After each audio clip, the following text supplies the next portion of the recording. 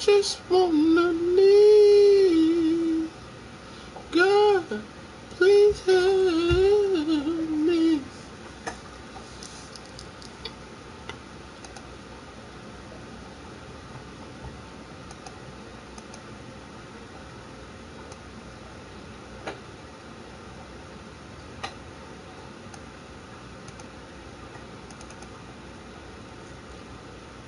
I hate when they do shit like that.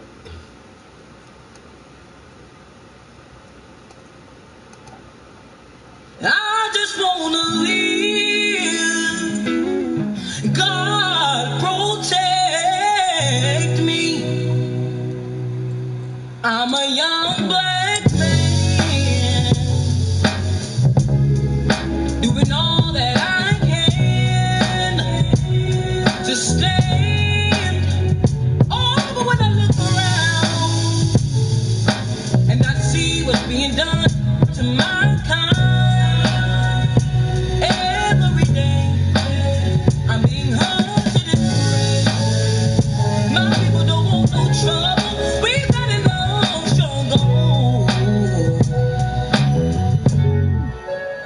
I just wanna live. God protect me. I just wanna live. God protect.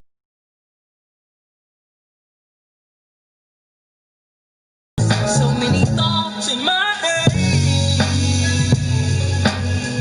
Will I live or will I end up dead?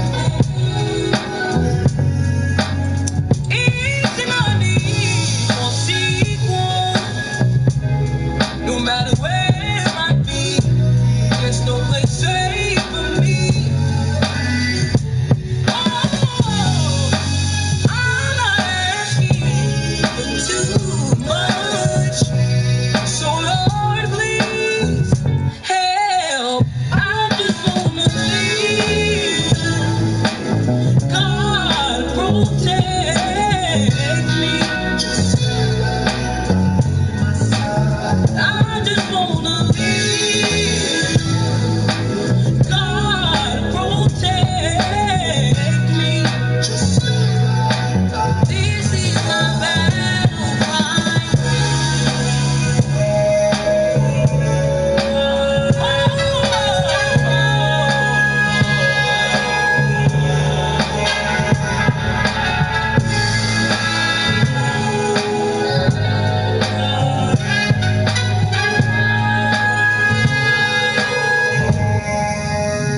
I just wanna live. God protect me. I just wanna live. God protect me. I just wanna live.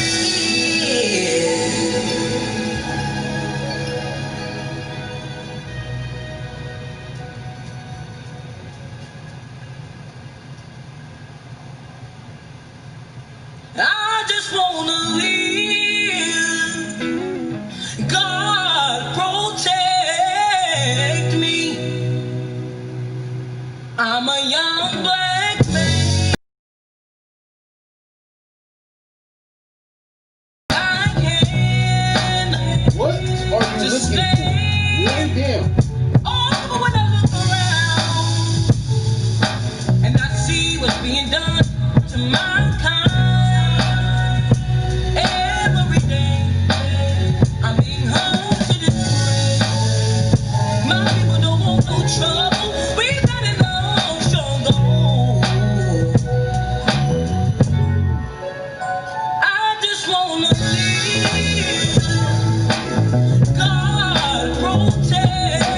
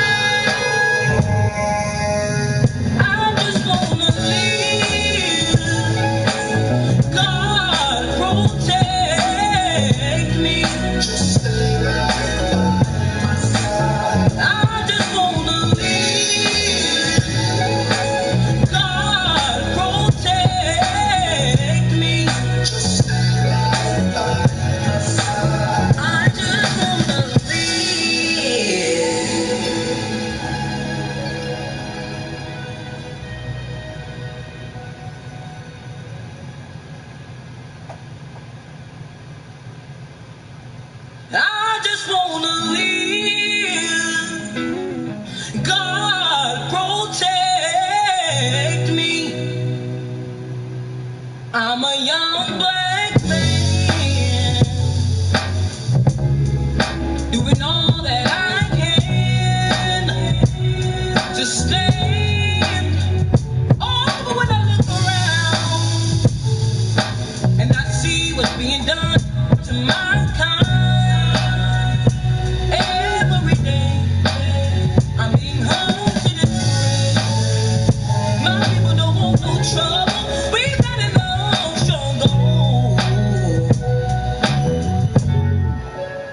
I just wanna live.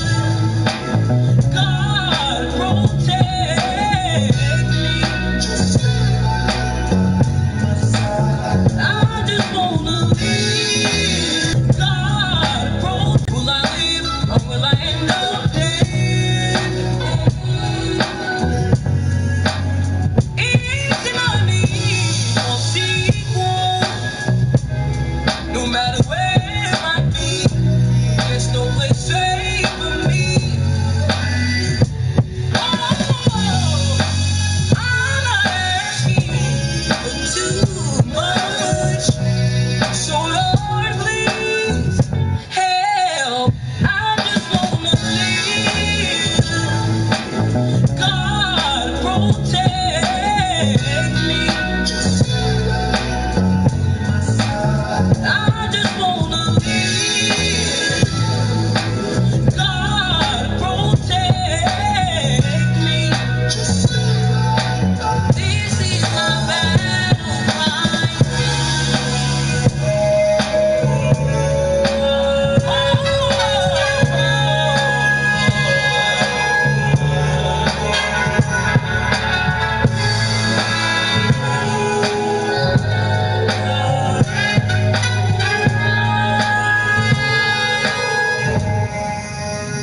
I just wanna live.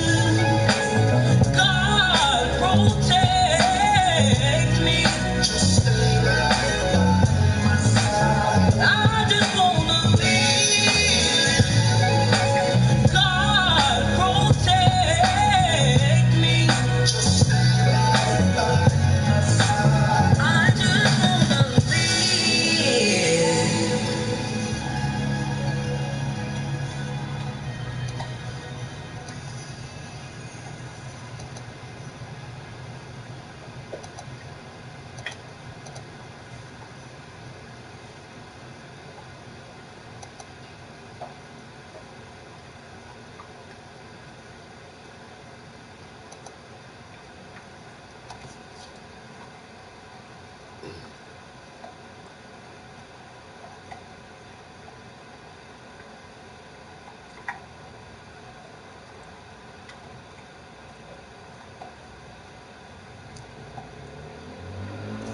Man, that little tooth hurt my hand.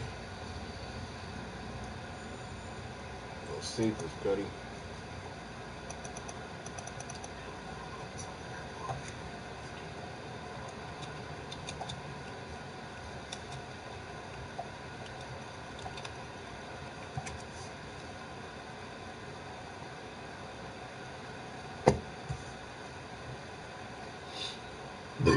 Excuse you.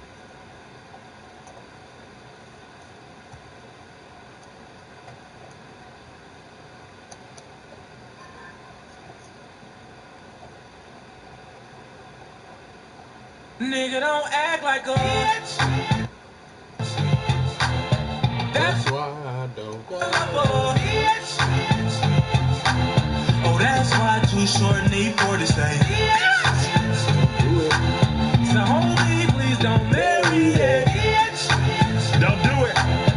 That's no how that'll never be. See me, I get everything I want to get. I have some fun with it and make her mama trip. Cause if I'm in her life, it's a problem. A real player's at your girl, you better stop him. Turn your back on the bitch, she ain't acting right. He hit it way before you, now he's back in her life. What you gonna do when you lose her? She got a nigga on the side just to use her. If it's me, I'm knocking at the. I'm parking at the front door.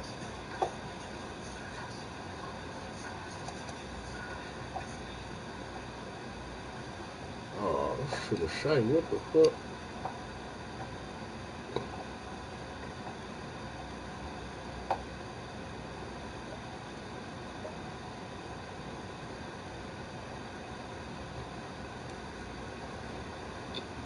Homie, please don't marry that.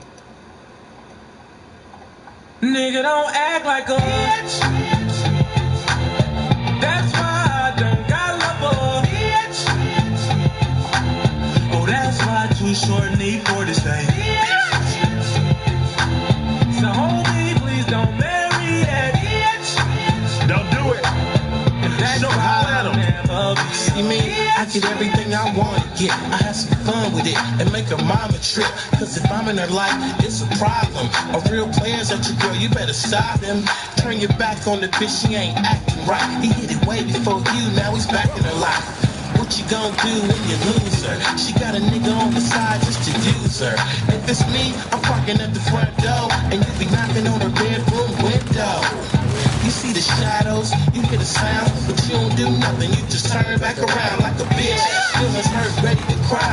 You can't believe everything she said was a lie. She got a lot of bitch in her, but not more than you. I never underestimate what you going to do. Act like a bitch. That's why I don't got love for bitch. Oh, that's why Too Short need for this thing. So homie, please don't marry that bitch. And that's why I'll never. Never slipping and skipping and drifting and missing. This cat that I be hanging around, don't listen. I be sipping and sipping and smoking and drinking and spitting. Musty mouth balls, they be tripping. I'm in the bitch thought she was that. I know that Max was thinking what she thought what she was thinking. But she shouldn't have thought that. I told her the money cost too much and I ain't got it down. You got to pay me. Or pay me, no, never mind. Don't sit on the toilet when I go piss. Got feminine tendencies like a bitch. I'm solid and concrete, I keep it full. We pull up in something, acting a dog. She lifting her dress up, showing her long sleeves. See, he tripping, he tricking, throwing her mind. PCH all in her face. E40 so late, stay on the cake. That's why I don't got love for bitch. Oh, that's why Too Short need for this thing. So homie, please don't marry that bitch. And that's why I'll never. 40 water, too short. Short dog in the house. 40 water. Hey, show, you know what I've been noticing? All bitches ain't women. Man, no. Some of these niggas, man, be acting like bitches, man. Yeah. Female puppies, man. You already know. Get a real one in your life, man. Get a real one in your life. That's what I tell a bitch. That's how we do it. Shout. Niggas be acting like bitches. Female puppies, man. Bitch. Nigga, don't act like a bitch. That's why I don't got love for bitch. Oh, that's why Too Short Smoking a Newport after second. need for this thing. What's up, though? How you doing, folks? So homie, please don't marry that bitch. Hold that, bro. I'm trying to And that's why I'll never be a bitch. I'm intermediate right now. Beginner.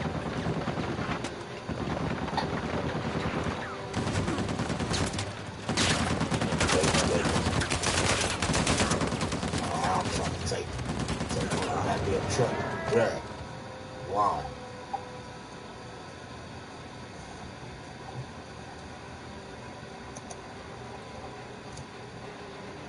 In Peytonville, there's lots of ways to save on auto insurance. Oh, Really? Yeah, very proud of that. See Mrs. Carmichael? She gets a discount for safe driving. What about this guy? The less he drives, the less he pays. The list of inspiring stories goes on and on. I bet. Sour Patch Kids. Sour Patch Kids. Hey, bitch, try this. Guaranteed turn square to a pie, bitch. You ain't down, bye, bitch. I ain't got time for playing. I'm just saying, we out to try to function. We out to try to function. We out to try to function. We out to try to function. We out to try to function. We out to try to function. I ain't got time for playing. I'm just saying, man, we out to try to function. function. We out here trying to function. We out here trying to function. We out here trying to function. We out here trying to function. We out here trying to function. We out here trying to function, bitch. You're fucking off my high, get about my mix. You're messing up my vibe, I'm trying to get some crap. Put it in my ride, take it to the rim. I'm toasting this sloppy, I'm up with broccoli, Bacardi, 151 out my body, about that green like wasabi. Like in Bari, we bossy, back the fuck off. Getting money, my hobby, not getting money, it's not. The rappers I listen to is C40 and Pop. I'm having my revenue player, having this guap. I'm on fly big nigga shit, man. I stay lazy, grew myself with sucker repellent. My nigga not for me, not for me. You got to sell the hustle, think I can't. Yeah, sell the White House black paint. Word candy, SLANG. Thinking about taking $1 million insurance policy out of my mouth. Hey, bitch, try this. Guaranteed turn square to a 5, bitch. You ain't down, bye, bitch. I ain't got time for playing, I'm just saying, man. We out here trying to function. We out here trying to function. We out here trying to function. We out here trying to function. We out here trying to function. We out here trying to function. I ain't got time for playing, I'm just saying, man. We out here trying to function. We out here trying to function. We out here trying to function. We out here trying to function. We out here trying to function. We out here trying to function. I ain't got time for playing, I'm just saying, man. We out here trying to function. Hey, bitch, okay, bitch. It's Uncle Earl in the HBK, bitch. Mission the gang, they already know that we ballin'. I'm coming straight out the rich. I got family down in New Orleans. Where you from? You say you lying out here. We say that you jazzing. You probably thought this never would happen. My niggas been called an alcoholic, been sipping that liquor. I'm drunk as hell. Fucking with a little bitch over in Vallejo. Got a whole pack of pre-roll, young.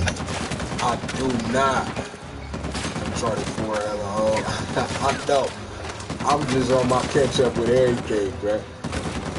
I just got it from the the homeboy just gave me the disc not too long ago. And I played it on the free version on PS Now. And now, so I'm just trying to catch up and finish the game. That's all. I don't talk shit about the game I'm playing. I know it's old, but I'm old. I ain't got access to all that good shit like you young niggas, man. But nah, hey, ain't that, what? Sony banned you. That's weak as fuck. But nah, I don't think Sony banned you. I think they don't, yeah, it's free on the, on PS Now, but they won't let you, play no online games. Like, you can't play with people in the multiplayer or whatever. They shut that shit down for everybody. That shit's weak as fuck. Bruh, who was you hitting on, nigga? You bitch ass nigga, move. Excuse my language, folks. Who your bitch ass hitting?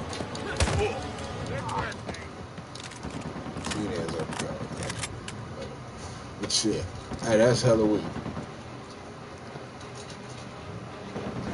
Like, Sony banned you, like, you can't download no games for PS Now, or you, I don't get how they banned you.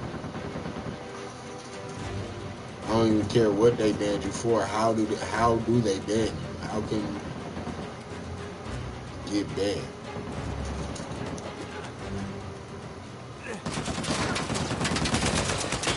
Like, I know niggas be getting banned from that Twitch and shit. But how can Sony ban you from playing video games? Like, what? That's weak as fuck.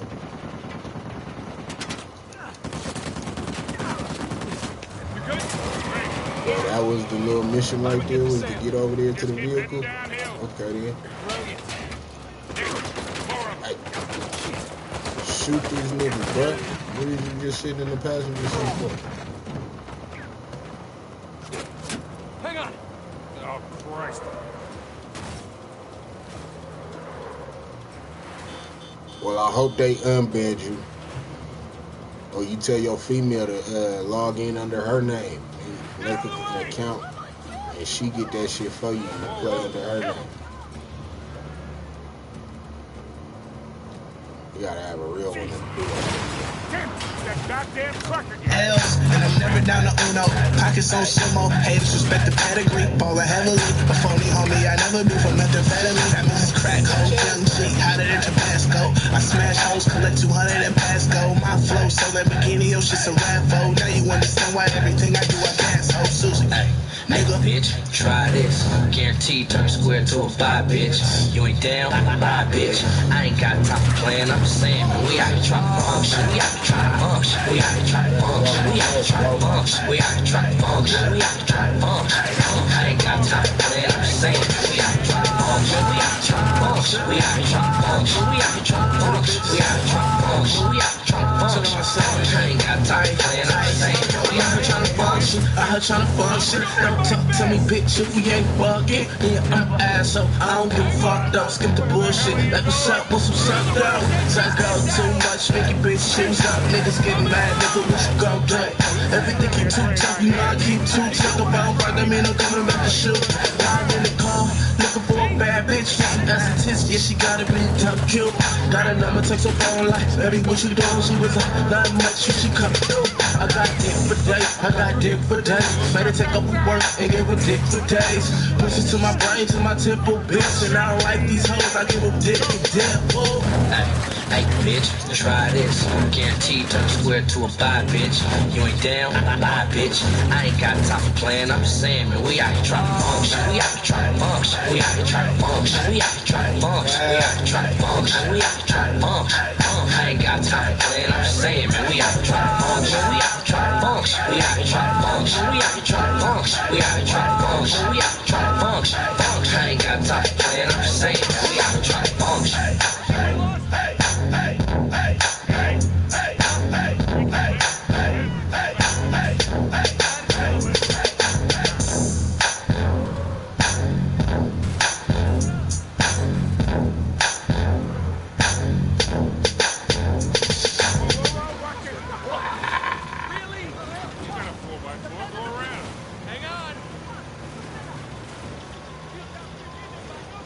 I yearn, boy. I yearn, boy. Who is your community? Your family? Your friends? Coworkers? It turns out it's way bigger than most of us realized. Yes, it's those closest to us, but it's also people we've never met. Working together, even when it means staying apart. And seeing our collective strength today proves we'll get to a better tomorrow. That's the power of community. I hate when motherfuckers be trying to give me a $5 bill and tell me it's a 50.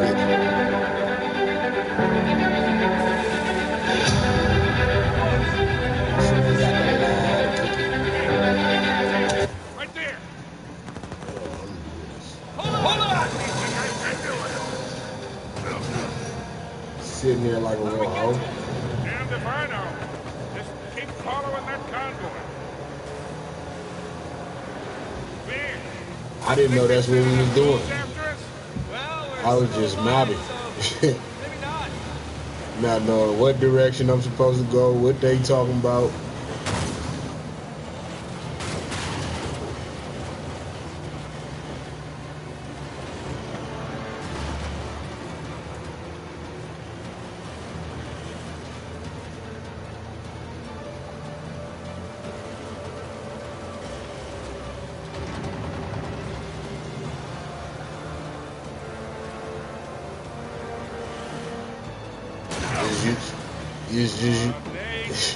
That's not a good word. Hey. You're saying my name, but I don't know where I'm supposed to go.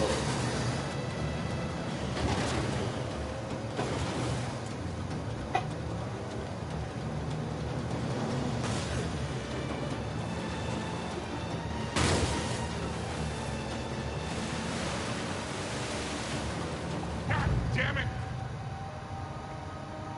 Oh, hell, bitch, I was right there.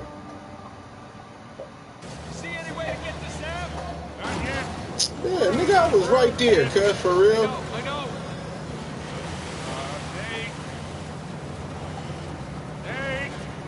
Nate. Nate, what, nigga? Take the wheel. What? Get out of your goddamn mind. Yeah, probably.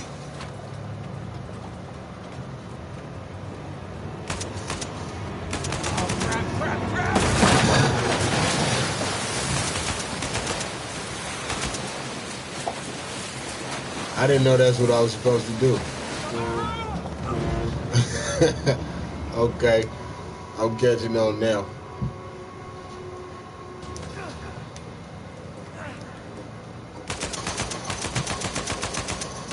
Bam! Bappy bap. Hold on.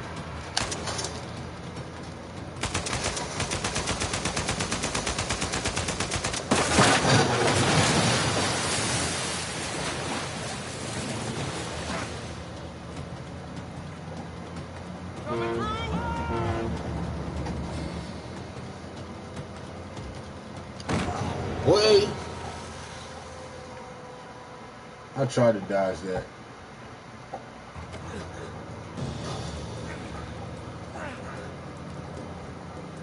Oh, crap, crap, crap!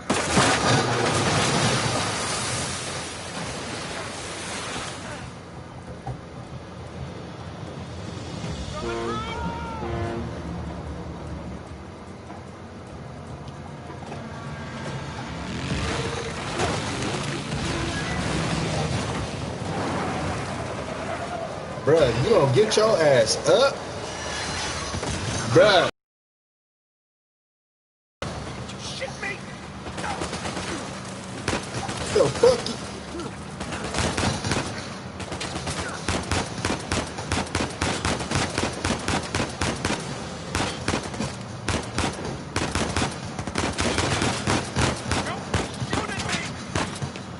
For real.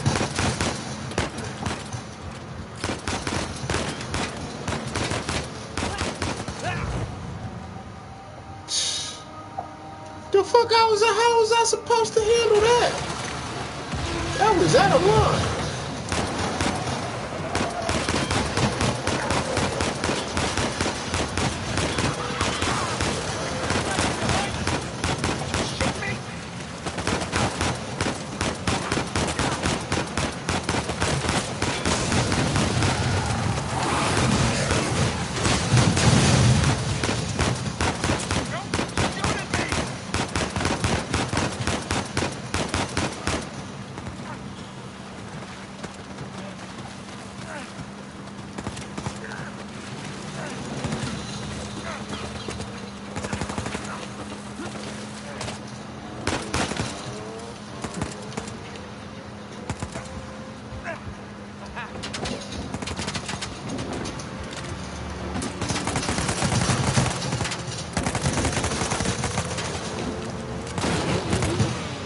Bitch ass nigga.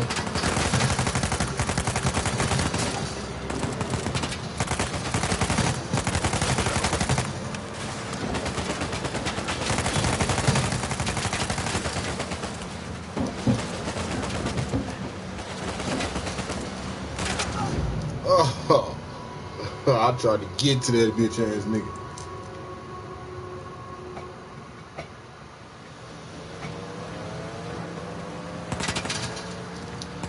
Bruh, like me, you be acting like a hoe.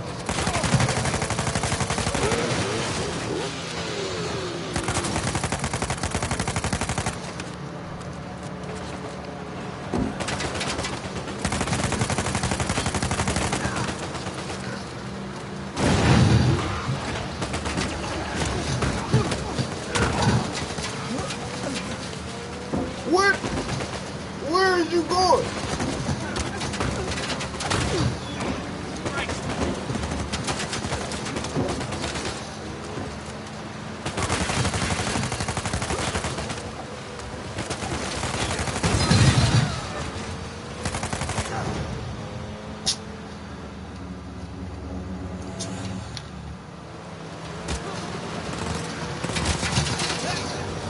Bruh, I wasn't ready.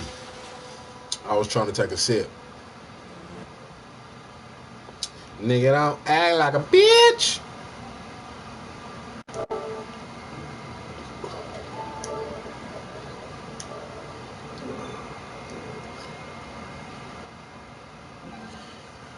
Hey, I can't read the comments.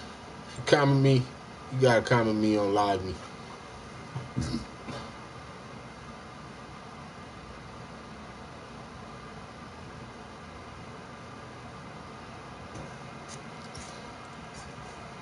Somebody playing that 2K20 though.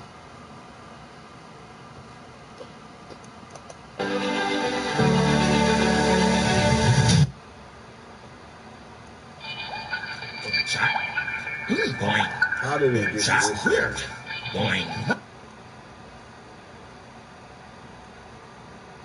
In Peytonville, there's lots of ways to save on auto. You know, nigga, don't act like a bitch.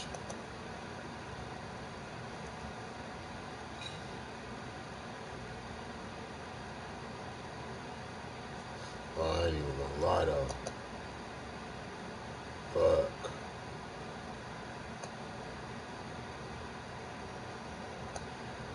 I got some shit for the bar exam. I'll get to that in a little bit. Right now.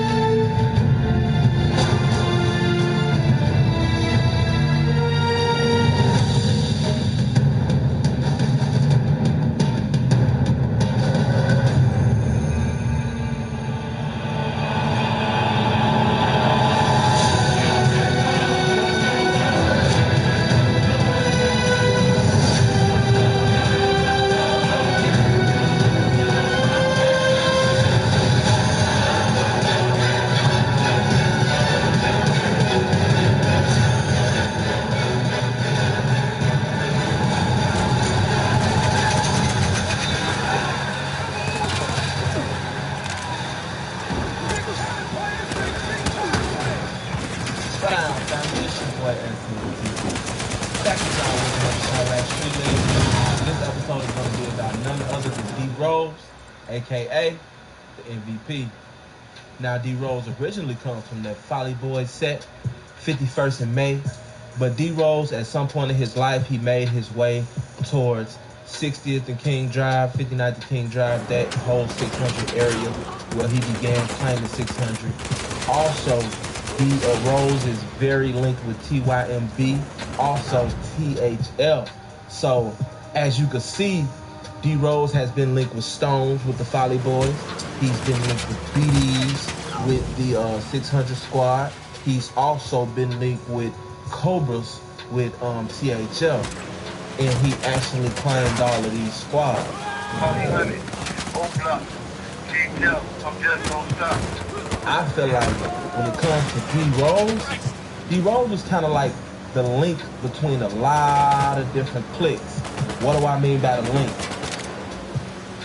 D Rose literally hung with these cliques so much in a very short time too. So what this tells me is that D Rose was always out there.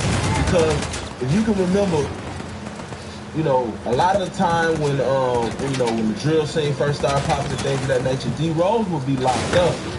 But the time that he was out, you know what I'm saying, he actually gained his reputation because he was in the streets every day, all day. You know what I'm saying? He was really out here, and this is how I feel as though D Rose got linked with so many different cliques. But what D Rose did was he kind of brought a lot of these cliques together. A lot of people love D Rose. D Rose got a lot of respect in the hood, and I'm gonna tell you something else about D Rose. D Rose, if D Rose is with you, he's fucking with you. You know what I'm saying? And he's the type of person.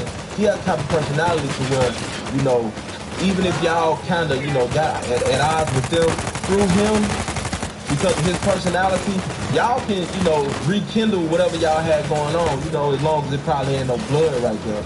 But he's the type of person like Melly because he's able to hang with different cliques, and they may have blood. You know what I'm saying? Some of these cliques that D Rose has been known to hang with may have blood right there. You see what I'm saying? D Rose has been all on risky road. Like, D Rose is everywhere. You know what I'm saying? And all of the notable BDs fuck with D Rose, and all of the notable songs fuck with D Rose. It's like D Rose is the MVP because at the end of the day, D Rose is the one that he always pops up when you talking about at least a certain side. And when I mean by a certain side, I'm not specifically pointing out cliques that are linked up with other cliques. What I'm pointing out is everybody as a whole. You see what I'm saying? Especially when it comes to the BDs and the Stones.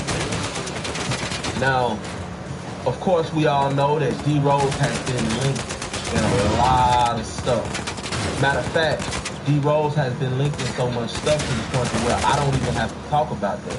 You know what I'm saying? I mean, even though D-Rose locked up for a body that he didn't do, I don't need to, because we all know the street credibility of D-Rose, and not just coming from some outside source, D-Rose himself. And then not to mention, like I said, the fact that he's had the ability to link up with all type of different cliques. It's like it shows you the validity of his street reputation. Now, D-Rose is currently incarcerated for a crime that a lot of people say that he didn't do. What is the leading cause of D-Rose being live? Me not letting me motherfucking get on the goddamn feature page because that one nigga at work. When my bitch getting to work, bro? Cause your bitch ass always be hating like a motherfucker, bro.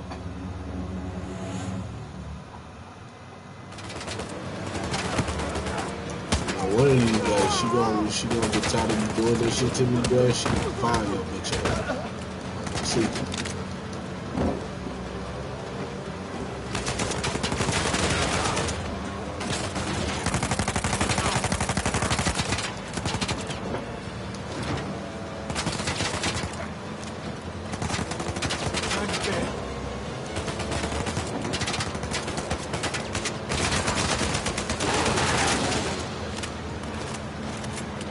Fucking with me like I can't get your bitch ass fired. Wait. Hey, man, hop on to the other vehicle. Nigga, what is you doing? Stupid.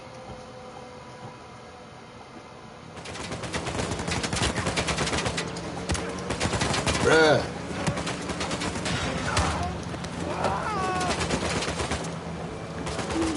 Shoot my people, bruh.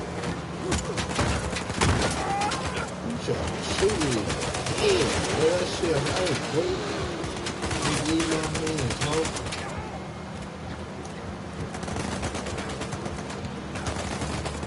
Oh! Good. Locked up for that crime that he didn't do, in my perspective, I think that the main reason why D-Rose is locked up for a crime that he did not do is because of his reputation. You see what I'm saying? Because D-Rose has had an extensive record. Like, this guy is really like a real street legend. And you never hear people talking down on him. Like, yeah, of course it's hot, but you never hear nobody who's from his side saying nothing bad about D-Rose. And it's crazy because, like, as many things as D-Rose has been known to allegedly do, D-Rose ended up getting locked up for a crime that he didn't do. Why they ain't and it's like, jump? He's in a position right now to where you could tell that he's, you know, he's hurt because wrong move. Old-fashioned bandages get dirty. Taking lead water in dirt. Lungs gets falling off. Loose skin is a liquid bandage that seals out fast enough in the spray, too.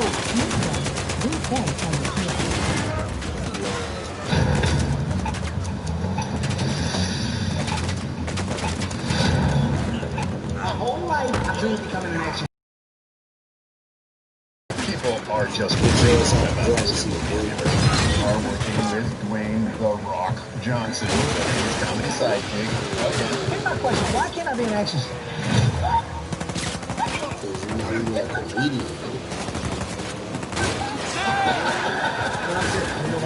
Very serious. Yep. Tell me what I am and what I'm not. This is my time to shine. because he feels as though his gang has pretty much turned their back on him. I heard a freestyle that he did where he said, probably mad because I cheated on him. Like real shit.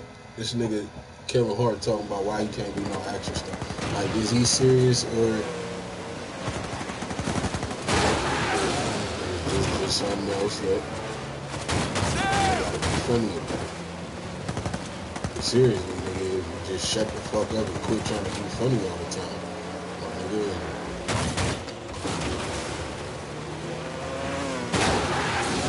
Sam! Taking all the slapstick jokes and shit. Take it all serious. Couldn't. I'm not saying like that, but goddamn it. Never hard does not have to be a Steve. Hey, brother! Do some Get closer! ass shit. Try! Okay, hop on! Sam, get in the goddamn car! You know what I'm saying? He was speaking as though him and Folly was in a relationship, and he kind of like veered more towards 600. And so, even though Folly ain't lost no love for him as that, Folly ain't got as much love for him as they would have if he was actually just Folly and nothing else. You see what I'm saying? D Rose was a very valuable player, and like at that time before he caught that case, he was kicking it a lot more in 600. But we have to realize something. D Rose is a young guy, man, real young, man. These guys were young. Not to say that D Rose.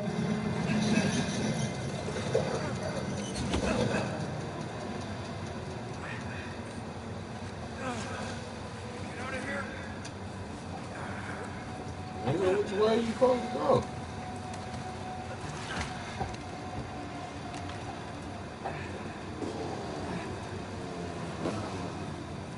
What the fuck? Boy, move. Oh.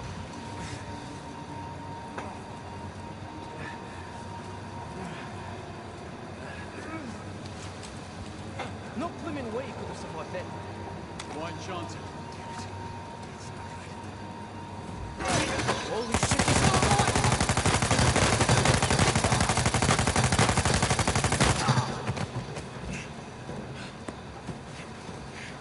That took hella shots.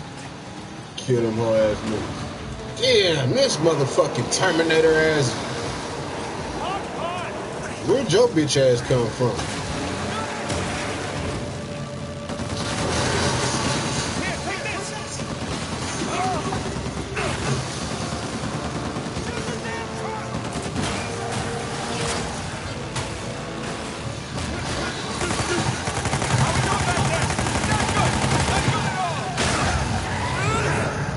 God damn, boy.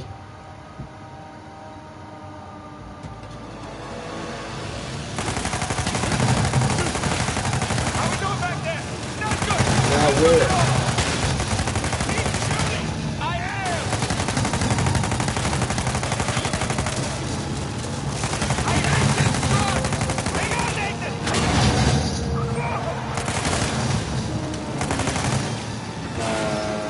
Woo. Sam is right up on us! Go as fast as I can! Gotta be close! Woo.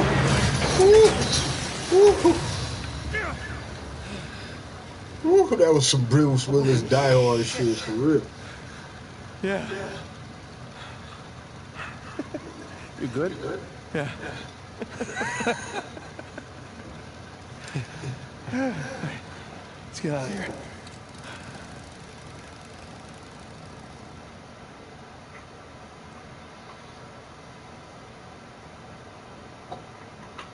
Bro, you need to take your ass home, bro.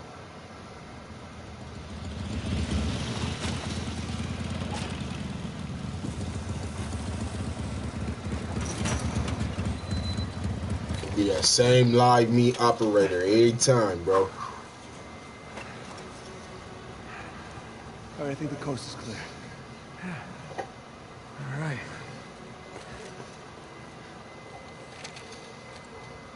Nigga, don't act like a bitch. Oh, Deus, quintessential. This looks like a simple cipher. For God and liberty. Use their damn motto. All the paradise references, kickers we missed. See, you two made it out okay.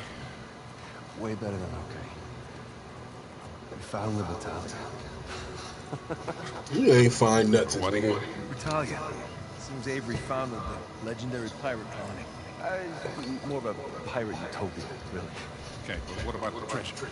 See, as the story goes, this place provided a safe haven for hundreds, maybe even thousands of pirates, and they shared everything. Property, resources. Money? They kept it all in one common treasure building. Okay. So, where is this common pirate sanctuary? Right here. That island, just northeast of Kings Bay. Rafe has a copy of it. Now watch. By the time It's Rafe gonna figures fuck it around out, and be lady. we'll be well on our way to Libertalia. It's gonna be the lady's day off. She ain't That coming to work. treasure Your bitch ass gonna be the operator all night. And ain't gonna let me get on front. How's the Malaysia job going, Nate? You should have knew she was coming, bruh. Seems like you're a hair off course. Like it's not what it looks like. Really? Because what it looks like is that you're searching for Henry Avery's buried treasure. And given the shoreline soldiers that are all over town, I'd bet you're not the only ones looking for it. All right. I guess it's kind of what it looks like. Well, why you ain't just let her know? It's gonna sound crazy. Try me. These graphics is so dope. This is Sam. Sam Drake. My brother.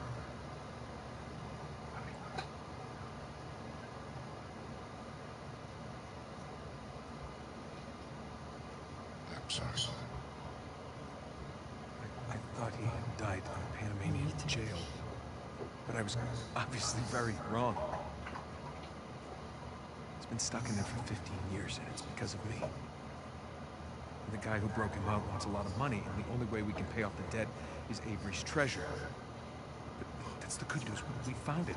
It's on an island just off the coast. Hold on. Wait. Rose was a trap. No. You stop. Wait. How the fuck did she... If Sully didn't tell her... And she didn't know that he had a brother. She just met the brother for the first time right now. Then who the fuck told you where I'm at? My room and everything. You in here looking at the maps and the plans, got the pistols and all the shit. We just walked through the door. Like, how did that happen? She's really apparently on this, like, but is she? Matter of fact, is this the female that's the female with the other female in the Uncharted female version?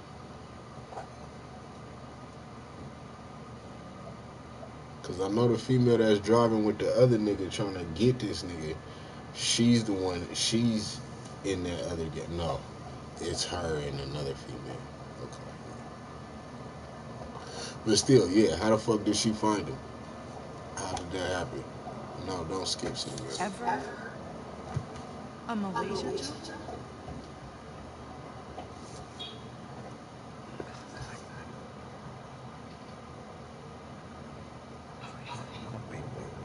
Elena, wait! I don't get you. I wanted to tell you. You know what? Enough. No, I wanted to, but how could I? I don't know. Just say it. That part? You just didn't have the nerve to face me again. I knew you would react like this. How would you react? You lied to me for weeks. If you were killed, I wouldn't have even known about it. But you know where he's at. How?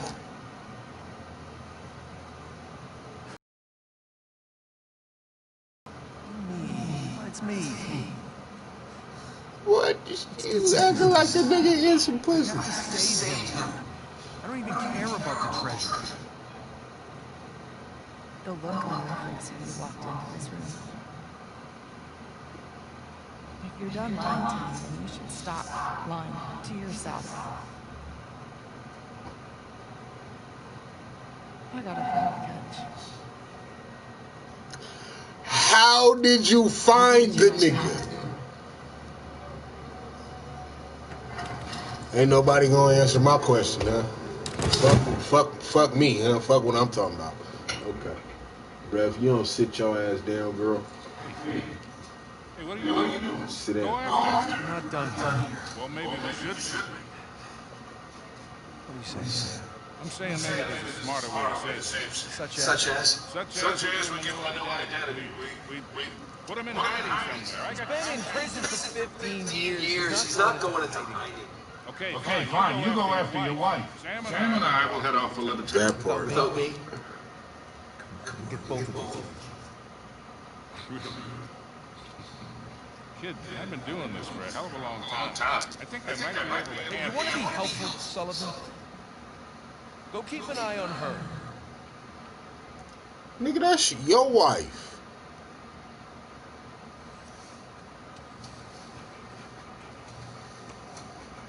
Whatever you say.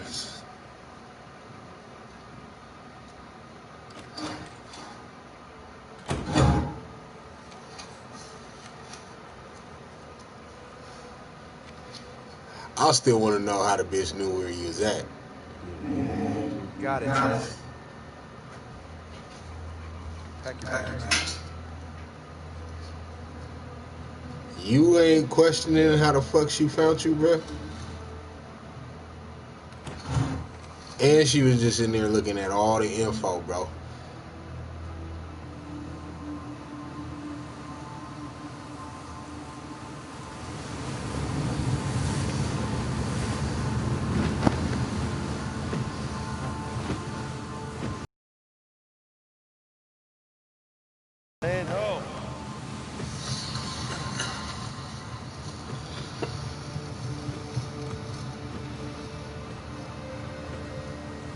Think about that, huh? That's pretty cool. Take the wheel for a second. All this running around, surviving by the skin of my teeth. I think we've actually taken a moment to sit back and appreciate just how far we've come. Sit Father's Magnum. Sit Father's Magnum.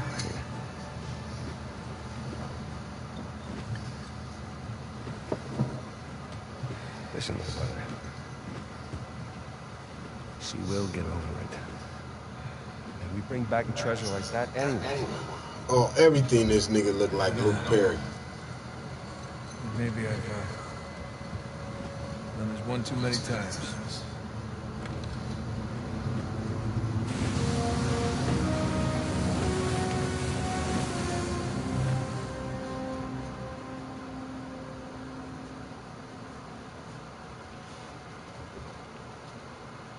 Huh.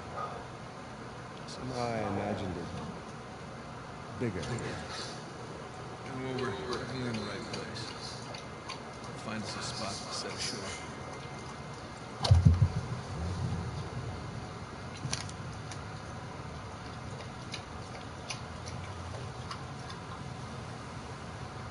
Oh, I mean, at least there's an island, right? Yeah, at least there's an island.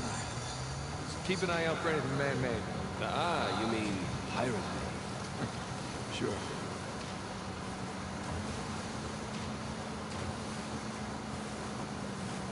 So, maybe Libertalia is more of a small beachside shack. Yeah, maybe it's a tree house. Maybe Avery spent his entire fortune setting up this treasure hunt and ran out of money to actually build Libertalia.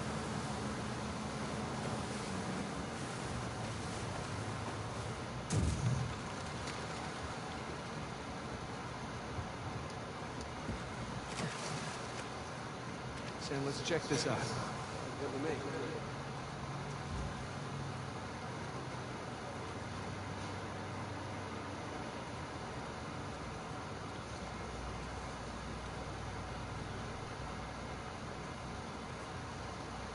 What this guy's stolen. Huh? Dead man telling no tales.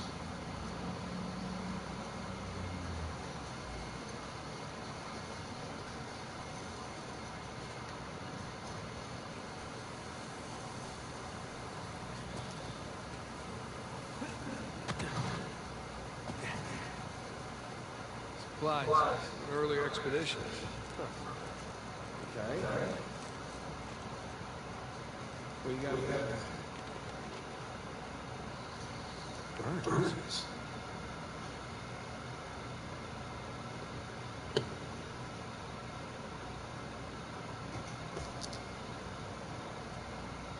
Bro, my lady get to work, bro, I'm gonna tell her to fire your punk ass. I'm playing.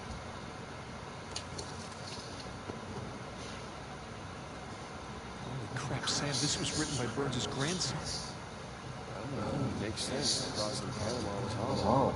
Must be following the same rules as us.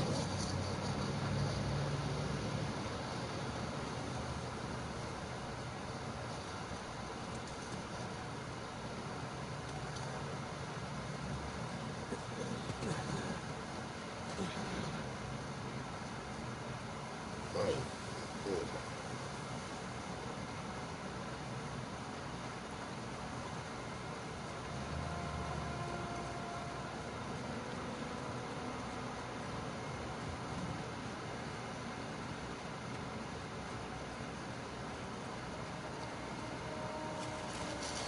Ruby.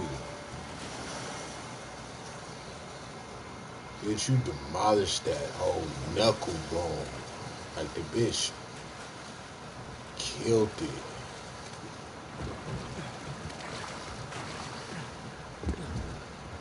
Time to go. Chill. Not gonna keep up with you now. Whoa!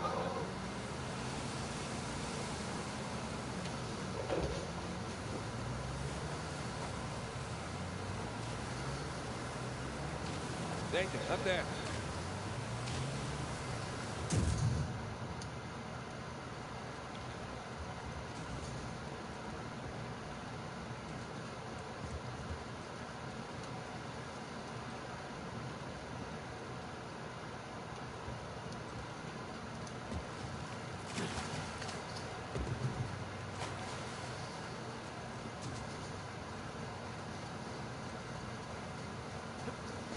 Let's find a way to that tower. Yeah.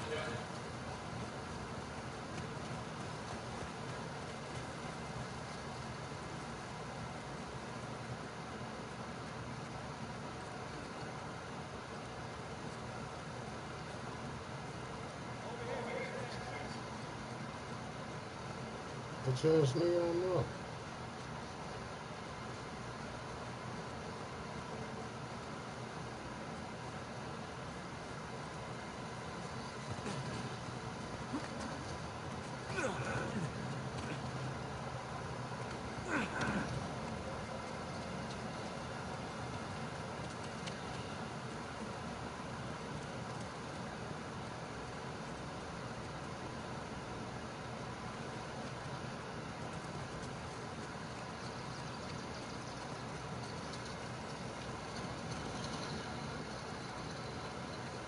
Take an old lookout. Let's see if we can spot something from up there.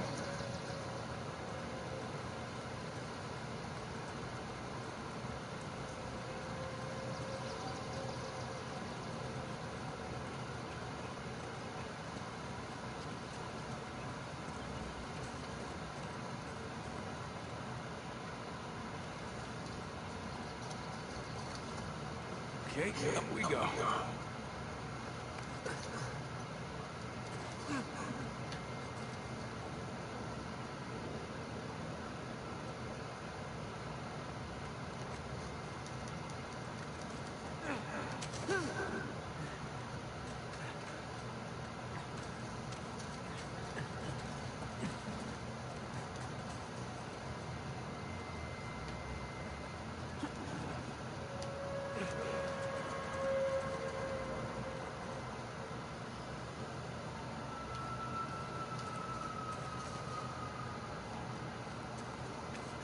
Sam, this way.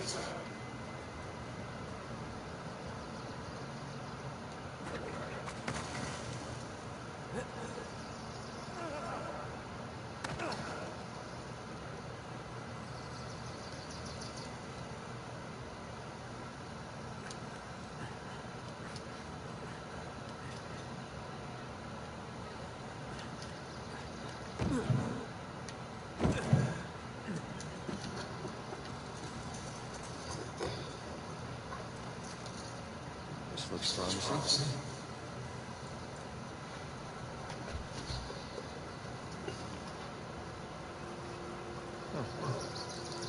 Some kind of symbol.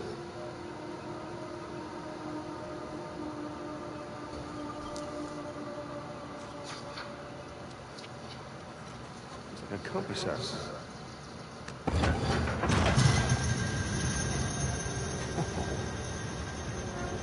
How did you know to do that? Well, there's one thing I've learned from you. Press everything. And then, same symbol. Another arrow. Let's go find out what's behind it.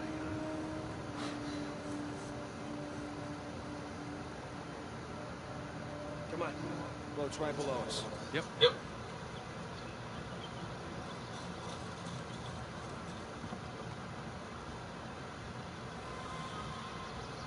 Why don't you use the rope and rappel down? Nigga, I don't know. Just looking.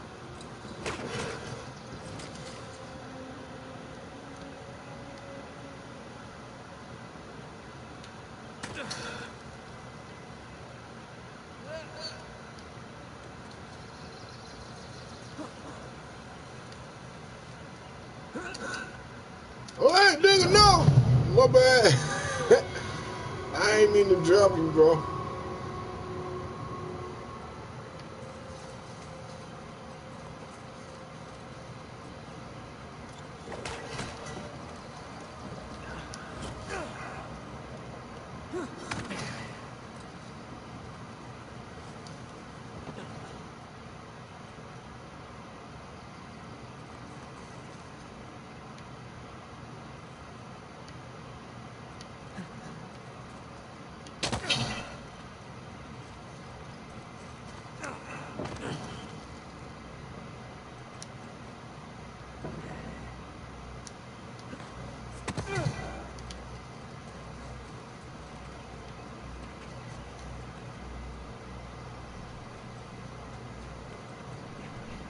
Nigga, how'd you do that?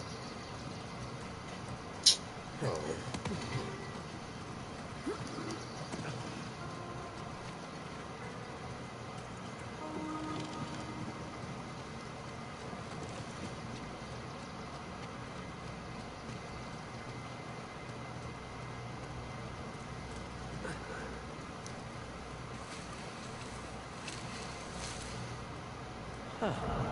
It's a door of some kind.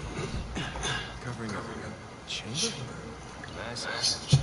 There's storing a bunch of treasure. No way. Not with his ego. Wherever Avery put the treasure is going to be the most elaborate place we've seen yet. And it would be well protected, too. That makes sense.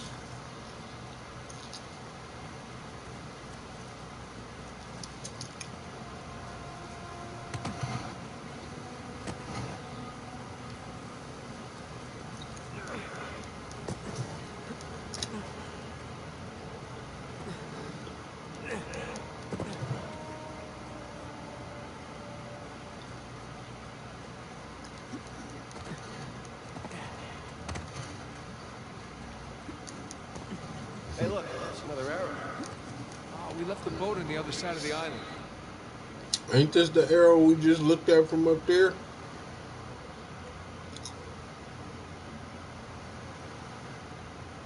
Is it not?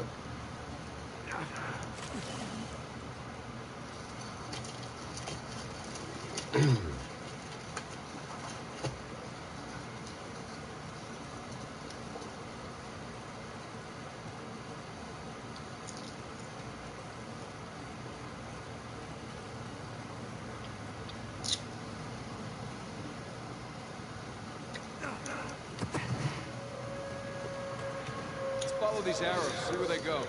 Okay. Bitch, I just did.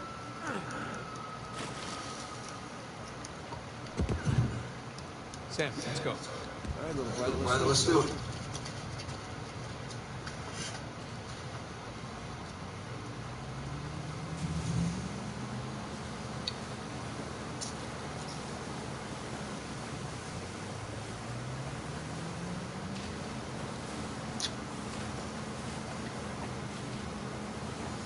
Hey, look, another arrow over there.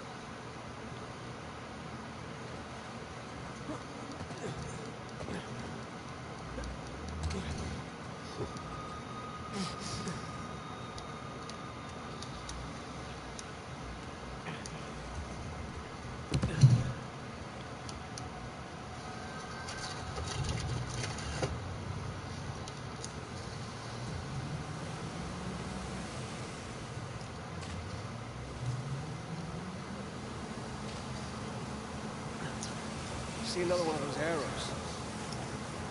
Where?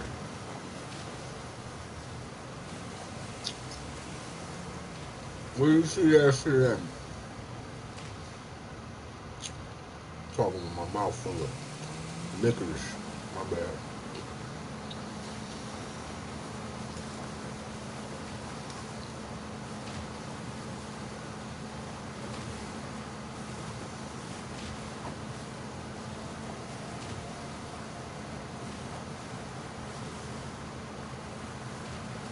Nathan, over there, it's a ship. Oh, it's left of one.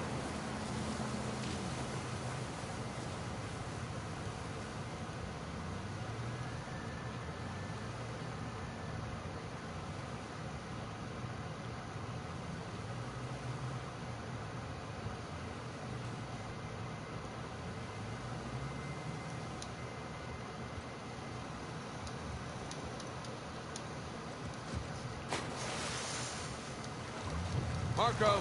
Marco, what?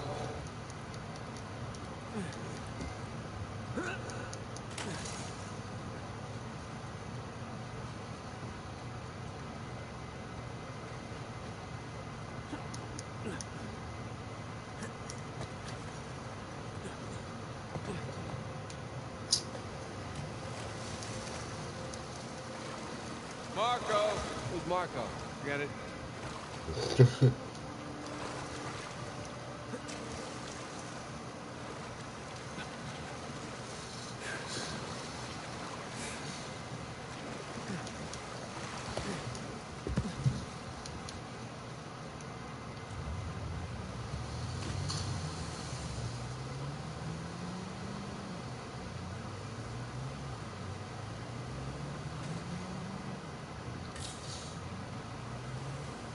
No, I don't even know him, bitch.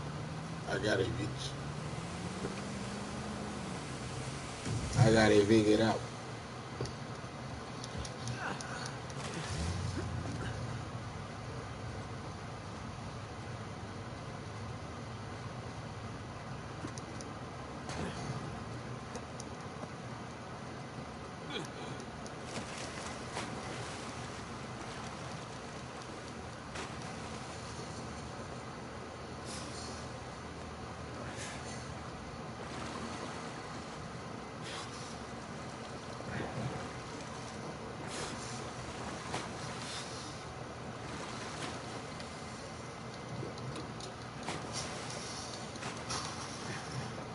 Oh, I can't go under.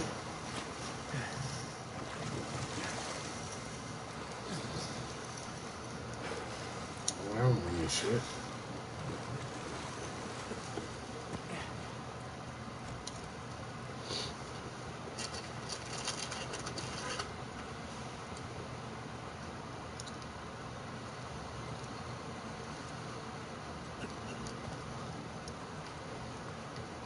That's it.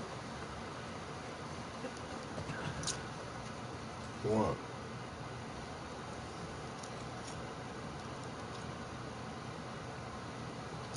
Bitch, I know. Oh.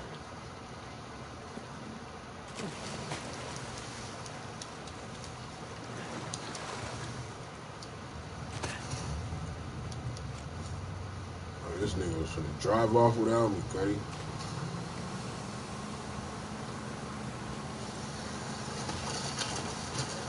Oh, I need a bucket of red vines.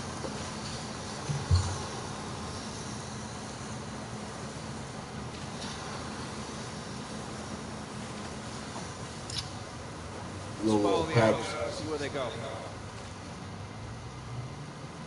Them little packs don't be lasting.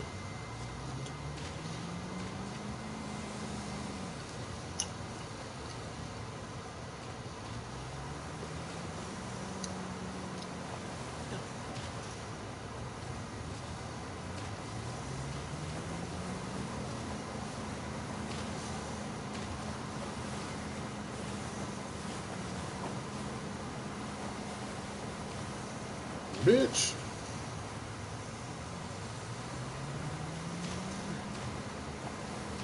This nigga gonna get on the... Sorry about that.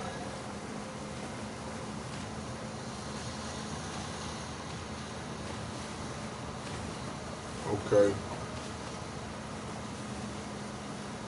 Now, did I not just...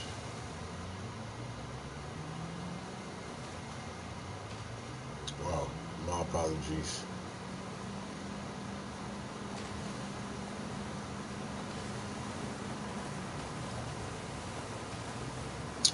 Bro, what the fuck is you gonna keep showing me this arrow for?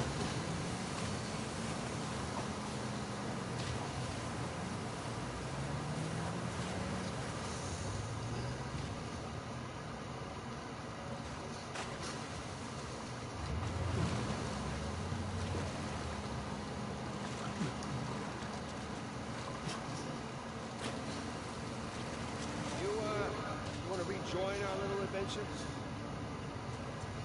I don't want this little arrow to get off the arrow. We found that one, okay.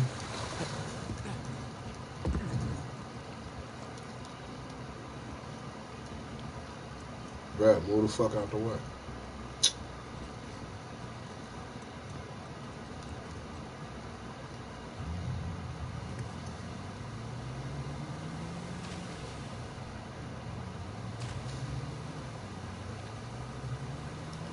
Okay.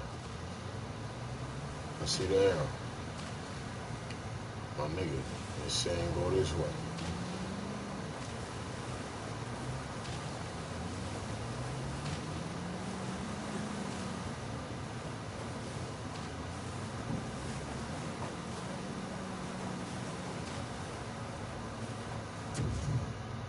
Did I already come here? No.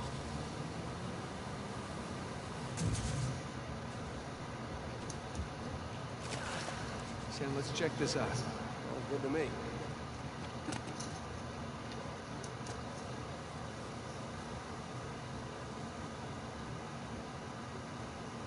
You might not be libertarian. Sure is gorgeous here, though. No argument there.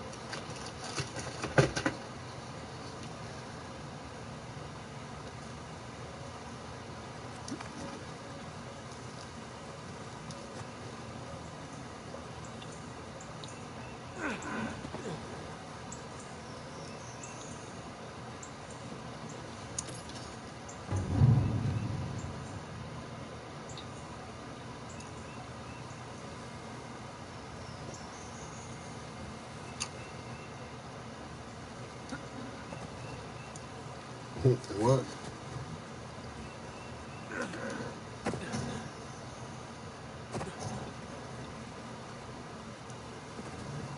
That's it.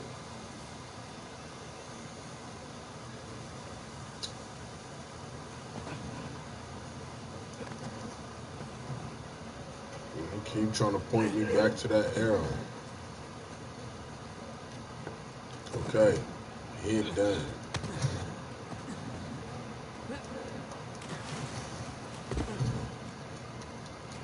we're done here. I'm with you.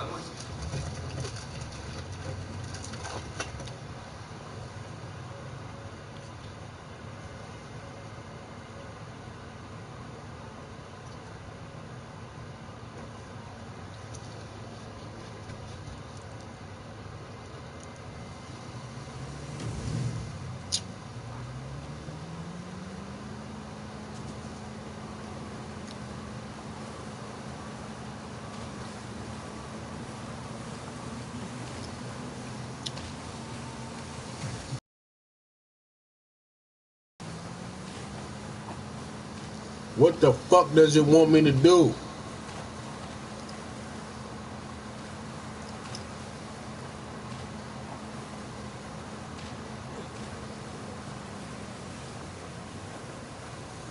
Okay, I done seen this motherfucking arrow.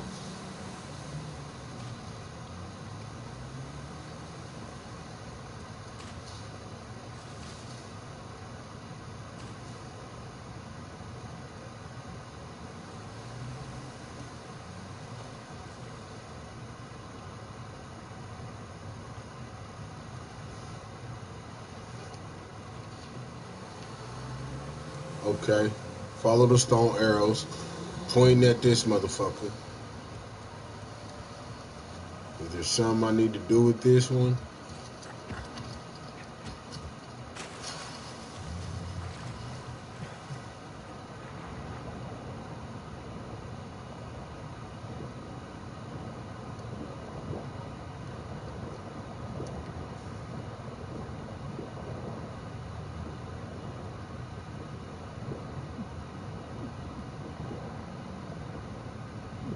We do have a boat.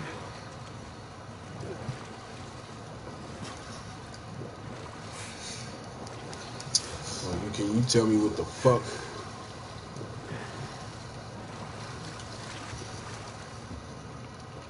What the fuck did this arrow want from me?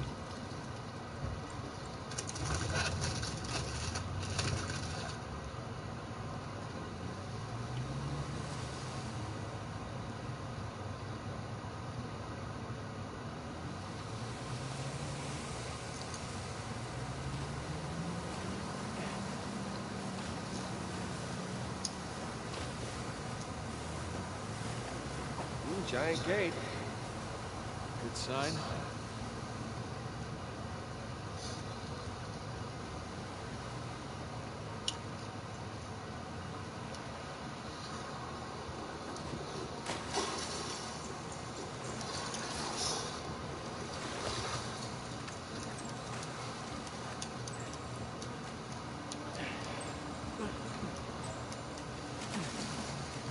Yeah, we're lucky no one ever found this place. Whole thing would be a tourist attraction. Boy.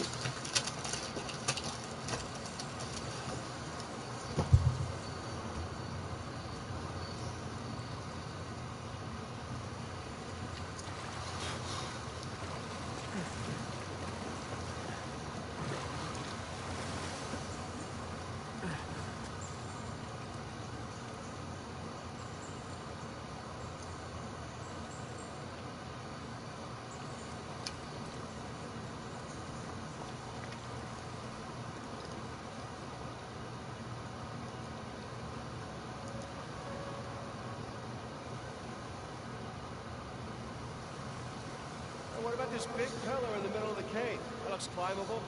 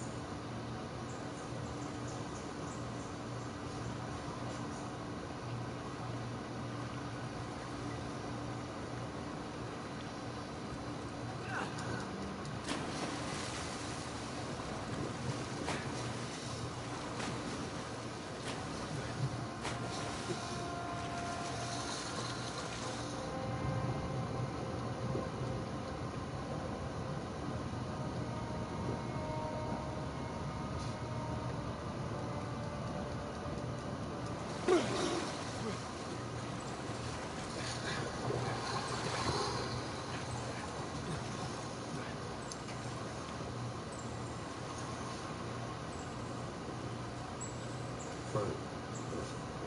there. Get up there. Where is the other one taking? Nowhere.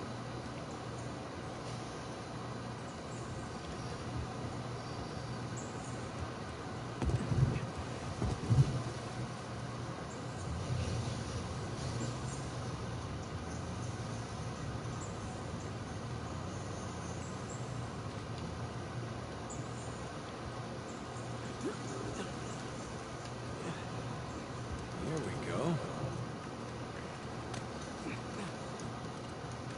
You got it. This is pretty cool. What? Climbing this cliff? Yes! Climbing this cliff on a giant secret pirate island? I mean, come on. I like that. It's pretty cool.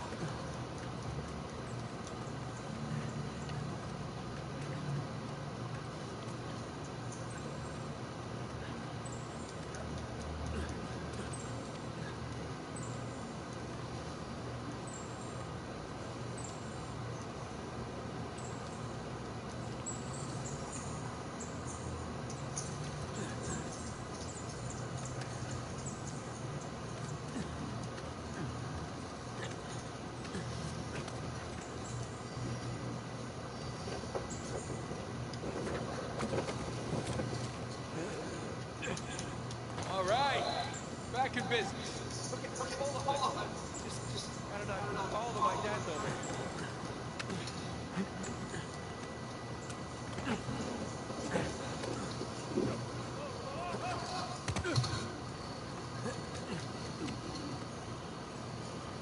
Wow, Avery wasn't much for subtlety or understanding, was he? Well, he had the money. You got it, flown it, right? So, does this qualify as the most elaborate place we've seen yet? It's up there.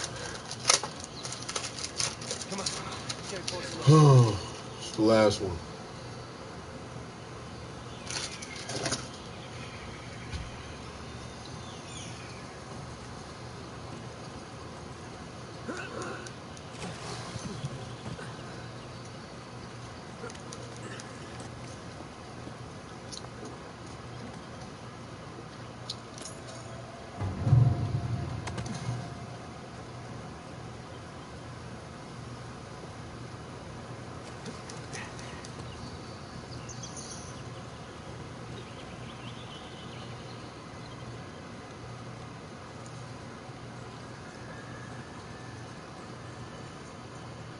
Huh?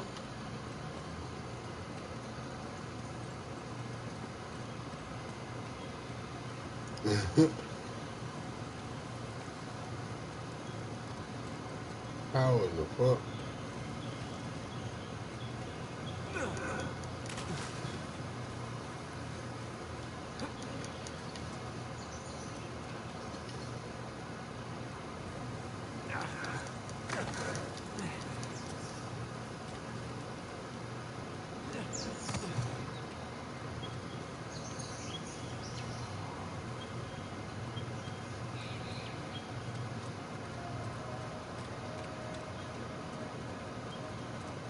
Oh, look, the main entrance is blocked by debris. Again. Well, I guess Avery's buildings clearly didn't take hundreds of years of erosion. Clearly. We need to find another way around.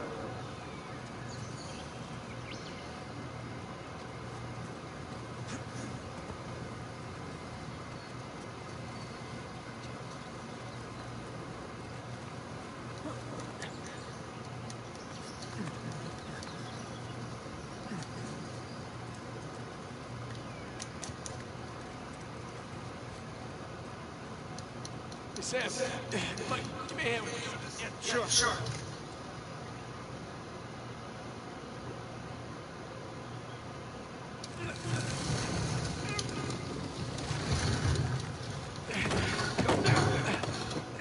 Okay, come on. Sure thing. Lots of lifting and crawling over this, huh?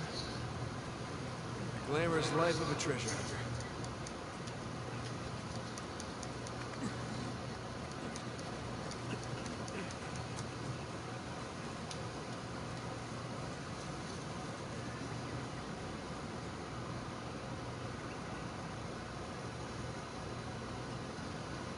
I don't want that to be the wrong way. No, it's not that way. But What do you suppose this place was? These arches remind me of the St. Dismas Cathedral, but I don't know.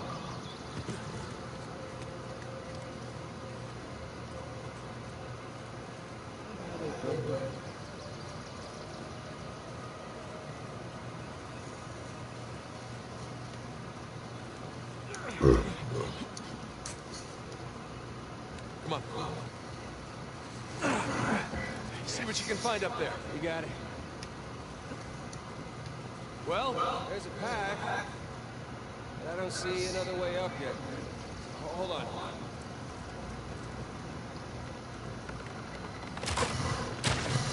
Sam! You okay? At least I'm on the other side. Okay. Still need to get you up here. Hang tight.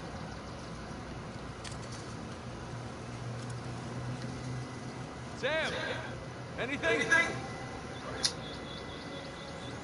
Sam! Hey! You still there? God damn it. Let's see here. My marriage. My best friend away. Got 2 psychos in the army after me. And now my brother's gone missing. Not on the bright side. No one around to tell me I'm an idiot.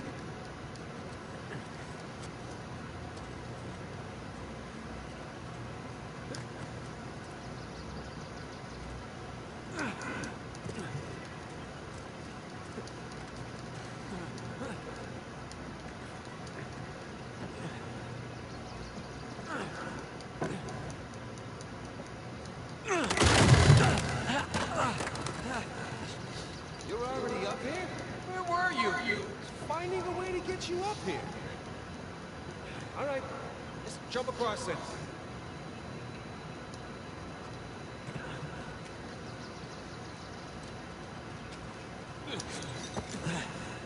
Thanks. Everything all right? Yeah, everything's fine. Let's keep going. Okay.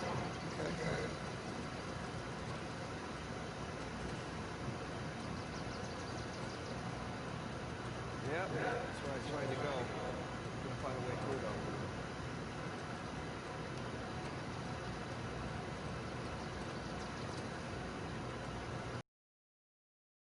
though. Craftsmanship.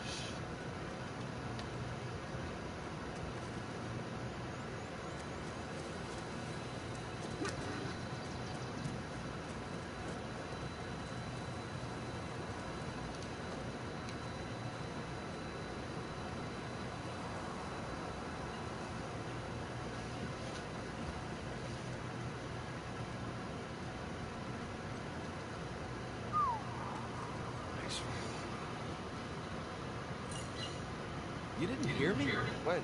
Back there. I called out to you. Didn't hear you. I was worried you got distracted.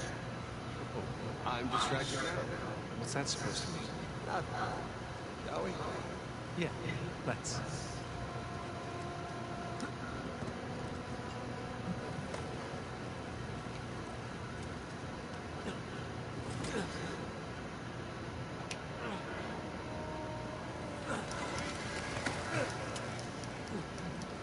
Anything? Hang on a sec.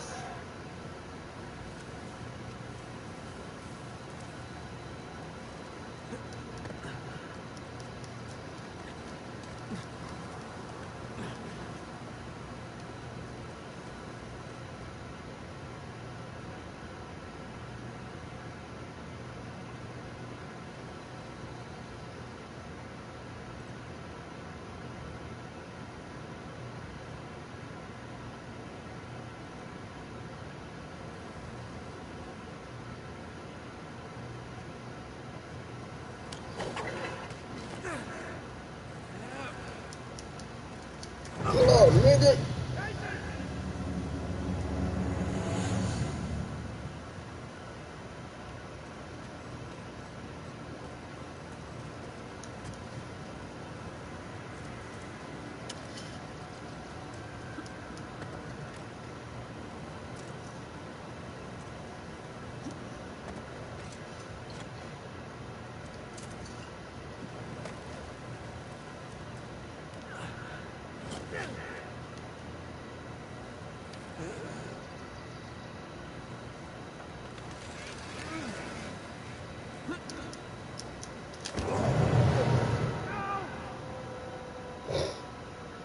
Into the little gutter hole.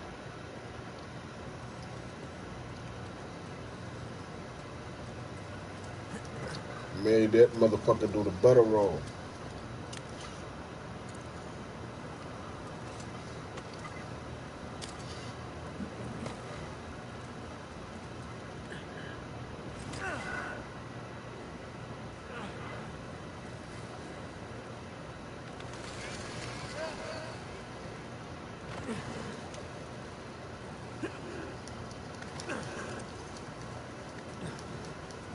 Anything? Hang on a sec.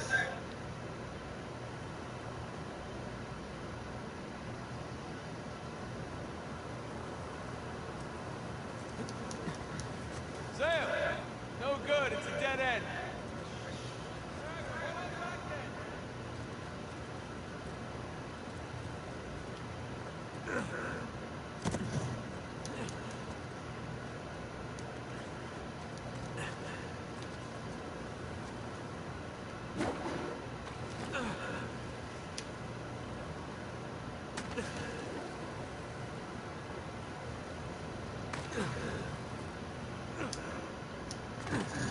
There's a path down here.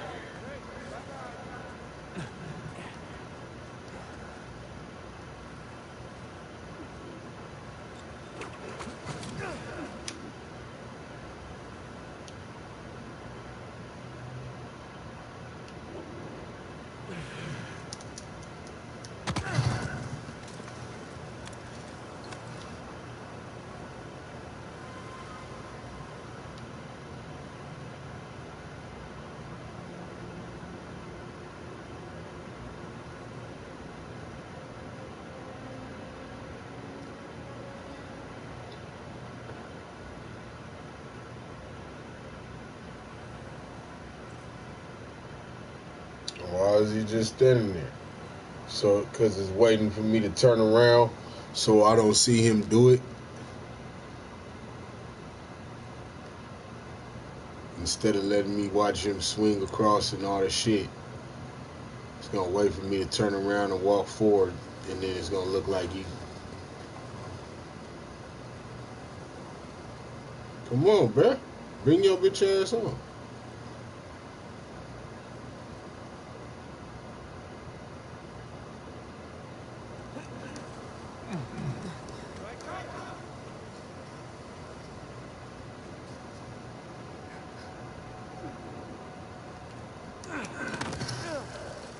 I was too close for you to do it. You square ass thing. Ooh. To the dookie water.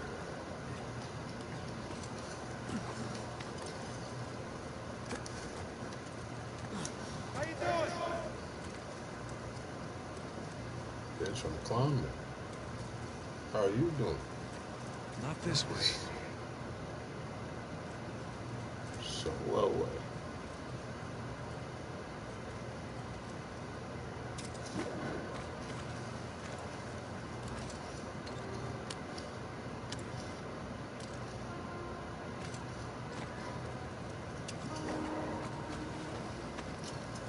Ooh, boy.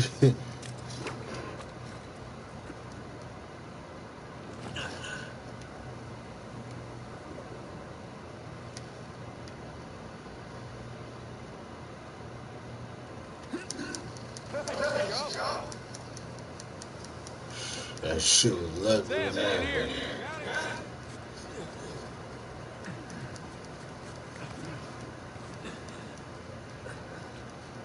All right, looks like like we're still on the right track.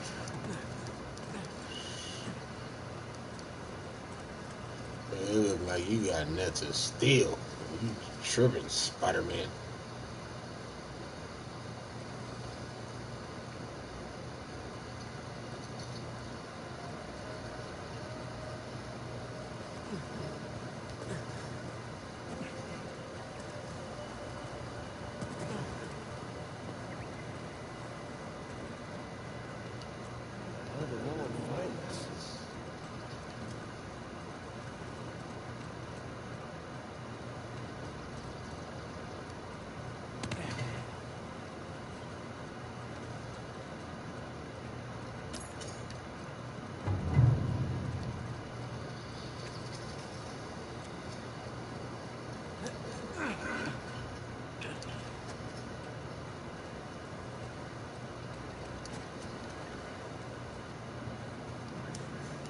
Back at the orphanage. Did you ever think we'd be doing crazy shit like this? No, I can't say I did.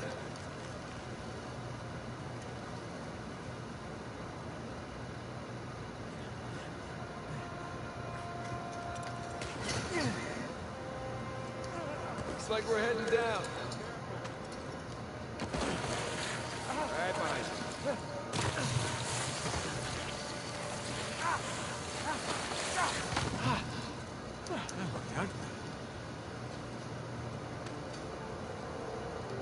That is the second biggest cistern I've ever seen. Wait, where was the biggest? I'll tell you later. Come on, let's get down there.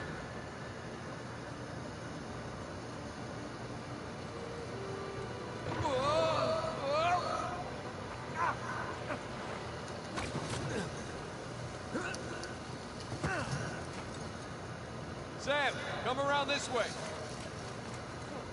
Holy shit!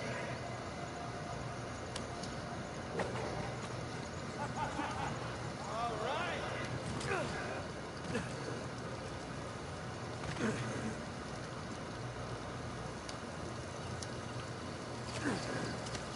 You doing okay?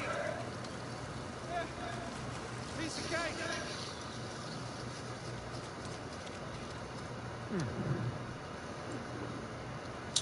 But out of licorice, this is my last ruby red.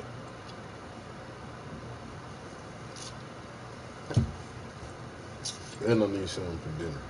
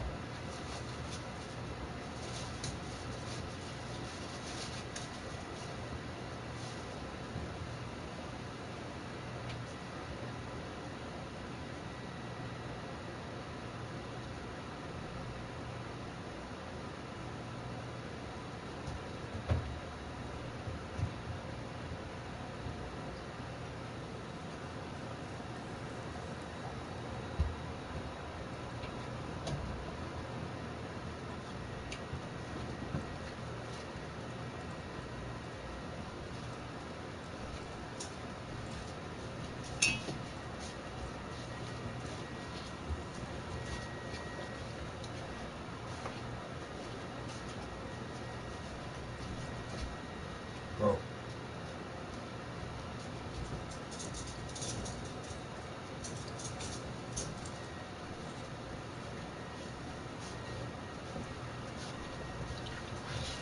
How a nigga supposed to lose weight? eating potato salad sandwiches and corn dog for dinner.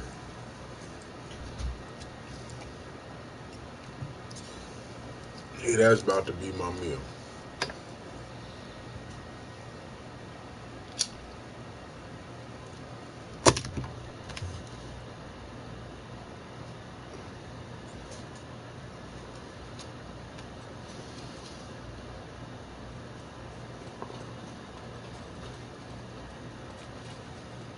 Hella bullshit. I want some motherfucking soul food.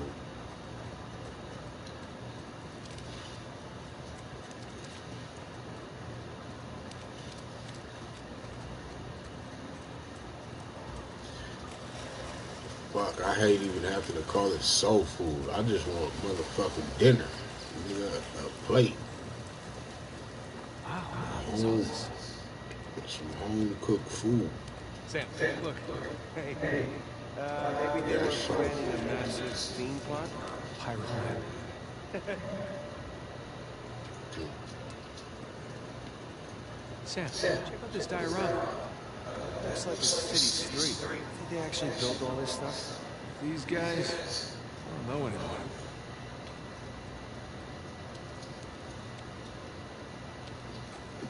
Excuse me.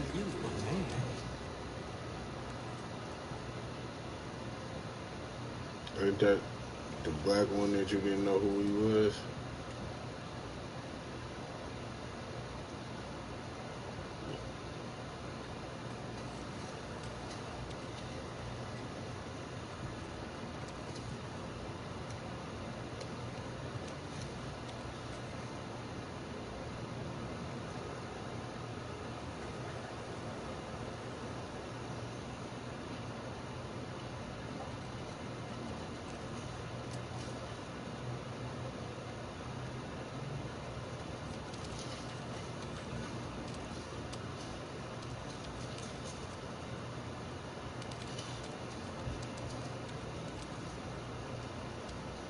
Blueprints. Well, brown prints. Sam, check it out. Look, pirate captain's sigil, all gathered around there.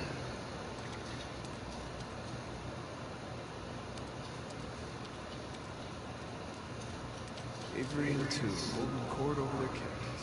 Looks like they're writing their code of conduct. Pirate Bill of Rights.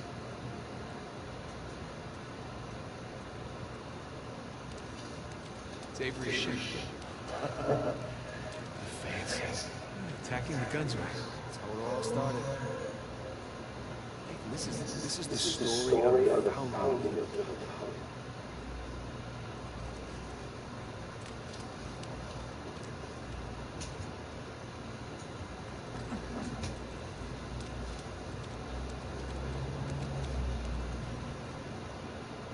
Okay, nigga.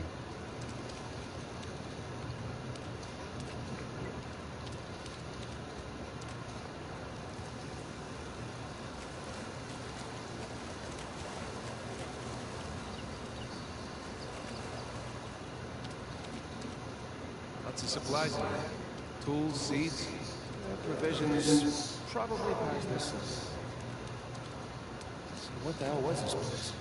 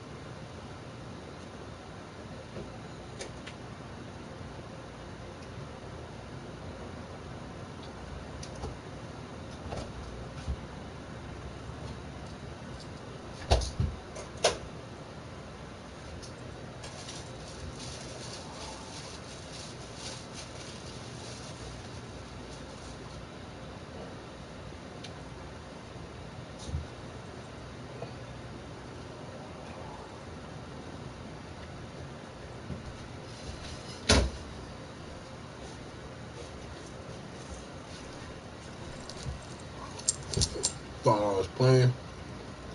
Corn dogs and a potato salad sandwich.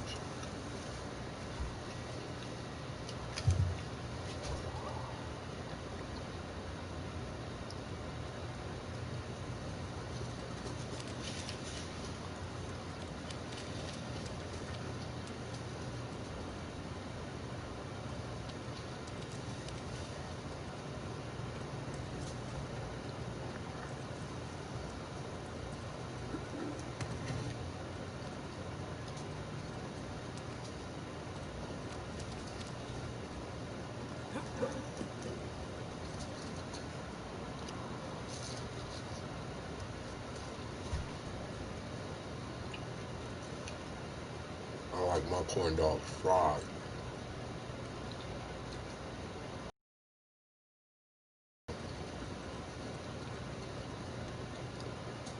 Nice and crispy, like you got that motherfucker from the fair. Or from, what's the spot? Corn dog spot in the mall back home in Fairfield.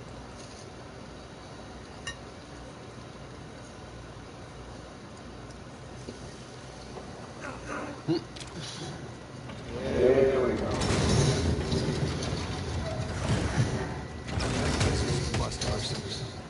No. One way or another, we're getting in there. Let's just lift it together, all right? Okay.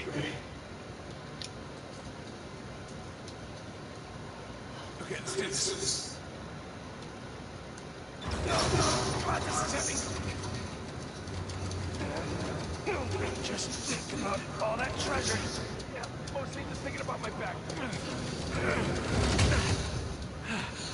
Shit. Whoa. Well, looks like we got ourselves another trial. Sure looks like it.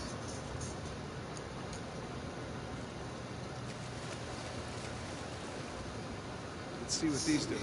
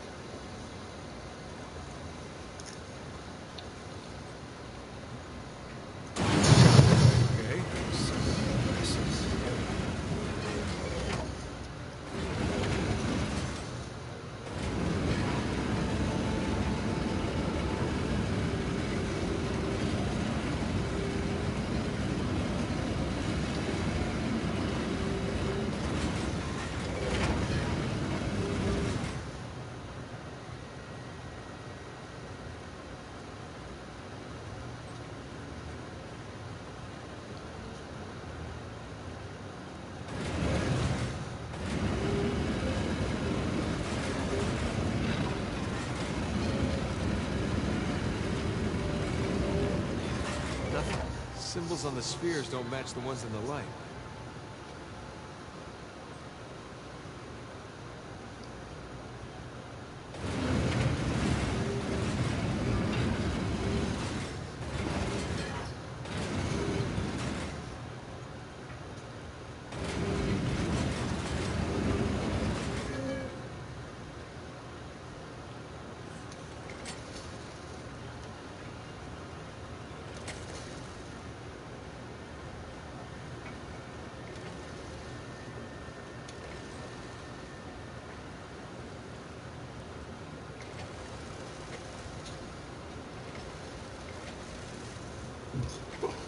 What the fuck is you rotating? Ah, okay.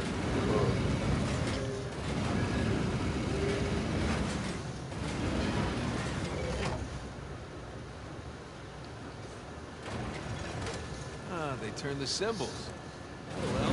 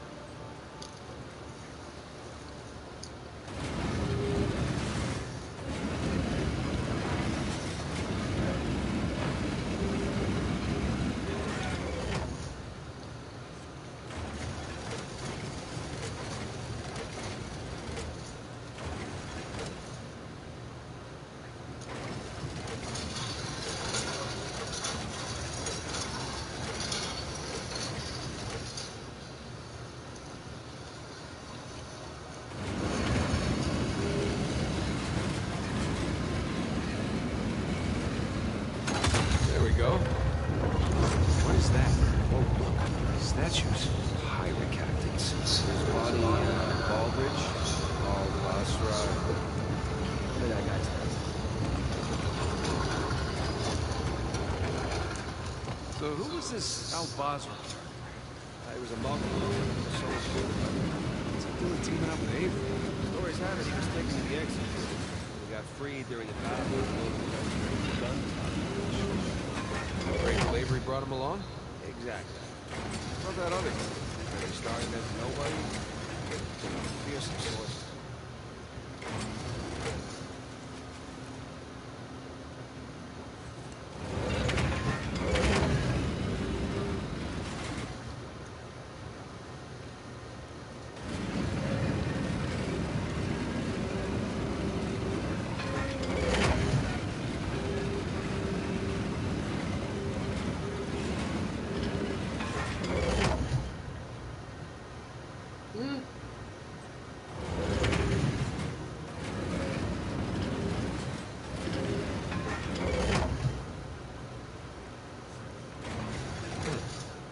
Spinning both symbols at once.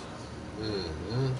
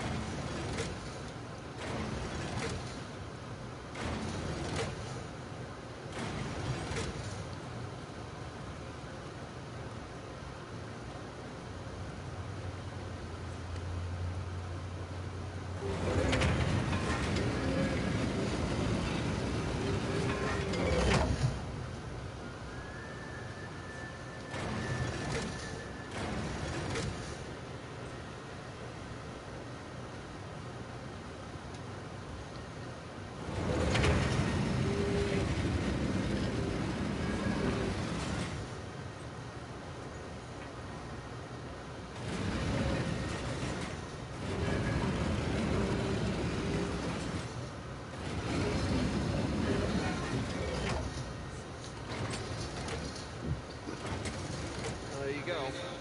Now you just gotta get him into the lights.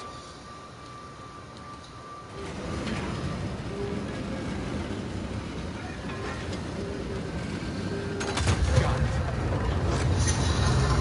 Here we go again. We got it. Let's see.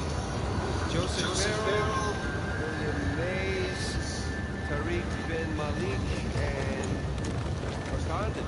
8 out of 12.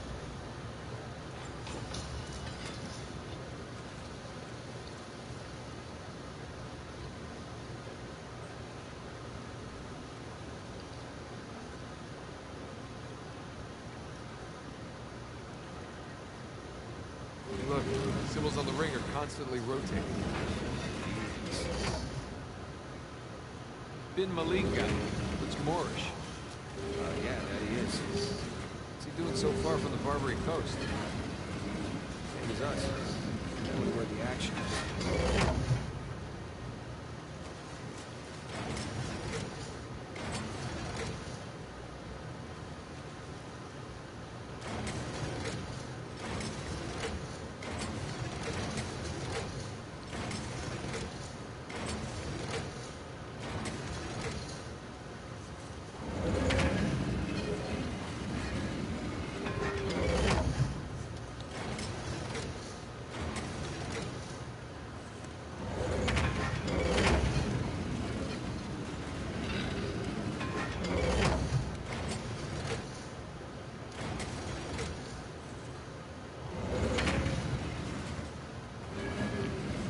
Okay.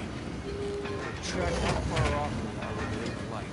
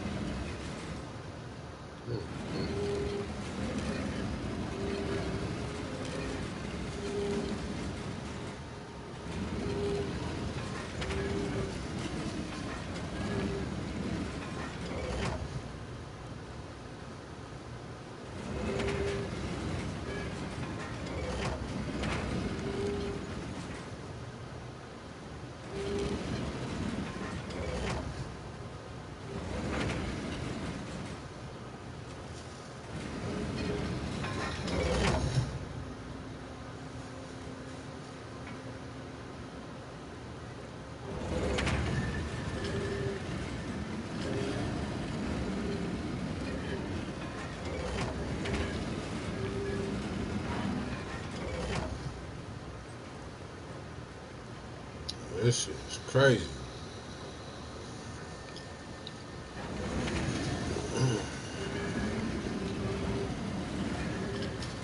I'm gonna eat this one.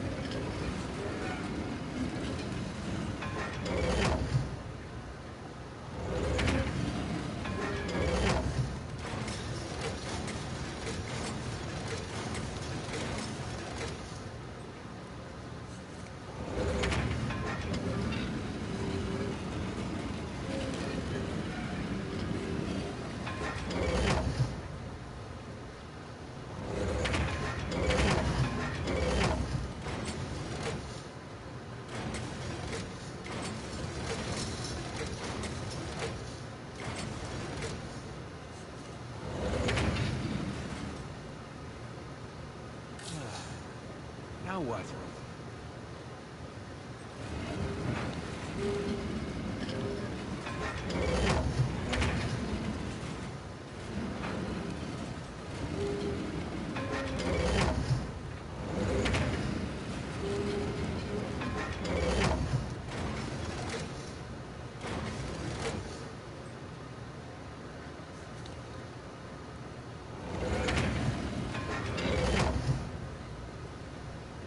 Oh, see, that's that bullshit.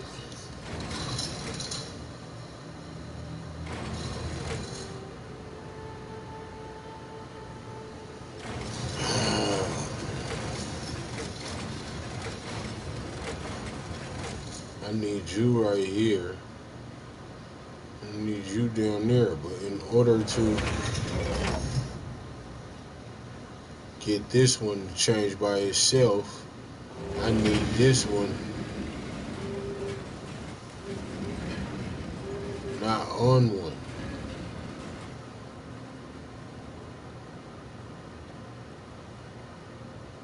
Oh, this shit crazy.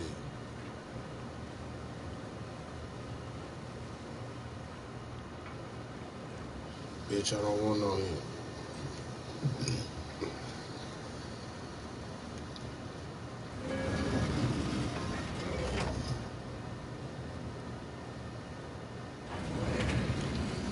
Okay. Yeah. So, from right there is good.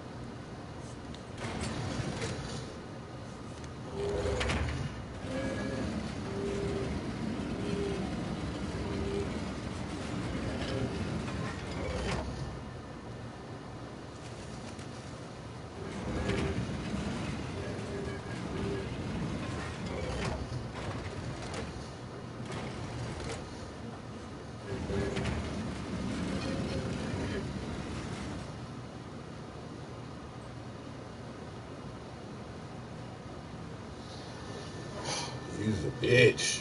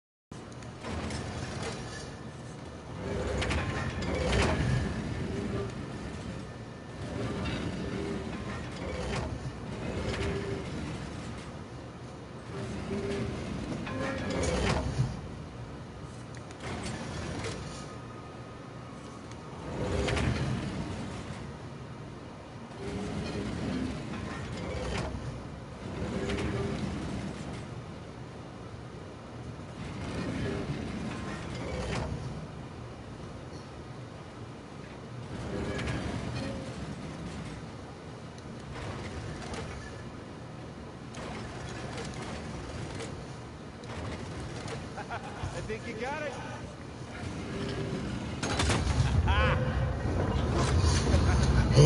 Shit, nigga. Richard what? England? Look, that's where we're going. Wait a minute. That's only 11. We're missing our star pirate. It's kind of weird.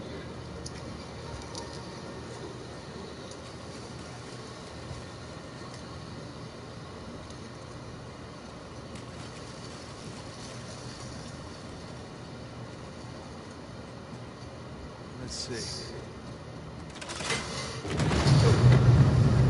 Okay, where to now?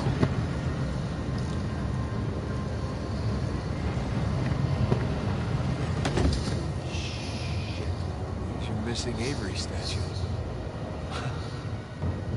You know, I'm starting to get the feeling that our friend was a bit of a narcissist.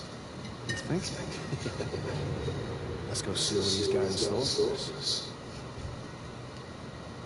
Oh, that's a long way down.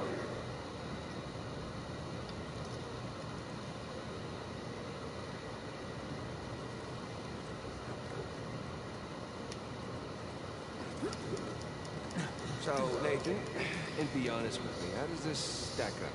You know, compared to your other adventures? Ask me again when we finish.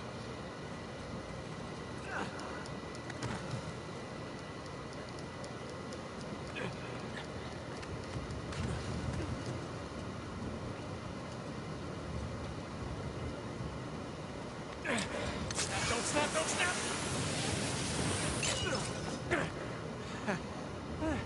Didn't snap. Sweet. All right, come on down. Boat's down there.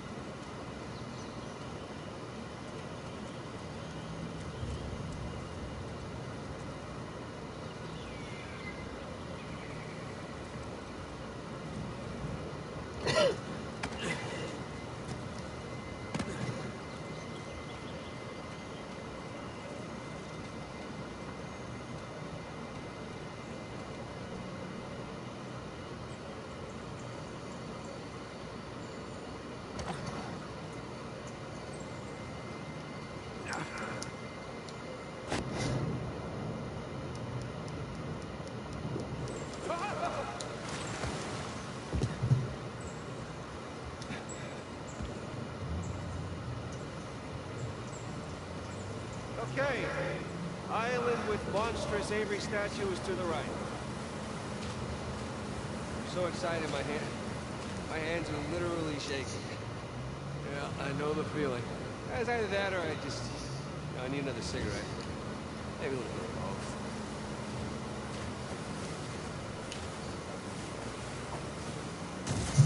Sorry, my bad. My bad.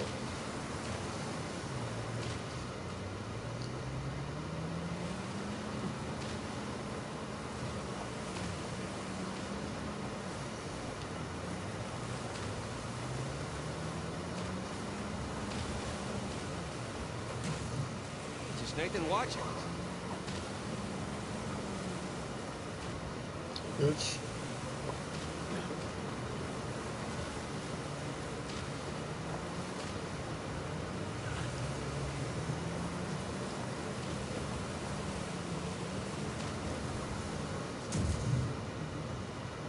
God damn it, where is it at?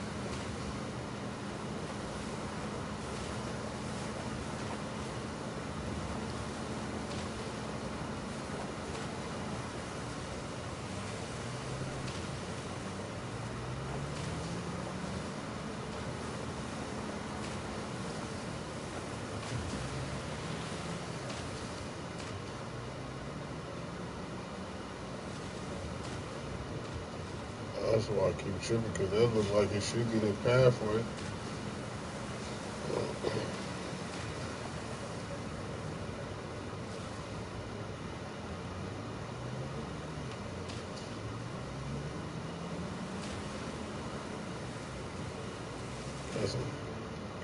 trying to shoot me some directions.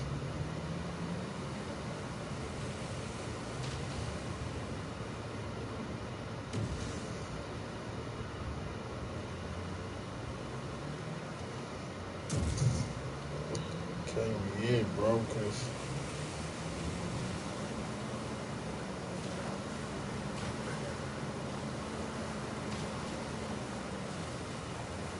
yes. See how the where the fuck? How? I swear to God, that's crazy. It's on secret. I was just.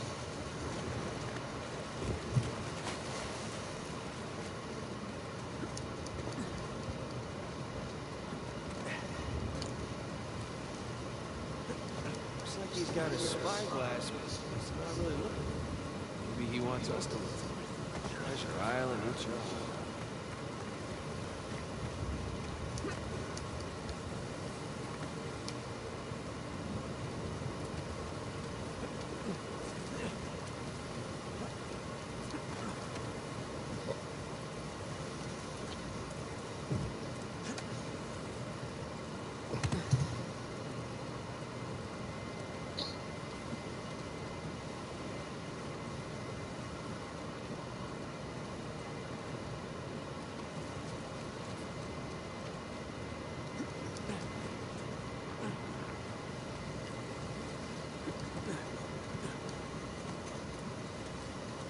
Come on, Sam.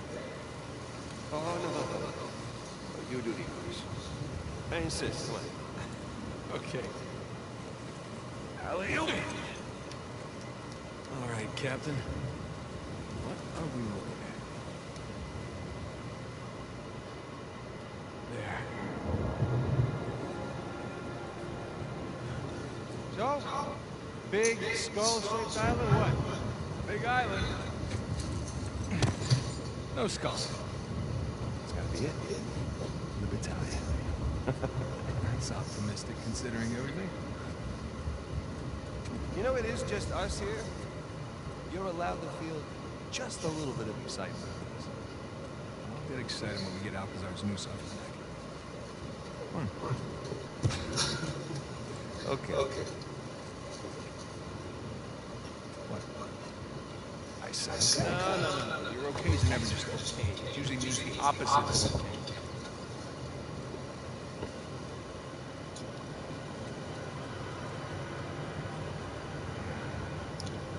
Boy, Rafe?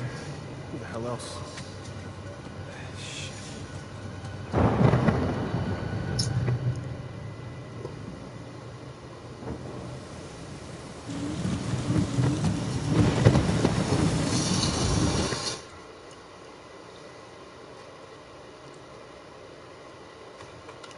Trader and he ever stop claiming folly, because we all know that D Rose has always claimed folly. He always will claim folly. He folly to the death of him. He always say that. I'm not saying that, but what I'm talking about is the reason that he may have veered more towards 600 is because, you know, at the time 600 was clouded up, you know, and then, you know, you had THF, in which THF is a part of that alliance. So, you know, he liked it kicking it over there. You know, it was a lot more people maybe over there that was around his age, but then too, he never stopped being the folly boy because he would go over there too. That clout was there, and you know what I'm saying, that the impression or the idea of, you know, getting some real money and getting out of the hood, you know, that was there. And it was like, he can be vouched for by millionaires, people like Chief Keef, you know? So it's hard to not veer towards that if you're a part of something else. But I like the way he did that. D Rose is the only person that's claiming maybe about 5 or 6 different cliques that I actually don't even, it's not nothing to me, because it's not like he flipped or he stopped going against what he ever was. He never did that. He kept it gangster, but at the same time, he picked up more alliances on the way. And he really claims these, you know what I'm saying? Like, he has THF tattooed on him, if I'm not mistaken. He always has claimed 600. He definitely fucked with TYMB. And it's like, he has a lot of links throughout the city. But like I said, I think with the police, it comes down to a lot more your street reputation. And if they can't get you, and we've seen this happen many times, if they can't get you on some legit shit, then they will get you on some fake shit. What do I mean by that? They will plant drugs on you. They will plant guns on you. They will know that your case is your whole case is some bullshit. And they will, if they can make it stick, they'll definitely go on through with it. Even though they know that you didn't do this shit, they'll go on through with it. Why? Because they want you off the streets, and those are the type of games that the police play. You see? So really, in all actuality, it's like, it don't matter if you did the shit. If we can somehow file a link to you in doing this shit, then you did this shit. And in this case, somebody, definitely pointed out D Rose and said that D Rose was on the scene. I'm hearing that D Rose was never on that scene. He was never even around in the area when it happened. I don't know, but what I do know is that the ops are saying that, and his side is saying that, and it's a lot more people saying that. And one thing about people in Chicago, they talk that shit, but they don't really advocate bullshit. What do I mean by advocating bullshit? If they didn't really feel like D Rose was innocent, they wouldn't be filing all these petitions and doing all of that. So they pretty much know that D Rose didn't do this crime. You have a lot of people that speculate and say D Rose was the driver, or the ops know who D Rose is, so they know if it was him or not. A lot of people talk about, they got a whole lake called Lake Piru. Nigga, and the Pirus don't be there having barbecues and swimming and fishing and shit. But that's crazy. Ventura County officials confirm missing woman is 33-year-old actress Naya Rivera. Her 4-year-old son was found alone in a boat on Lake Piru this afternoon. That's crazy.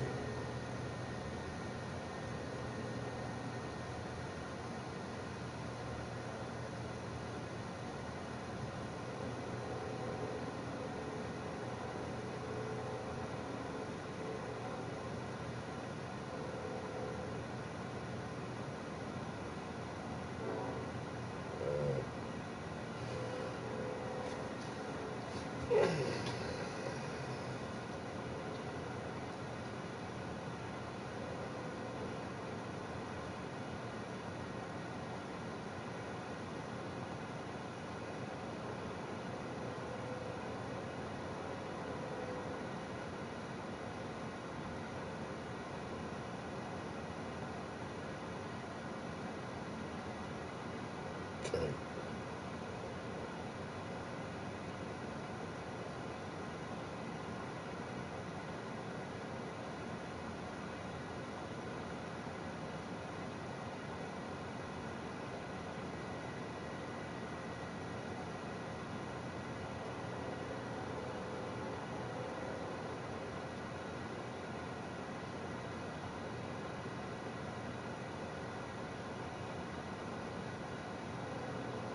What?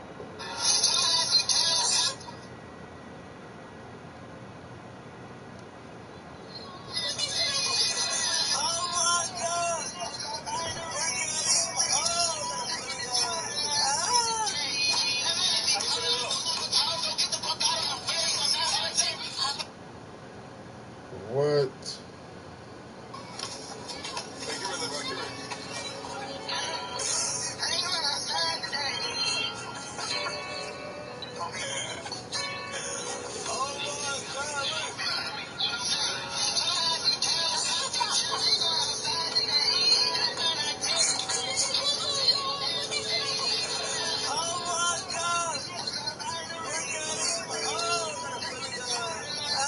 Little nigga got some shoes that play music. I ain't never even heard of them.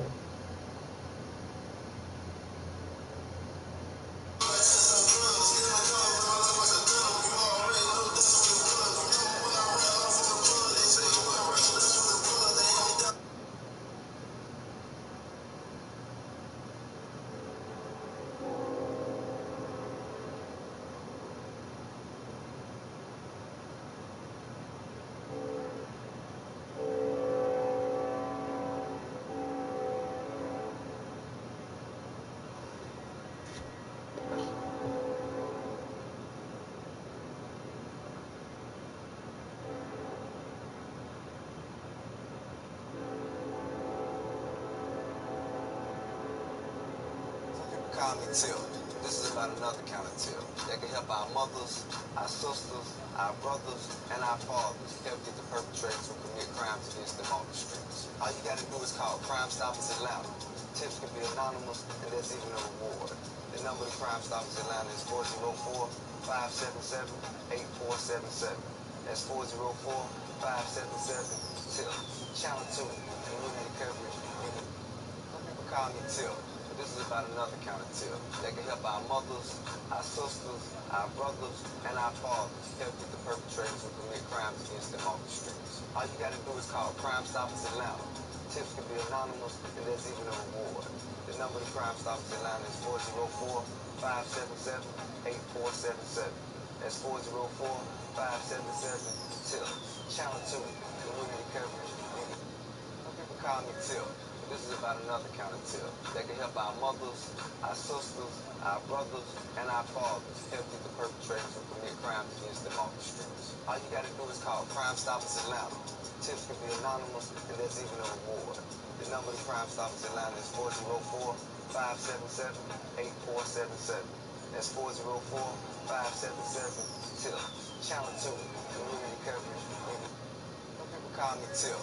This is about another kind of Till that can help our mothers, our sisters. 2020 seniors, I want to pay someone's fresh intuition.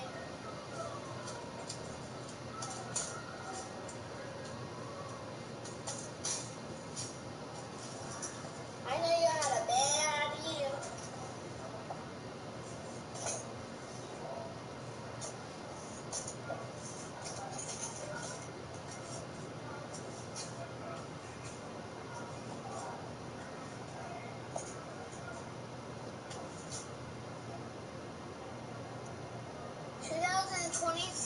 I want to pay someone's fresh intuition. Why everybody be using them fake ass? Like you can't see that for motion picture.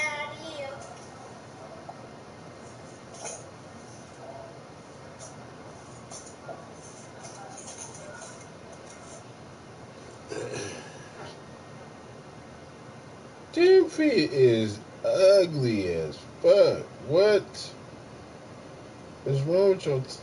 My homie Rollo's ankles like that.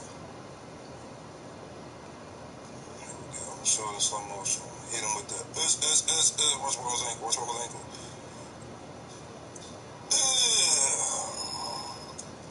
Replay that. Watch his ankle. Watch Rollo's ankle. Watch Rollo's ankle. Oh. We even grabbed the hammy after. I give my doubts in them hoes with them ones for me, cause that type of shit don't phase a player. This type of shit is what make a hater when you.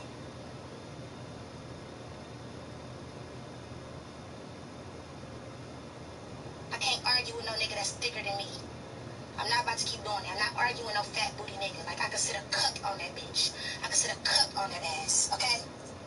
I could legit sit a cup on that motherfucking ass. Okay? I can't do it no more. I'm not doing this no more.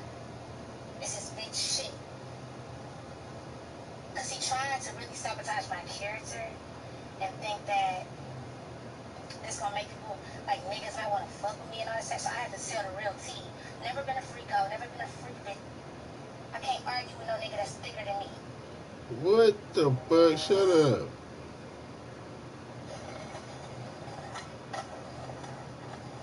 You was fucking a nigga that's thicker than you, though. What do you mean? How the fuck do that sound? Stupid.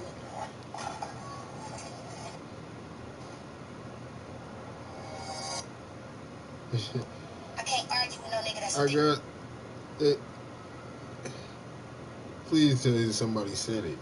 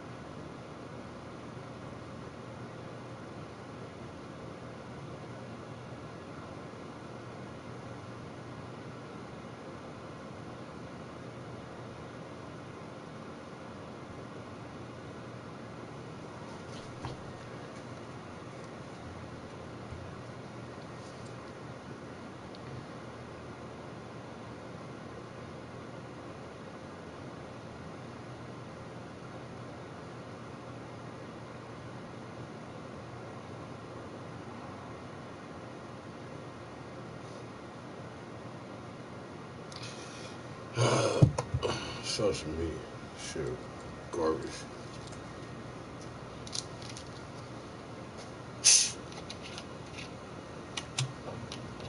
A guy that goes by the name of, you know what I'm saying, Front Street Carlos. And this is nothing that ain't already out there, so I can talk about it.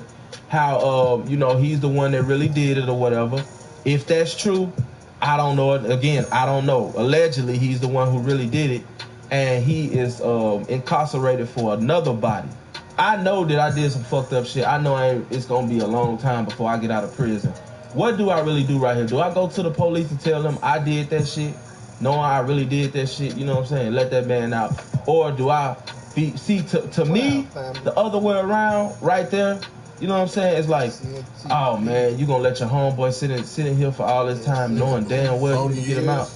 But then you have, that would be snitching on yourself. Man, listen to this. It's all type of different ways that the shit can go. It's up to the person. I ain't telling on myself. That's doing whatever they doing or feeling however they feeling to make that decision.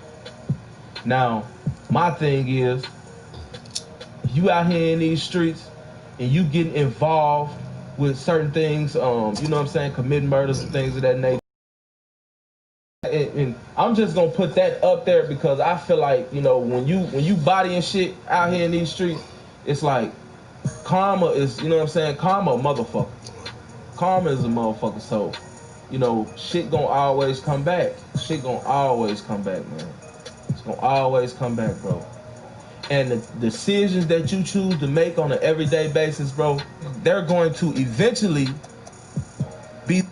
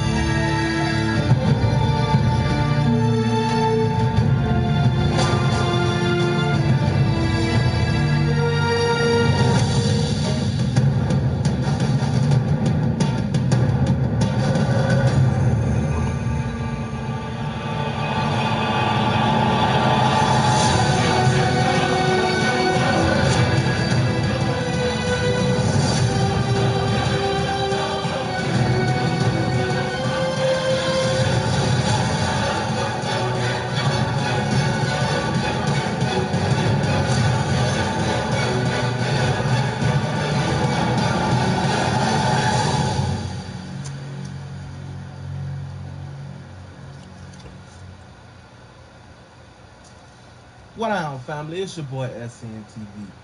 Back at y'all with another Chirac Street Legends. And this episode is going to be about none other than Young Pappy himself. Now, Young Pappy comes from that North Pole, Rogers Paul, PBG to be exact, the Insane Cutthroat Gangsters. They're from Morris to Pratt, and from Ashland to Glenwood. BBG who I'm rolling with, but you already know that shit. PBG takes their name after a guy that was killed that went by the name of Pooh Bell, and he was killed by a guy named Munchie from Loke City. PBG beats with another GD set that goes by the name of Loke City, and also a Four Corner Hustler and Vice Lord set that goes by the name of Lil Fo Mob. And they also beef with another set of GDs that go by the name of GVG, or Day Day World. Pappy has an older brother that goes by the name of BU Double that raps. He also has a younger brother that goes by the name of Tay Sav that raps. A couple of Pappy most notable acquaintances are Bang the Hitter, PBG Spaz, PBG Sean, and PBG Chemo. Now, I said this once and I'm going to say it again. I feel as though Young Pappy is the GOAT of the drill scene. Yes, that's right. I feel like Young Pappy is the best rapper that ever came out of Chicago Managing blood sugar sure is difficult when this little tub of ice cream is almost one. In the drill scene. Now, once before I did a video and I said that I felt like Pappy was the greatest rapper of all time, but I'm gonna recant that. The reason why I'm gonna recant that is because Pappy's career didn't get to where it's supposed to have got to. His life was shortened before he actually was able to make it, and before he actually was able to do, you know, any major projects. Was nothing, bro. We gonna make it out this. Right. Pappy had a rap style that was very unique. It was also very peculiar. His rhyming pattern and the way that he put words together, it was like he was on beat and at the same time he was off beat. And the things that Pappy used to say, I don't think that would be very easily duplicated at all. I think that Pappy had a one-of-a-kind style, and when you hear Pappy, you automatically knew that it was young Pappy. So you mix all of that on the track with the energy that Pappy brought, man, you had to hit damn near every time he got on one. I think that if young Pappy would have never got killed, PBG and TFG would definitely be on right now. And that's why I'm so on my whole back from the music. I can't help it. Talking about a nigga like that, and I would listen to Pappy, knowing nigga, Pappy was raw as fuck. And there's niggas like that and shit like that that motivate me. Because I like to spaz.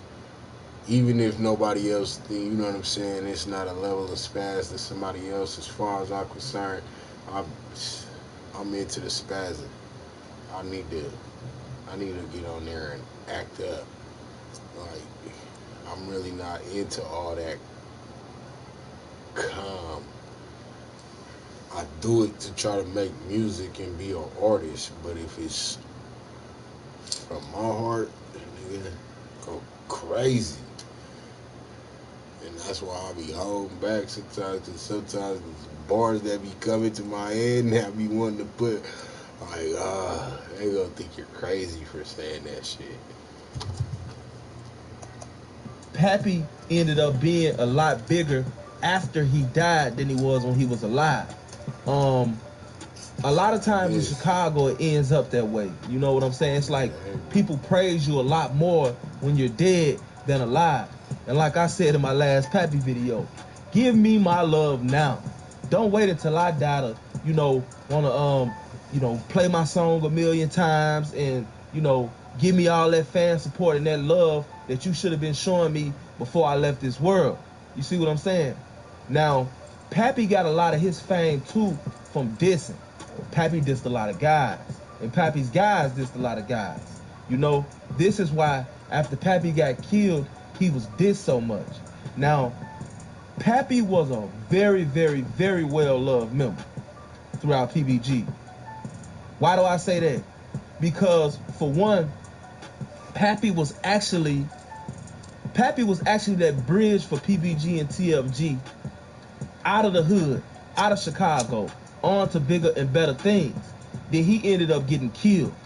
Pappy actually has 3 friends that were very close to him when he was alive that is locked up right now for murders that they committed, allegedly, because people were dissing him. So that just goes to show you the magnitude of love that, you know. So Pappy was a very well-loved member. And a lot of people don't know, but Pappy actually went on a lot of hits. There was a few guys of Pappy's, one notably being PBG Chemo, that said, and I quote, "It was an honor doing hits with Pappy." You see what I'm saying? And I seen also one video where Pappy was on his ops block, outside his ops house, telling dude to come outside, and dude ended up calling the police on him. So Pappy was definitely about that life. Come out. Terrence G, baby, come out. Y'all see that? Come out. Pop out. Pop out. Pop out. Pop out. Nobody.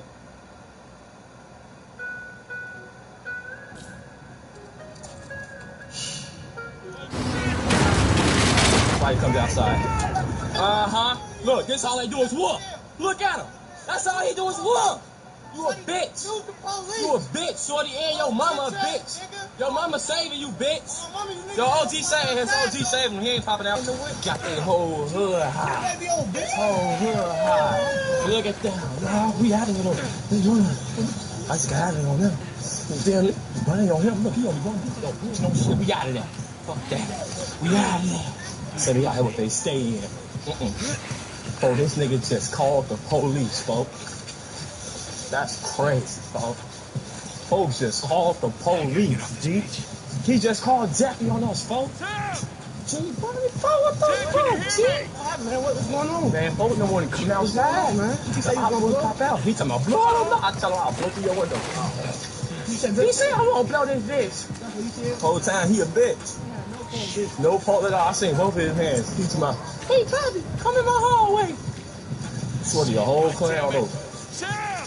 12 ass niggas, man. Pappy, in his music, he has started doing a whole lot of dissing. Like, Pappy has a lot of songs, and he has a couple songs, you know, that's not dissing, but most of Pappy's work was dissing. And a lot of guys didn't like that. So, after the dissing went on, the dissing went on, the dissing went on, and like I tell y'all, it's different when somebody dissing your guys or something like that, and you know, they don't really know what's going on or they didn't have nothing to do with it. I mean, yeah, it's disrespectful, but it's disrespectful on another level and it hits another nerve when the guys that are dissing your dead guys are actually the one that has something to do with the demise of your dead guys. You see what I'm saying? So, a lot of sets have begun trying to kill Young Pappy. That's why I'm the wrong nigga to shoot at. You got high, but I'ma find whatever you at. And I think that by Pappy growing up and doing the dissing at the same time, Right side can't lose anything else. doing the numbers, dissing, you know, dead guys, this grew, this grew a heavy hate for Young Pappy. And this made Young Pappy a #1 target. You see what I'm saying? Because Pappy, people all over the world was beginning to tune in to Pappy. And so that's more and more people, the more and more fans that he's getting, that's the more and more people that's hearing Pappy, you know, diss they dead guy. So it had became very dangerous to be around Pappy. Jesus. And like I said, before Pappy died, they tried to kill him twice. I'm all right. And each of those times, a different person ended up dying. Not to mention, it was said that the reason why his friend Two Cups ended up getting killed is because Pappy had shot at some guys. That's the reason why he took the death of Two Cups so hard. And the Chicago Sun-Times reads, Thomas had twice been the target in shootings that instead killed innocent bystanders, William Lewis and Marquio Carr, according to authorities. Lewis, 28, was standing in the 1300 block of West Devon Avenue on July 12th when a gunman walked up and shot him in the back, authorities said. Prosecutors say 31-year-old conservative vice lord Eric Vaughn spotted a rival gang member and handed 15-year-old Denzel Burks a gun. Burke and 17-year-old Michael Phillips then chased the rival through Rogers Park. Burke fired 10 times, missing the rival, striking Lewis in the back as he stood at a nearby bus stop, prosecutors said. On February 5th, 2014, a masked gunman fatally shot Carr, 17, and wounded 3 others in the McDonald's parking lot in the 6700 block of North Clark Street. The victims had been in an argument with another group of people shortly before the masked gunman approached, police said. Now, the thing that don't sit right with me when it comes to Pappy's death is this. For one, Pappy was killed right in his own neighborhood. For two, Pappy was shot in the back 4 times.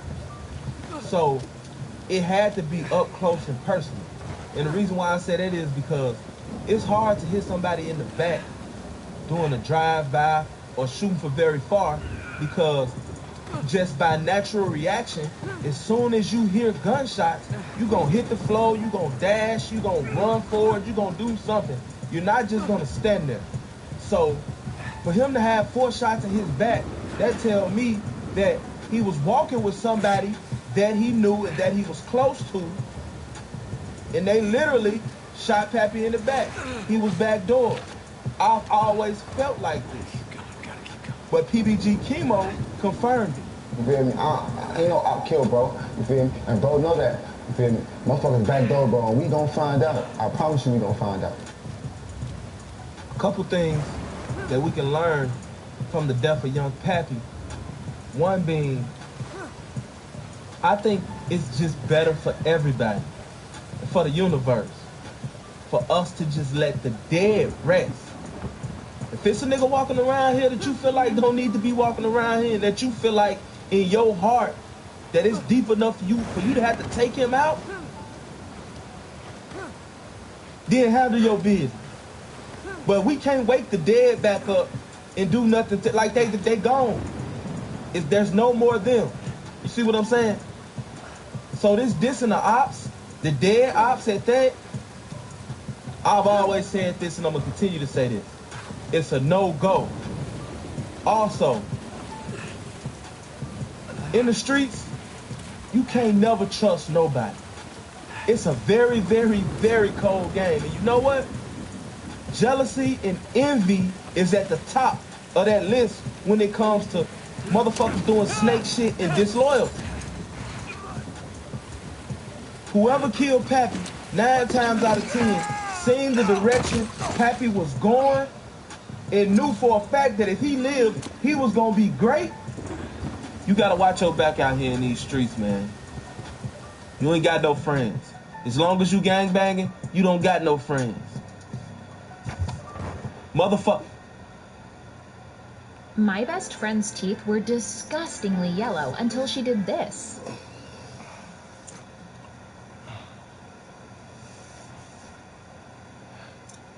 Lord.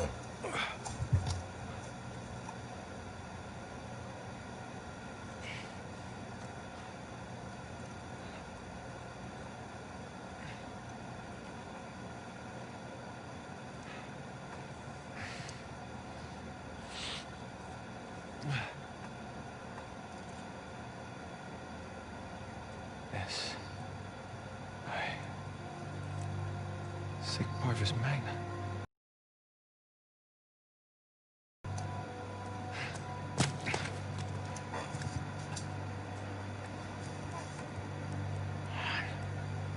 Where are you? Crap.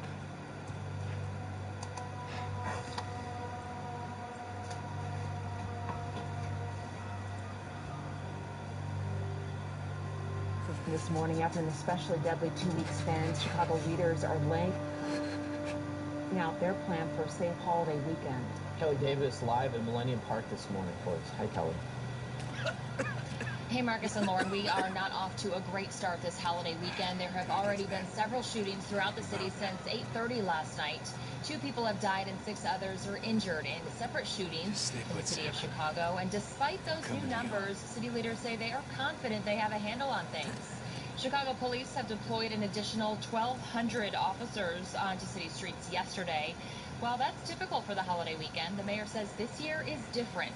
Police will be using a so-called violence reduction dashboard, which they say will help with everything from preventing the next shooting to providing trauma-informed victim services. For the first time ever, the city has committed millions of dollars to violence intervention and street outreach as part of its budget. Mayor Lightfoot hopes this weekend it will pay off. This has got to be an all-hands-on-deck approach to community. It's about letting everyone in Chicago know that the city cares about them. We see you, Southside. We see you, Westside. We see you, Inglewood. We need everyone's help to make our strategy work. Community members across the city also rallied together, calling for peace. They say they are tired of the violence and it's time to hit the hood.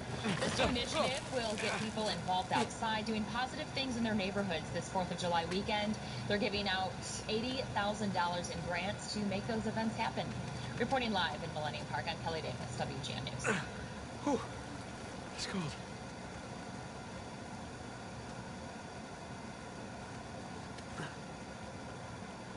To Chicago. WGN's Tanya Francisco is live at 51st and Whitworth with details. Tanya.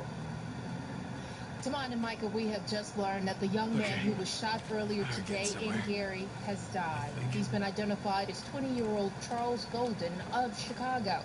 Now, Chicago police were one of several police agencies, both here in Illinois and Indiana, involved in the search for this suspect.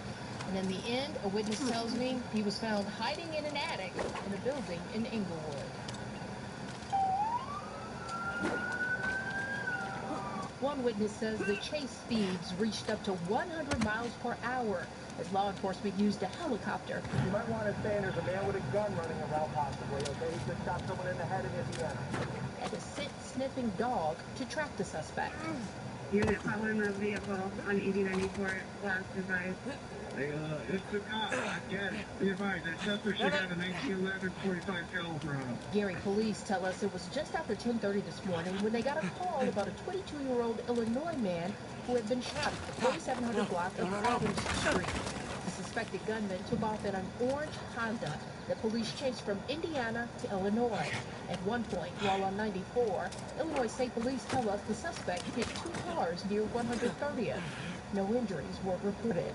The chase continued, and the Honda eventually got off at 59th Street. The car and the suspect were eventually found a couple of blocks away near 58th and Shields. He was taken to the hospital, treated for cuts to his hand, and the vehicle was towed away. Gary police tell us that the victim and the suspect know each other. Again, the victim has been identified as 20-year-old Charles Golden of Chicago. The suspect only identified as a 19-year-old man from Illinois. Now, the Lake County, Indiana Sheriff's Department tells us that once he is released from the hospital, they are seeking to have him extradited where formal charges are pending. I'm live this evening at 51st and Whitworth. Tanya Francisco, WGN News. Yeah, so Robert, we learned about those charges yesterday. A West Side man now charged with murder, the murder of a 7-year-old girl who was shot to death on the 4th of July. But this case is far from over. Detectives still have some work to do because they have to catch up with this man's 3 accomplices. Now, 33-year-old Reginald Merrill, he is now charged with first-degree murder in the death of 7-year-old Natalie Wallace. Natalie was shot and killed on the 4th as she played outside at a family barbecue at the 100 block of North Latrobe in Austin. Now, the little girl was hit in the forehead. Police say Merrill was the driver of a white vehicle which had several men inside. That vehicle pulled up to the home in front of where Natalie was playing. The men hopped out and opened fire. Her grandmother says the 7-year-old had only been outside just a few minutes before she was hit by gunfire. A 32-year-old man was also shot. Police managed to track that white vehicle and they found Merrill inside. The West Sider was brought in for questioning and charged, also hit with aggravated battery for discharging a firearm. Police say the shooting was gang-related in retaliation for another shooting from several weeks ago, and Natalie was an unintended target. We've been in touch with Natalie's parents since those charges came down, and they want the other men to be arrested and charged. Her mother just arrived here minutes ago by bus from Memphis on Greyhound, and she tells me she plans to take her other 3 children back with her out of Chicago because it's just not safe here. I'm feeling a little happy and sad at the same time because my daughter is gone. They should be turning themselves in, and everybody in the community should be walking them in there. So Merrill is due in bond court later on this afternoon. Reporting live for Houston, WGN News.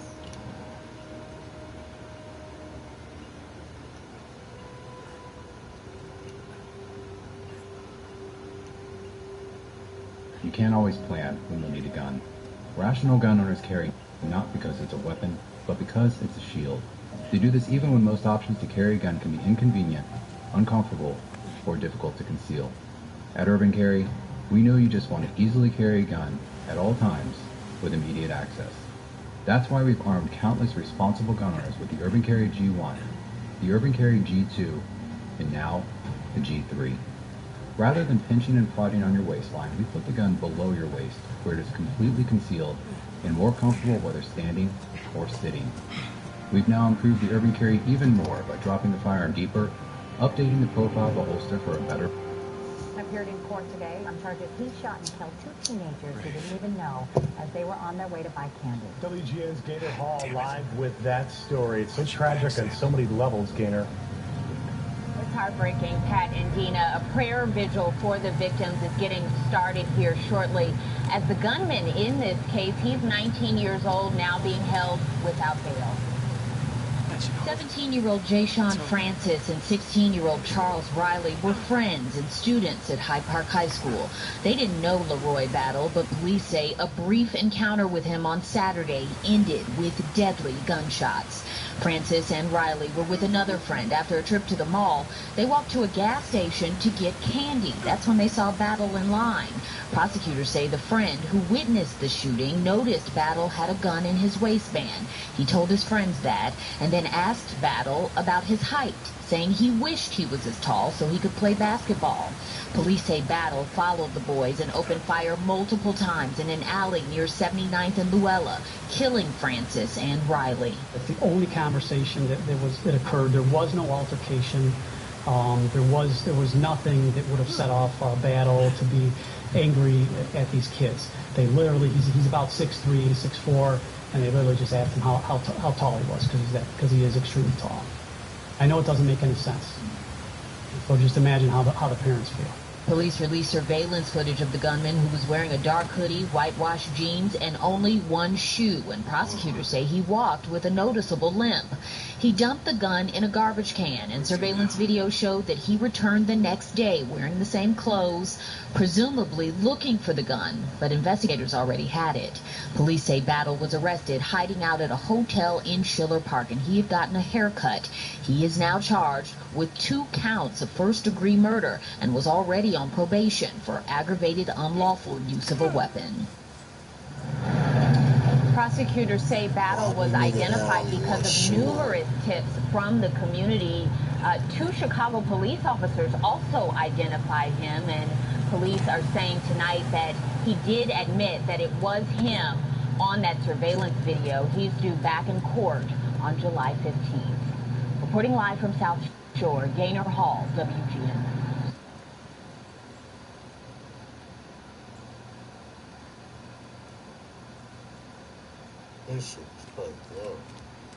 If you've never heard of UPAC, that's okay. We don't spend money on expensive TV commercials or radio jingles. Instead, we keep marketing costs low and pass those savings on to you. Even if you haven't heard of us, we've been busy. We've helped with over 850,000 moves, transported over 1 billion miles. With a claim rate that's less than 1%, we're confident we can help you too.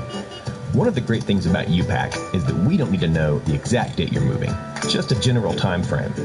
Our pricing engines will go to work, finding you the cheapest day to move within that time frame. And with the help of our expansive transportation network, we'll determine the fastest way to get your stuff from point A to point B. So fast, in fact, that our transit times are up to 300% fast. When is this going to stop? When are we going to say enough is enough? A 20-month-old boy shot and killed while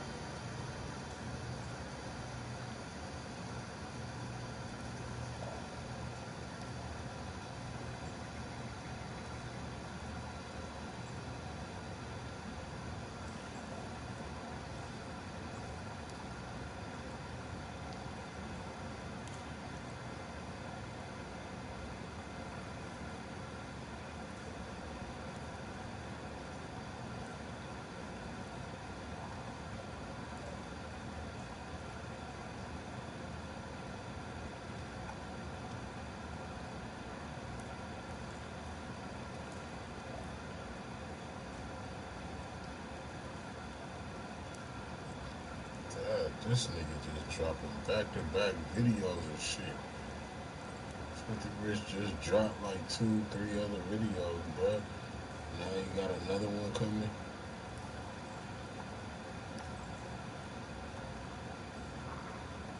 This nigga stay dropping slaps though.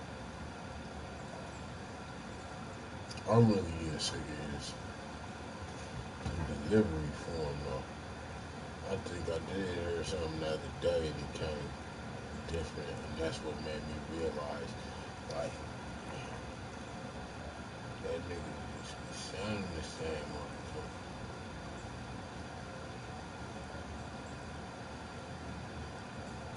The fuck did I see on this quick?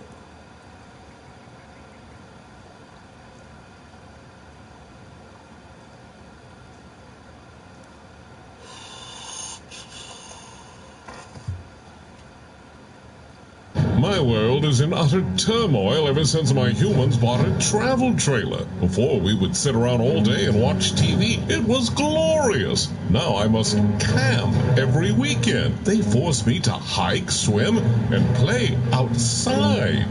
Darn you, Sutton RV, and your 5 acres of deals. Will this chaos ever end? At Sutton RV, you're gonna like it here. Are you ready to create better videos faster? Then you're moments away from bringing top quality animations into your YouTube videos and transforming your video content forever. Welcome to Videos. Videos lets you create stunning 3D animations in just a few clicks. From professional intros and outros to lower thirds and social call to actions, you can create them all in minutes. We already serve 100,000 users globally and some of the biggest brands in the world. The best part? It's all fully automated, totally cloud-based, and requires very little work to create beautiful animations. If you're wanting to create a powerful intro or add engaging animations and call to actions to your video, And this guy does not want to stop at all. So we have him going in and out of these lanes right here. Viewer discretion heavily advised.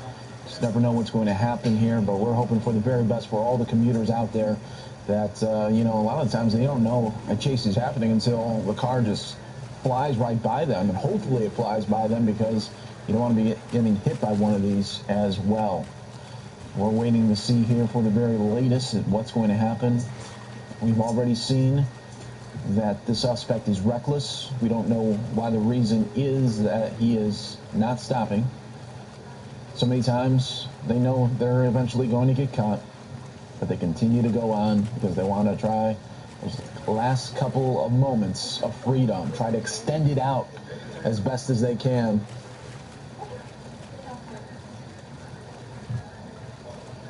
We are learning here a possible carjacking suspect here. That is the reason why police continue to pursue right here. The traffic's not going to get any better. If anything, it's going to get worse there as rush hour continuing to go here.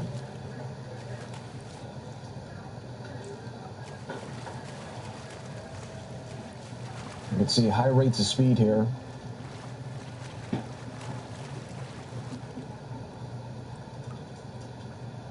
And from this area, it looks like maybe that police are only following from the air at this moment. It's hard to say because they weren't zoomed out too much. But it didn't seem like there was too many police cars behind the suspect, and really they don't want to scare him and then cause a major accident on the freeway. Okay, suspect getting off there. You could see right there at Thornton. And let's see what's going to happen next here. Bus in the way. Oh, almost. Trying to. Okay, there we go.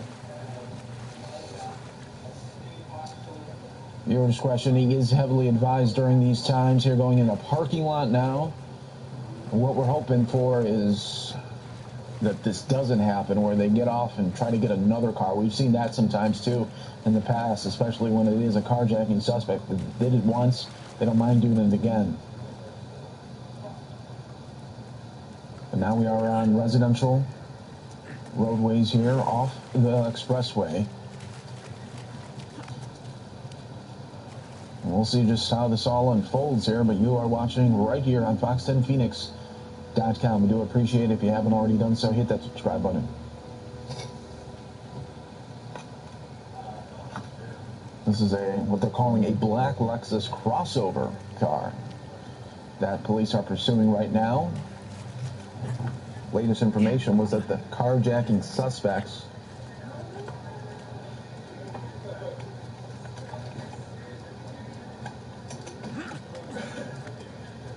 try to climb up there in those boots. We are learning right now the Dallas Police Department ground units are killing all lights and sirens here, but they are pursuing also from the skies as Sky Foxes too.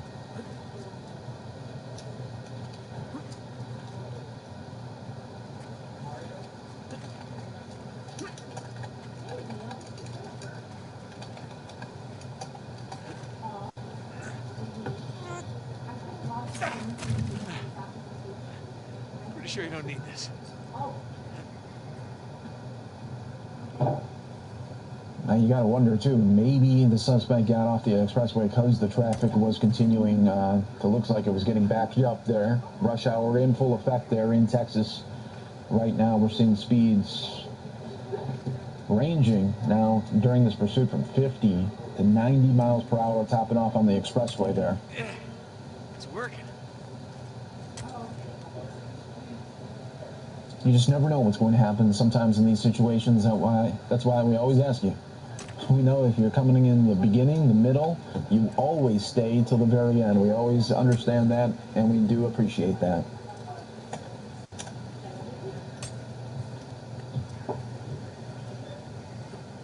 And after this chase concludes, we will get you back out to that Mueller investigation report. House committee all way underway. Okay, we got the suspect stopping right here. I don't know if they may have thought, hey, we could go in the wooded area.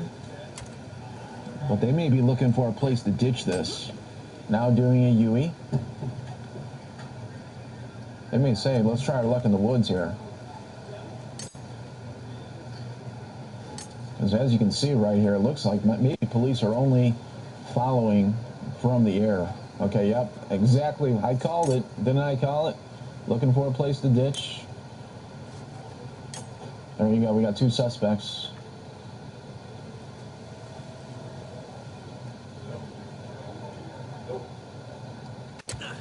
And they are making a run for it right now. Leaving the car.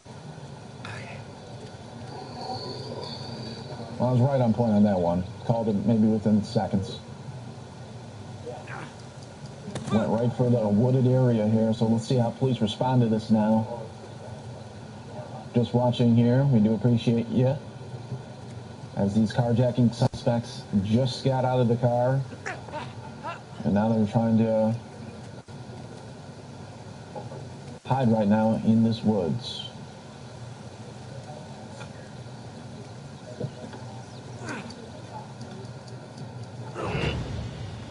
It looks like we have police coming now to the scene here. We still see them right here. We see them right by the tracks.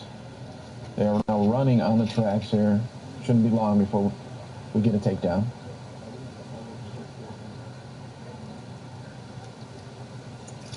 This is one of the suspects. We don't know where the other one, maybe the other one decided doesn't want to run.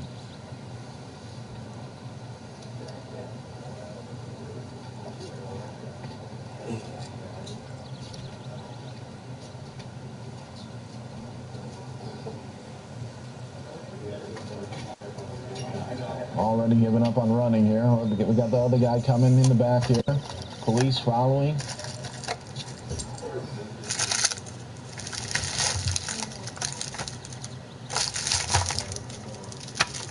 Taking a jacket off, like that's going to help running. If anything, he doesn't blend in as much now.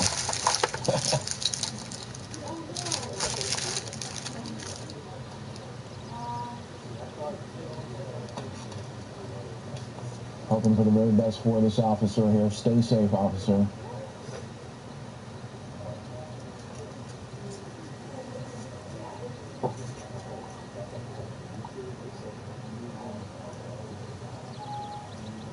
Hoping for the very best for this officer. A couple of minutes ago, the suspects safe, ditched the vehicle, started making a run for it by these tracks in this wooded area here in Dallas, Texas. You can see a subdivision here.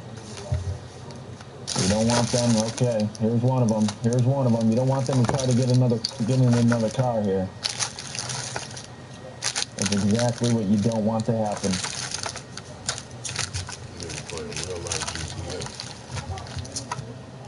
Especially, you don't know. 10 minutes away, we have another police car cruising coming here. He came out of nowhere.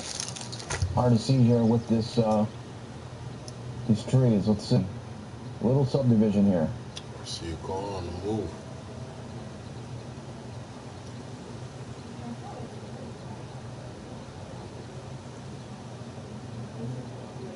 All right, and then it looks like they got the one suspect in custody right here. Great job by police. Great job.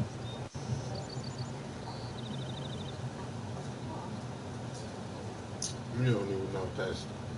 Let's see if they can find that other one now. Probably won't be hard. They didn't seem like they had a lot of energy.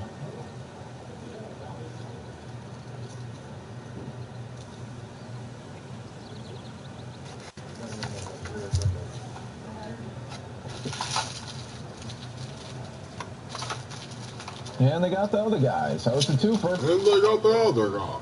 2-for-1 special in Dallas, and they were able to get 2 of these suspects here. They'll be going to jail.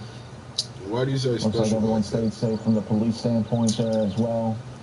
So they got the 2 suspects detained. Nigga, they be shooting their commentary like it's a football game.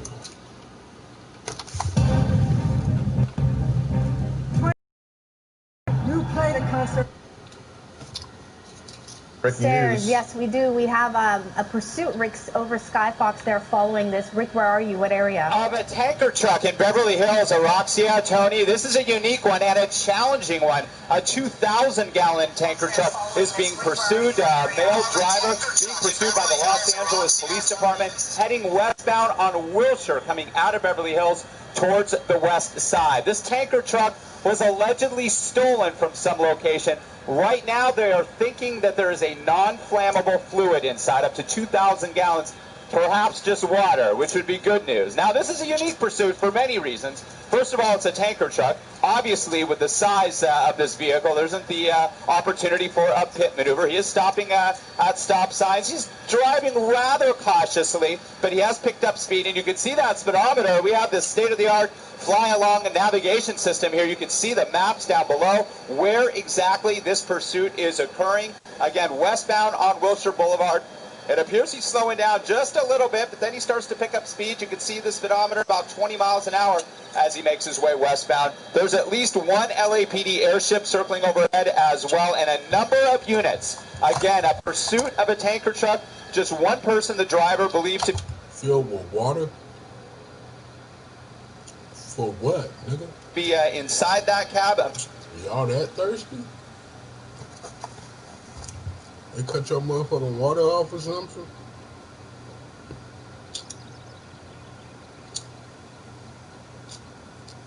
You trying to make a pool. They gave that nigga the okay to make a pool in his backyard. And that nigga don't remember that he could use the hose, huh? He just had to steal a whole motherfucking tanker. A male driver, and this tanker, Tony and Araxia, was commandeered from some location. Wilshire Division picked this pursuit up first, and we are first on scene here up in Skybox. Well, this is very unusual, and I mean, even for Los Angeles, and by our standards, because there are a lot of pursuits here in Southern California, and you know, Rick, the first thing that comes to my mind when you have a vehicle like this is that in some ways this is even more dangerous because a vehicle like this, especially if the suspect starts to drive erratically, can do a lot of damage. So far, though, it does seem like he is cautious, which is good. He is. That's what we've seen thus far. He's picked up a little bit of speed when he has an open highway. This is Wilshire Boulevard. He's continuing westbound. But, Tony, you bring up a very good point. The size, the volume of this vehicle, the weight of it, causes a lot of problems. Again, absolutely no chance of a pit maneuver with something like this to end this pursuit. You have a lot of pedestrian traffic out. The commute is just getting going here on the west side, and a lot of vehicular traffic as well. Buses included, as this one up ahead, Metro bus, and it looks like he's up against the intersection here with the light. Let's see if he makes his way around this stopped traffic here, but it doesn't appear that he is. Again, he's been rather cautious. One thing that begs the question, if he did actually steal this vehicle, this tanker truck, does he have any type of experience driving a tanker truck? This is not an easy vehicle to just hop into and drive around, and truck drivers will tell you that. Making your way through tight intersections and making tight turns. He's right up against the traffic. Let's widen out a little bit. We'll see where those units are, heading westbound on Wilshire, right at San Vicente. Again, you can fly along with us in our nav system down below. They're keeping speeds down, not much above 20 miles an hour. There's all those LAPD units, and I wouldn't be surprised if we start seeing some traffic control as well at these very busy intersections, just in case he does start to drive erratically. First and foremost, These officers want to bring this to a peaceful end. They do not want any innocent bystanders to get injured, and they want this to end in such a way where no officers get injured either, obviously. So they're going to take this cautiously, but they want to bring it to an end here. Again, a tanker truck, 2,000 gallons, loaded with what they believe is non-flammable liquid, possibly even water, which is good news. But again, the bulk of that vehicle could really do a lot of damage if he made his way through an intersection against a red light. Yeah, you mentioned that, not anyone can just hop into this and know how to properly operate this vehicle. Perhaps that is why he is going slowly and cautiously, because he's not familiar with it. But it's 7:18 now, and, this is when it gets busy out there on the roads. It certainly is. Like, you look at an intersection like that, if you don't have a lot of experience with a truck like this, it's going to be hard to make a right turn. And he stopped there at the intersection. It looks like he's slowly making his way down. There's one of the LAPD air supports circling overhead, watching his every move. Again, a male driver commandeering this tanker truck, stealing this allegedly in the Wilshire area of the LAPD's jurisdiction, and making his way westbound now on Wilshire Boulevard, coming out of Beverly Hills. Skyfox was on scene here first, and we're going to continue to watch this up here. Well, Rick, they said that nigga daughter said she wanted to motherfucking have a water balloon fight for her birthday with all her friends. That nigga was like, fuck, I need enough water to fill all the balloons up. At the time.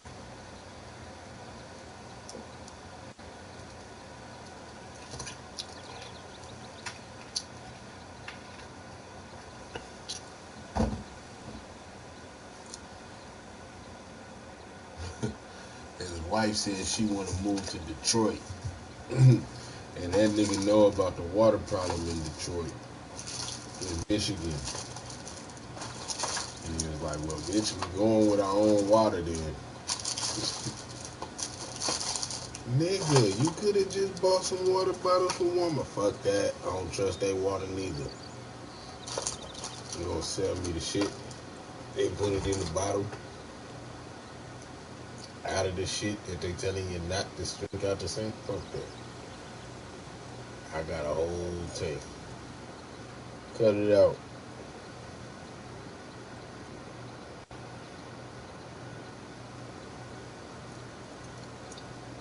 I need to hear some background noise. I gotta lay down.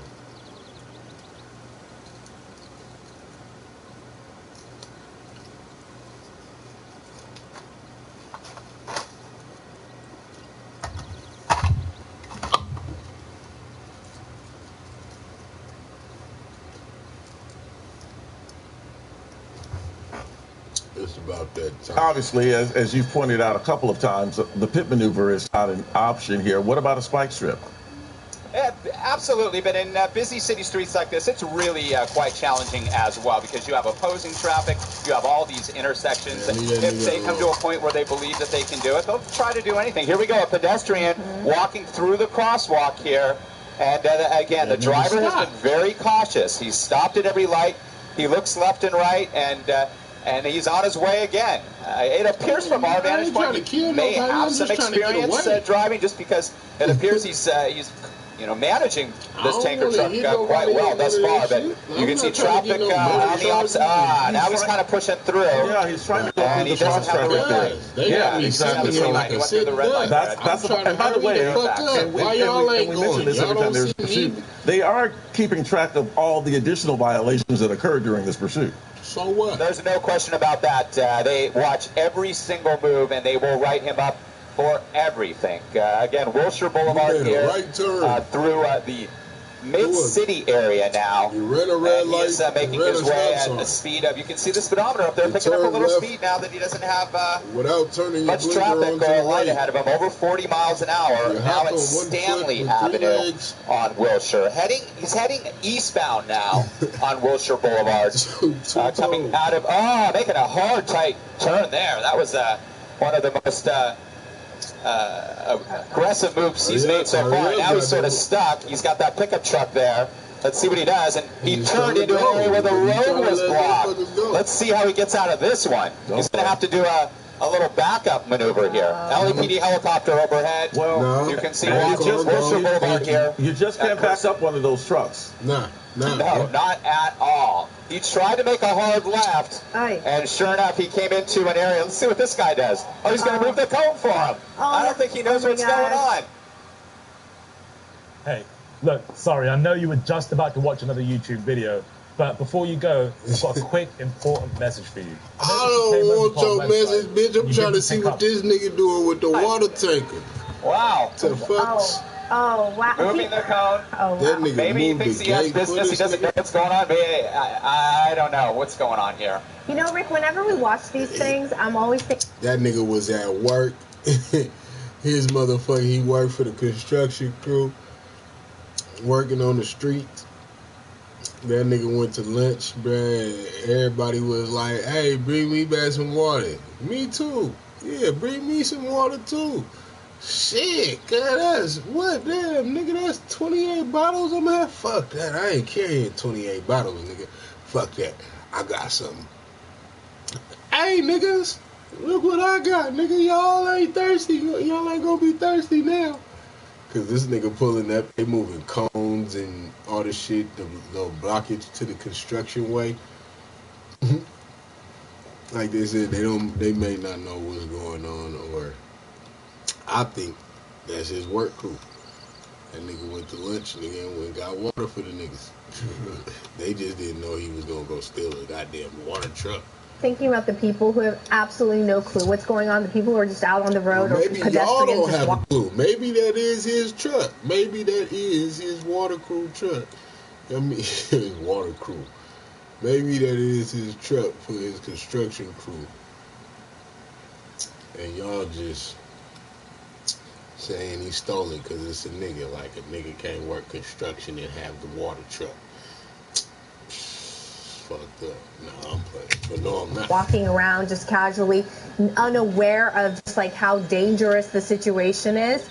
It makes me so nervous because we've seen time and time again these innocent bystanders get hurt. The motherfucking construction. There's no question. And LAPD in recent years has led the state in just that. Innocent people getting hurt or killed because of these pursuits. And the LAPD is very cautious and they're aware of that.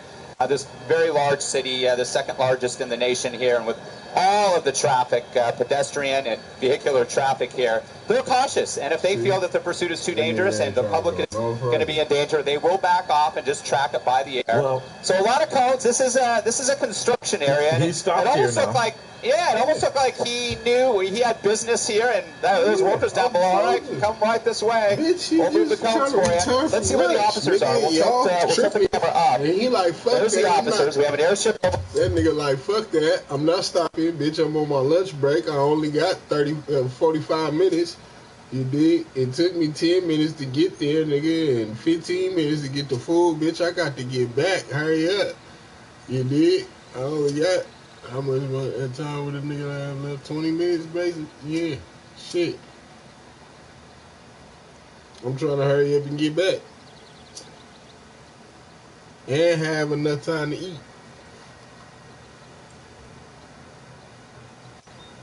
With the water for the crew, but y'all bitch ass niggas trying to pull a nigga off.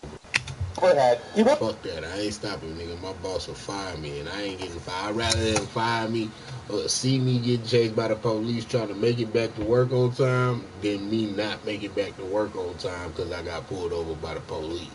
Fuck that. He doesn't have anywhere to go. Let's head back to the other side here.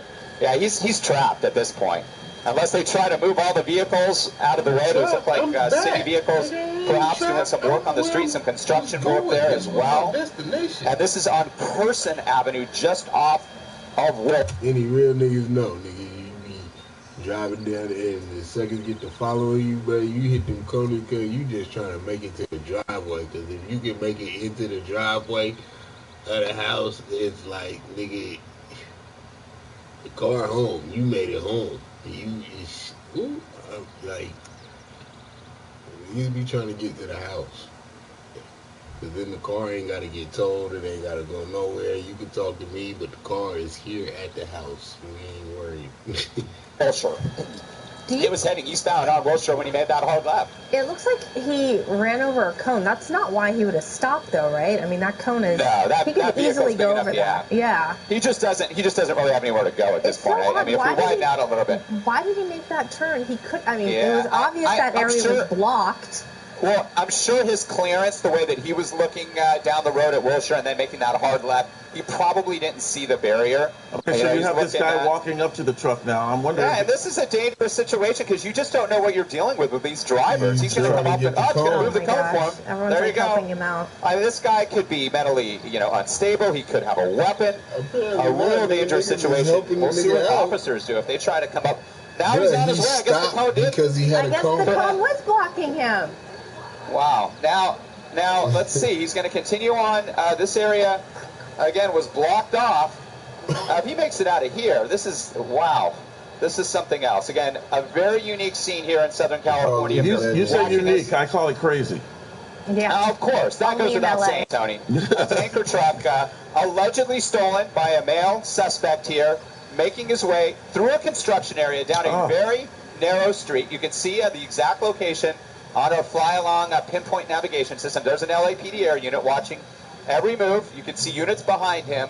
This is on Carson Avenue, now approaching 6th Street, just off of Wilshire Boulevard. He's going off to the right, and let's see what happens here if he decides.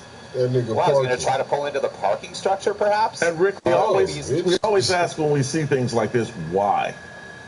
Yeah, he's trying to make it back to with work. those pursuits, obviously, there's a lot going on, and they're going to run because they're not in custody. They'll run as far as fast as they can, knowing that, hey, you know what? There's a chance I could get away. And we do see that on occasion. 18% on average in the city of Los Angeles are able to evade officers. A lot of those are motorcyclists. Some of them are those pursuits that are just so dangerous they pull off. Just an educated guess, this will not be one of the 18%. He made his way out of there, and now he's on 6th Street. Oh, it looked like that officer almost bumped that red car as he was backing up. I thought he did. No? Yeah, he did. He made his way out of there, and now he's on. Will not be one of the 18%. He made his way out of there, and now he's on 6th Street. Oh, it looked like that. Yeah, he did. He made his way out of there, and now he's on 6th Street. Oh, it looked like that officer almost bumped that red car. Now he got to deal with a motherfucking. He got to deal with a motherfucking insurance claim and all that shit, and can't continue with the help with the chase because that nigga just hit somebody's car for no reason. Stupid. Thought he did. No, he did not. He did not. I guess. Bitch. Benny Mac's in the back watching that as well. So now he's making his way on 6th Street off of Carson. Now what is he doing? This. The more I look at this, I'm just wondering, I'm speculating. We got all this information from our assignment desk, listening to the Los Angeles Police Department on frequency, that this was a pursuit, that this tanker truck was stolen, that it almost looks like this large flatbed truck may have something to do with it.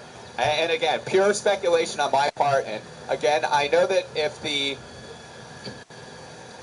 the desk is listening in on the scanner, they could provide a little more information. But this is bizarre. It's not like he's running the driver full steam to get away from the officers.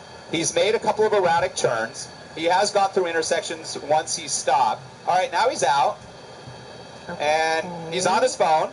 He's on his cell phone. Now let's see what happens here, what officers are going to do. They got to be behind him. Let's widen out and show you. They got to be approaching him by this point, giving him strict orders. This is a situation now becomes what we call a felony stop, where hands up, drop what you have in your hands, lay down on the street. Trying to get back to work. And it appears that he's doing business. He's on his phone. They're approaching him. They are approaching him at this time. They're giving him strict instructions, that's for sure. And he's doing exactly what they told him to do. Again, this was all alleged, and I say this because it's so odd how this all went down, watching this from above. An alleged stolen tanker truck by that male, that man. That was the only individual we believe that was inside the cab. The tanker truck, 2,000 gallons, loaded with some sort of what LAPD was saying, unflammable liquid, possibly so inflammable that it was water. And it's come to a stop here on 6th Street, just off of Carson Avenue. Wilshire picked this up initially. They tracked it through Beverly Hills into this point. And the driver has been cuffed. And he's going to be taken into custody. This is not a code 4 yet. They have to clear that cab. You can see officers with their guns still drawn. Once they clear the cab and all areas where anybody or anything could be hiding in and around this truck, they will put up those 4 fingers and call it a code 4. Thankfully, nobody was injured. Well, we're going to have to do a follow-up on this to see exactly what this is all about. Again, a tanker truck being pursued by the LAPD, but it appears that it has come to a successful end with nobody being injured. All right, Rick. Well, that was odd. Odd ending, odd beginning, everything about it. One of the most bizarre pursuits, and we've seen plenty of them here, for We sure. certainly have. These officers are still... Hey, I'm telling you, he was trying to complete his GTA mission. Somebody put that shit as a comment. Yeah. That nigga was still trying to do the job. He had to finish the job. He couldn't get to water level off. Stupid.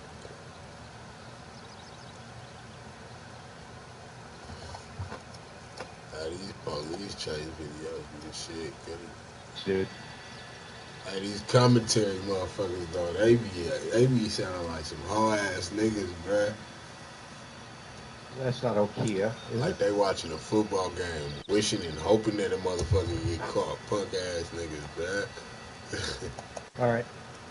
And good evening, folks watching on KTLA.com. Tim Lynn and Colton Von Pertz aboard Sky 5 here in Azusa with a pursuit initiated by Azusa PD. They're armed and dangerous suspects wanted for a shooting in Azusa right now.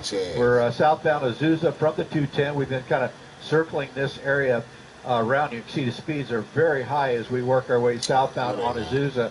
Azusa PD had it for quite a while, and then CHP now finally took it over. But now we're back into the surface streets here on Azusa southbound. Probably is going to go by I think 7 here. As we continue on southbound, he's coming to a red light here, making that left turn. Now, eastbound on Arrow Highway. Eastbound Arrow Highway. And as we come around, I'm behind you, passing east of you. As we continue now turning to the east here on Arrow Highway, this car is really going. It's a Kia, as I believe 3 people on board, all supposedly armed according to the PD is what we're getting. And right now it's just a high-speed chase by CHP. Azusa PD is in the area, but they have backed off to let CHP handle it. But at the time here, it's going to go right back to Azusa because it's in their neighborhood. But once again, suspects wanted for a shooting out of Azusa. Pursuit started about 8 o'clock and has been going around the neighborhoods here. 210, 605, off at Azusa, kind of moving around in the same area as San Gabriel. Just almost got that car there going through the intersection that blew through on that red light. Had to swerve over to the wrong side of the street. So right now, continuing on, very high rate of speed. Continuing here on Arrow Highway. We'll give you the next intersection that we're coming up on here shortly. But yeah, he is really flying the mail here. Coming up on a red light, traffic all the way across all lanes here. We'll see how he tries to get through this. As he comes in, boom, right through on the right shoulder through that red light. And just swerved around that corner. You see the speed that he's going through there. That little bit of a move to the right there is what caused the car to swerve just a little bit as we continue on here, coming into the area of Arrow Highway and Glendora. Arrow Highway and Glendora. Once again, through another green light here, just going through traffic, taking that curb lane around that car. Just, real man, this guy is flying. And it's just a matter of time for something happens. Going about 90 miles an hour according to our map on board here as we continue through here on Arrow Highway. Get you at A Street is what it went through. It looks like coming up here. I'll get you to cross street in just a second as we continue on. But it's a very high rate of speed pursuit here in San Gabriel.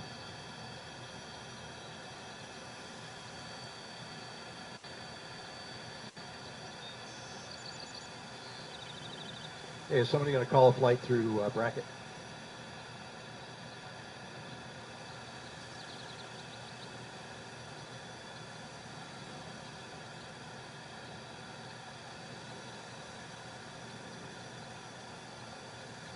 I think you got 4.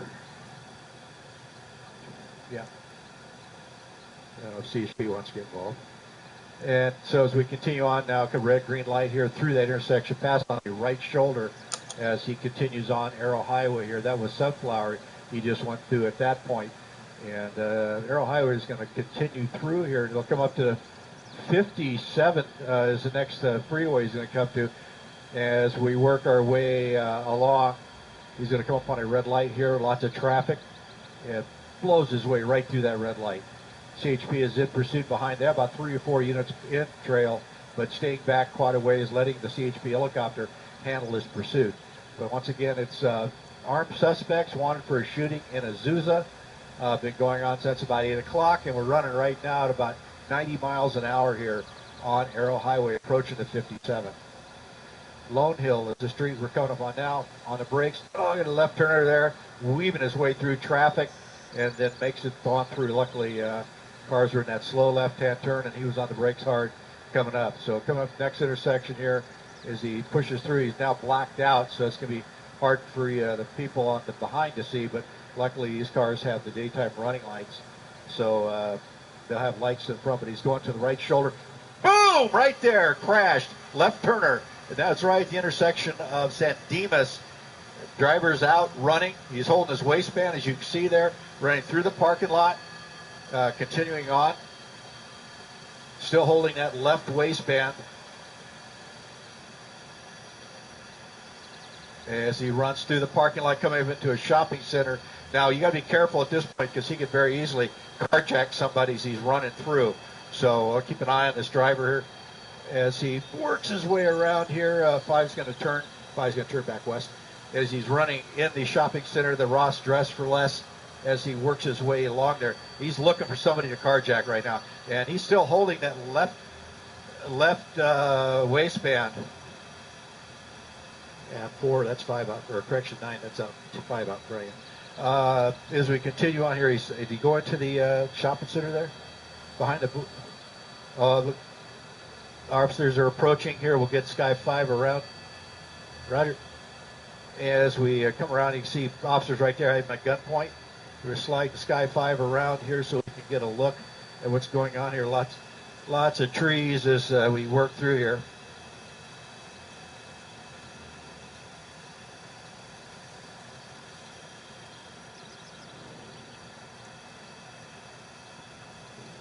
Brackett area traffic, TV5, a flight of 4 helicopters over the 57 at Arrow Highway. As we come around here, see if we can get a good eye on him. Going in behind you now. There he is. Okay, worked our way here. That's the driver there. He had his hand on that left waistband as we went around.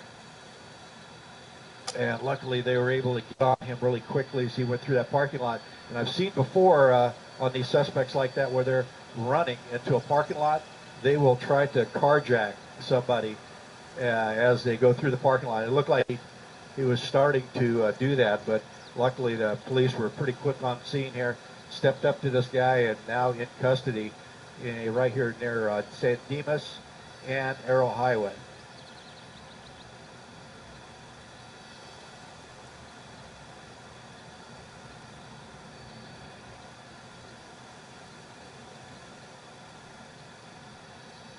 There's the car right there where it crashed, making that turn. They got 1 in custody at the car, 2 in custody at the car. It's okay, I got you, go behind me. Yeah, I saw 2 run, and then they got a couple more in the car, it looks like. So we're going to keep an eye out here and see what we got. I don't know where we're looking out there. I don't know, but I'm trying to figure out where the guy is. I want to get trees out of the way, I can't tell. Okay, there he is. Okay. Yeah, trying to fly the camera here so we keep a close eye on this suspect who's in custody. This was the driver.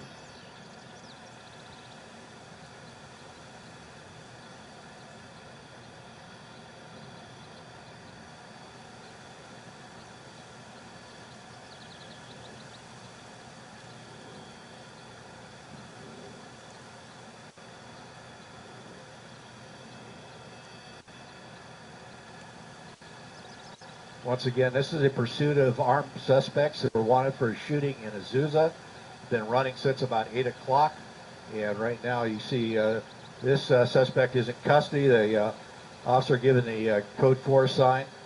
And so he's in custody. That's good. The other two suspects, we'll go back over to the car and show you where the crash was there at San Dimas and Arrow Highway. In fact, it's the entrance to the shopping center here just at San Dimas.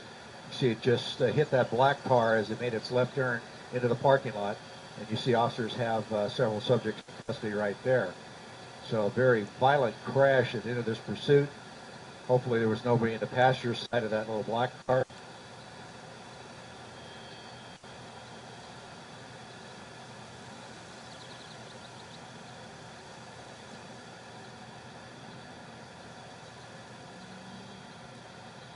I got you there, 7.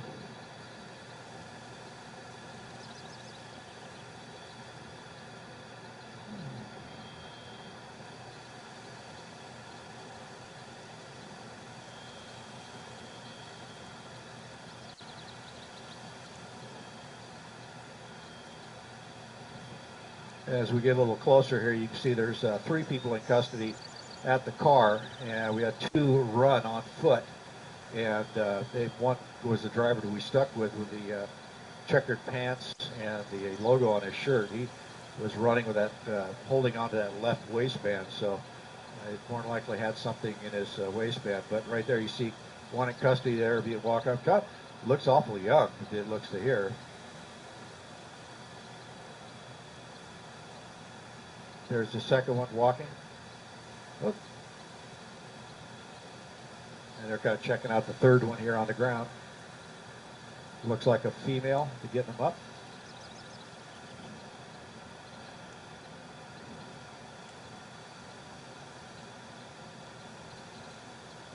Unless they brought one back, yeah, a total of 5.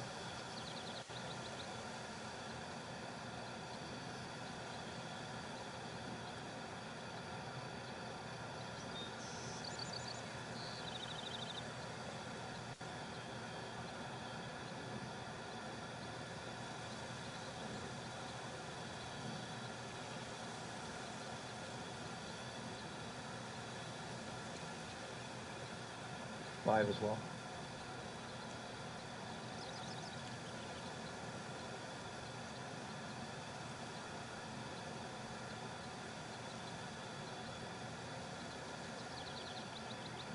What are you looking for? Okay.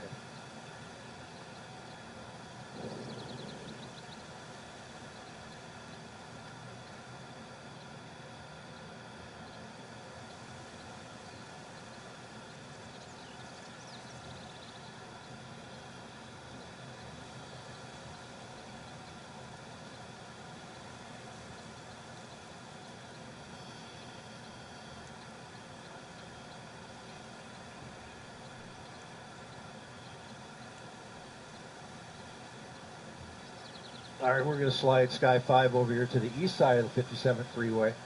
We understand there may be a suspect backside of the Little Caesar here. You see CHP up on the 57th freeway.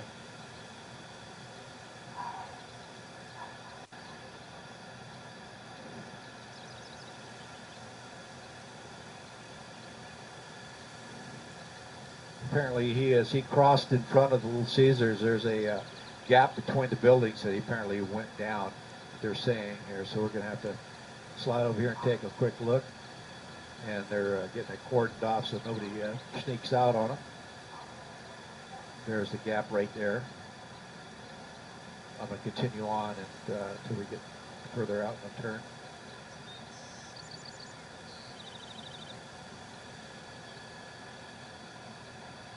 All right, I'm turning.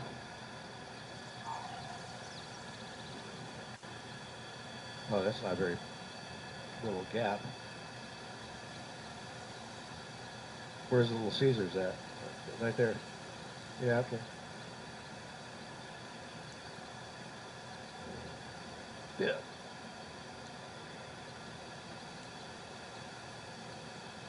So right now they have the driver in custody of 3 out of the car, and it looks like they have that second suspect that ran from the car in custody. Now we're looking for that second suspect now. Once again, this is right by Arrow Highway and the 57 freeway. This is where it happened, the entry to a strip mall just before the freeway is where this accident occurred. See CHP working at 57 freeway in case subject decides to go up over the fence.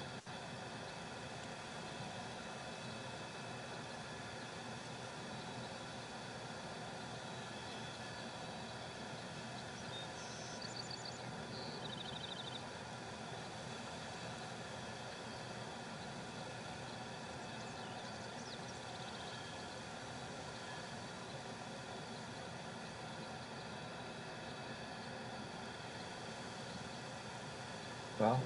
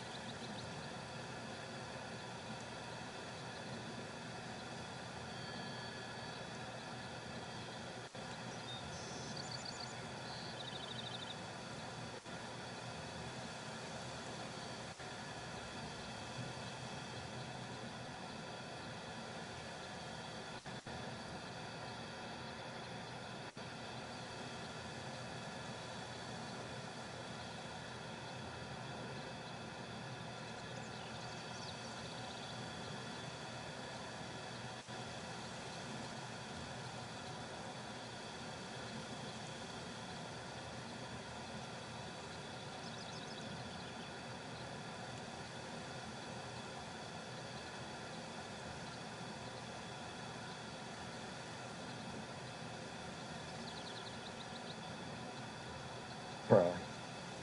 They just kept running, didn't stop.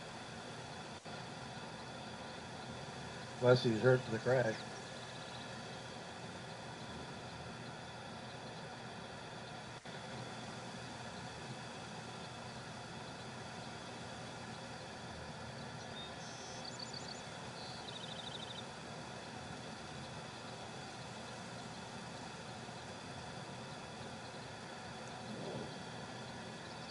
Did you get the exact location of the crash? I mean, just in case.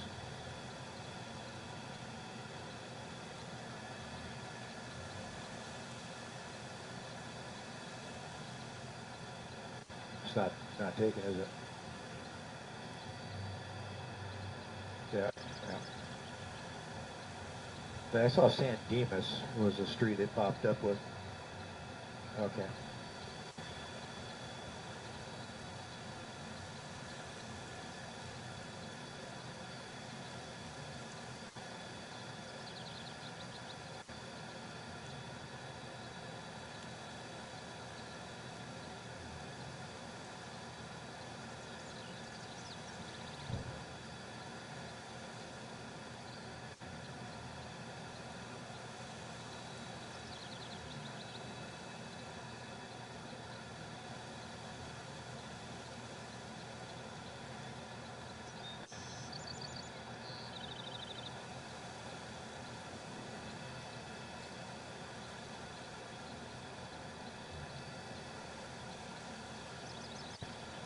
see it.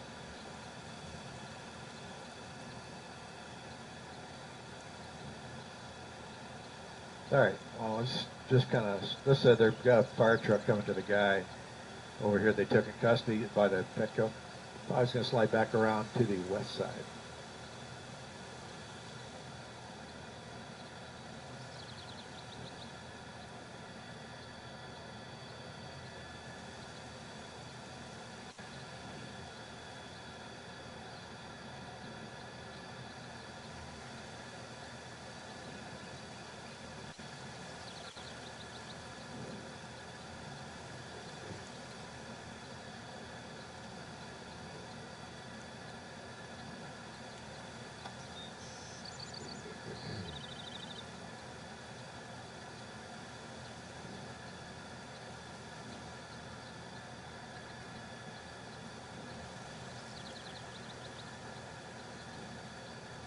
No.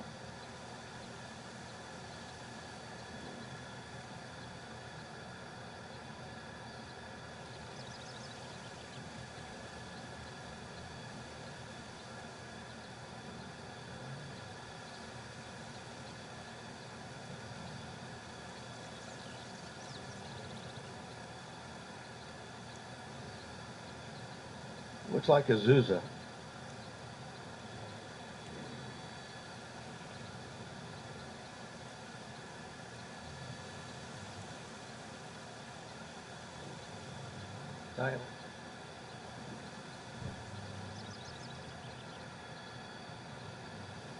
I thought they were going to the guy, the driver. That went all the way through. What if that's the one?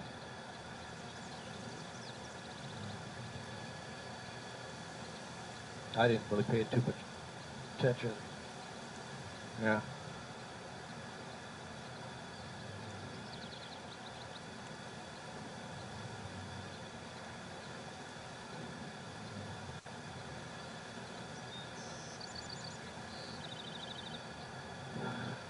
Yeah, well, not sure. I know the driver had that white. Well, we followed the driver till he got caught. So, and I didn't really pay too close attention to the passenger that came out.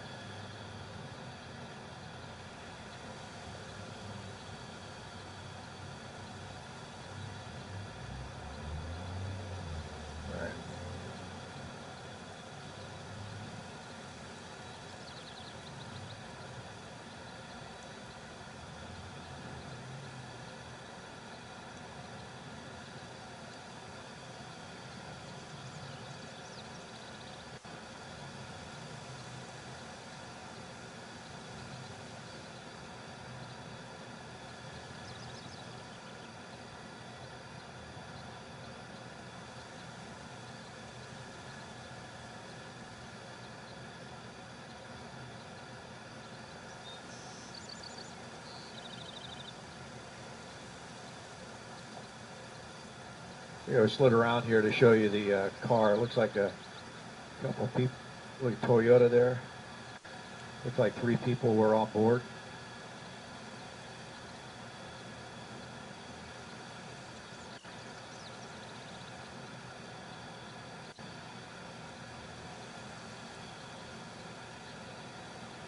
Okay.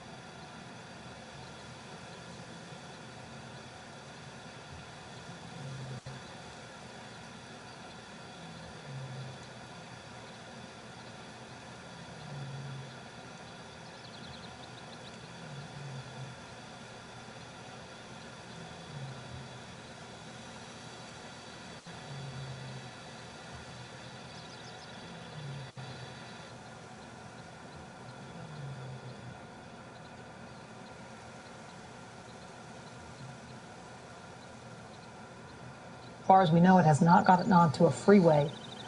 But it is extremely dangerous, not only for the passenger inside that car, but for people around this area as well. We saw them going up onto lawns. We're seeing, again, making these really scary moves in traffic, driving on the wrong side of the street often, and just refusing to pull over. And he is continuing now eastbound on Firestone. You see some damage there to the front of the car. That was caused when he crashed through a chain link fence. An indication of the desperation with which he has chosen to conduct himself during this chase. And also an indicator that he's going to do whatever he can to try to get away. He's certainly been doing it so far. He's been driving on the wrong side of the road. We're going to see what he does here to try to get this person to move out of the way with police in close pursuit. We believe the agency directly behind him is Southgate PD. They're in their city and pretty much staying within a fairly close radius of the city of Southgate. Have you noticed, Mark, how quickly people have been getting out of the way? We've had so many pursuits recently. It seems like people just kind of have a sense for it now. If it's happening near them, they see a car coming up on them. Oh, my gosh, okay. Making an erratic move there to get onto the freeway. And this is the first time we believe that this individual is getting on the freeway, but seems to be having a tough time doing it. Getting on the road to get on the southbound 710 freeway. Southbound 710 freeway at this time of day. I'm not too familiar with it at this time of day on a weekday, but you can bet because it's an LA freeway, it's going to have a certain amount of traffic no matter where you are and what direction you're going, and that appears to be the case here. He's weaving in and out. There is some room for him to do so. You see him heading southbound on the 710 freeway now. It is the first time we've seen him get on a freeway, so we don't know whether the CHP will get involved. We are sure they have been alerted already that this pursuit has now entered the freeway. That is their jurisdiction. That is their bailiwick. They know how to deal with things. They know how to close off-ramps and on-ramps in advance of a pursuit to keep traffic to a minimum. They know how to do those kind of round-robin things to stop traffic to the rear of a pursuit to keep people from coming alongside of it. They're going to do whatever they can to keep people away from this guy as he continues to try to evade police. The original want, we do not know, but we know appears to be some sort of domestic violence situation involved here because of reports that the driver is hitting his female passenger while he's been driving and evading police.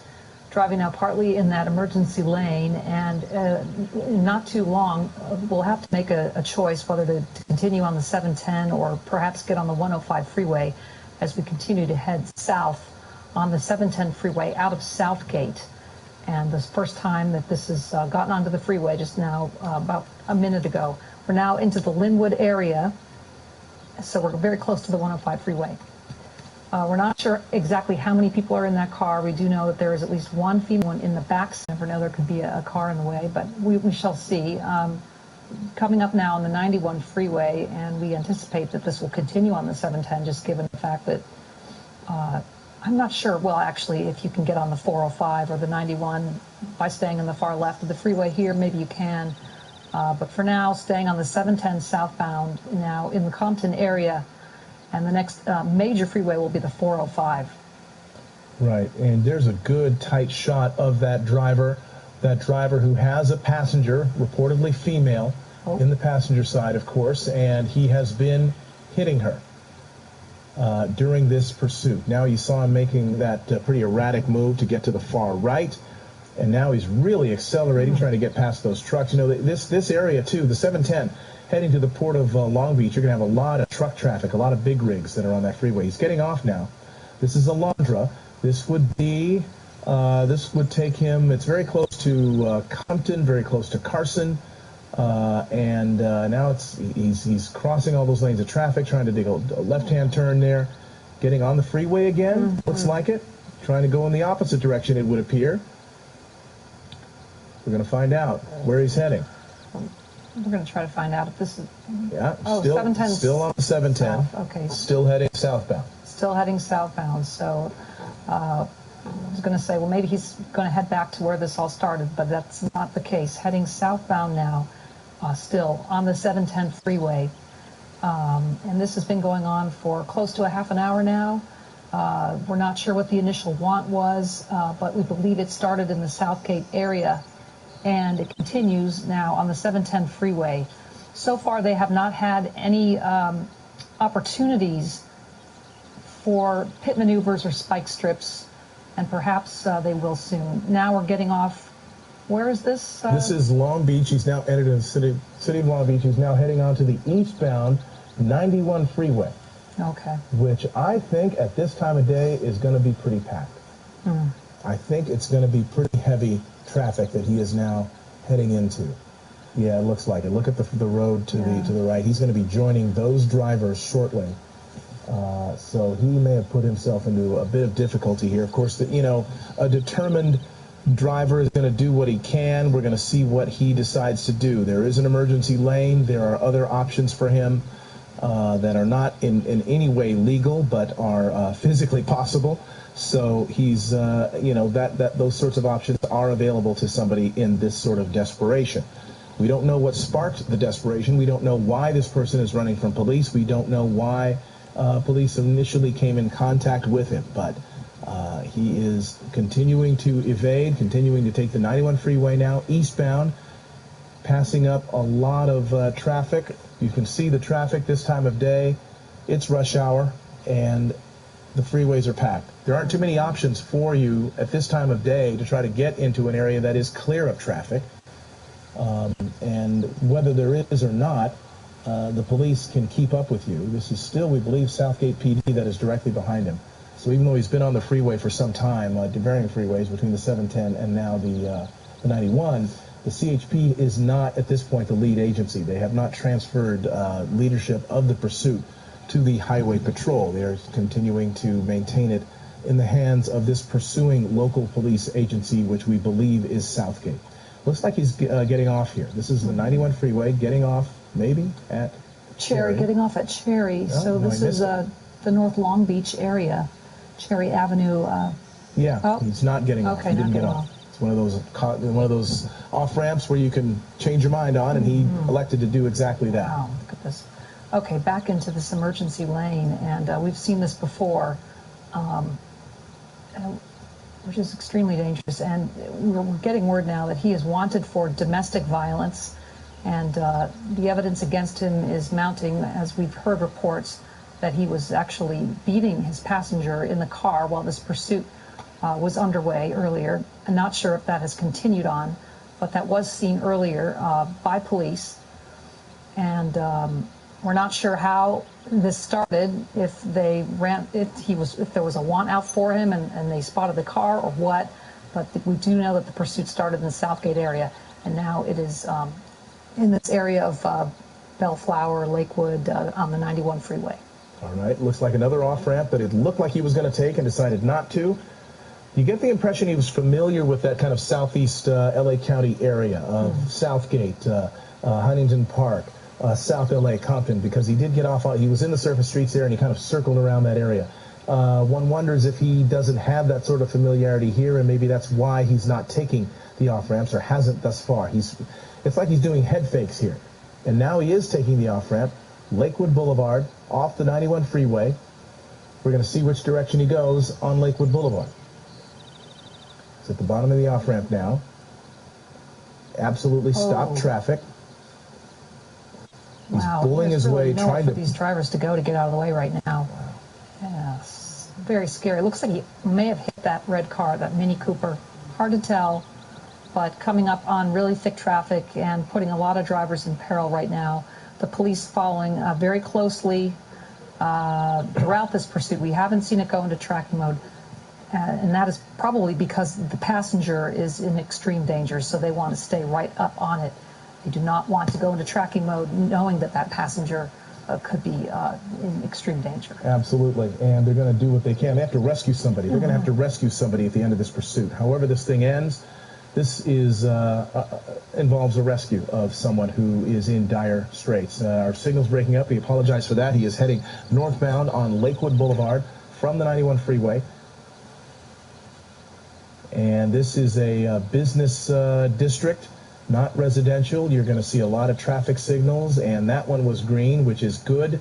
We're hoping, for the sake of everyone, that he doesn't run any more red lights, because every time he does, of course, the potential for catastrophic accidents is very high. Yeah, we've already seen him run down a fence and carry that fence with him for at least a half a block, and then go over some people's lawns. Lots of driving on the wrong side of the road. Lots of going through red lights and stop signs. Really just complete disregard for the laws of the road. And continuing now on the surface streets, which, as we know, is very dangerous, much more so than being on the freeways, because you have the intersections that he's going through without slowing down or stopping. And, of course, the whole pedestrian thing comes into play, where people are up on the sidewalks or crossing the street and could be hit by this individual. Yeah, and the thing about it is he's going fast enough where somebody could be appearing out of nowhere, and there's just nothing he can do. He won't be able to stop. He won't be able to slow down. Might not even be able to swerve out of the way. Neither will they, when you're just minding your own business, not expecting something like this to come up on you, and then it suddenly does. Catastrophe can occur, and we've certainly seen that. We saw one last week where somebody in a minivan was broadsided, or an SUV was broadsided by a pursuit suspect. A woman was ended up being taken to the hospital in that case, and we're hoping that doesn't happen here. This is continuing now on in Lakewood, now going northbound. Okay, and very limited options as far as the police go, because it's on surface streets with traffic, so it's very hard to just suddenly put out a spike strip when the driver is making a lot of moves. It's hard to predict, track where this individual is heading. That is key for putting out a spike strip, is the ability to anticipate where this individual is going. But he's been making a lot of turns, and with all the other traffic on the road, it's really hard to bring this to a stop that way. Putting his arm out the window now, gesturing out the window, not sure what that was all about. Eastbound Rosecrans now, still in the Lakewood area. And if he were to get back on the freeway now, I believe it would be the 105. But right now, it continues now on the surface streets as we approach the 6 o'clock hour. And I'm joined now by David Ono, Eyewitness News at 6. Hi, Michelle. And as we continue to cover this pursuit, a very dangerous pursuit at that, it's been reiterated that this is a potential domestic violence suspect, as this person once again runs another red light. Very dangerous driving by this person. Obviously, it's somebody who is extremely angry, extremely heightened. There are witnesses saying that they have been seeing him beat the woman that is sitting next to him. There is a passenger, and it's a female passenger in that car. This potentially a domestic violence case right here. And when we pushed in from Air 7, when we had the opportunity to actually see inside that car, you could see the two people almost tangled with their arms. I don't know if he's holding her or she's holding him, and he seems to be extremely agitated, looking at her, looking back at the road, looking at her, back at the road. We've already noted the fact that he's driven on lawns, driven through chain link fences, very dangerous driving. And it does seem, though, that with his heightened sense of alert, anything could happen at this point.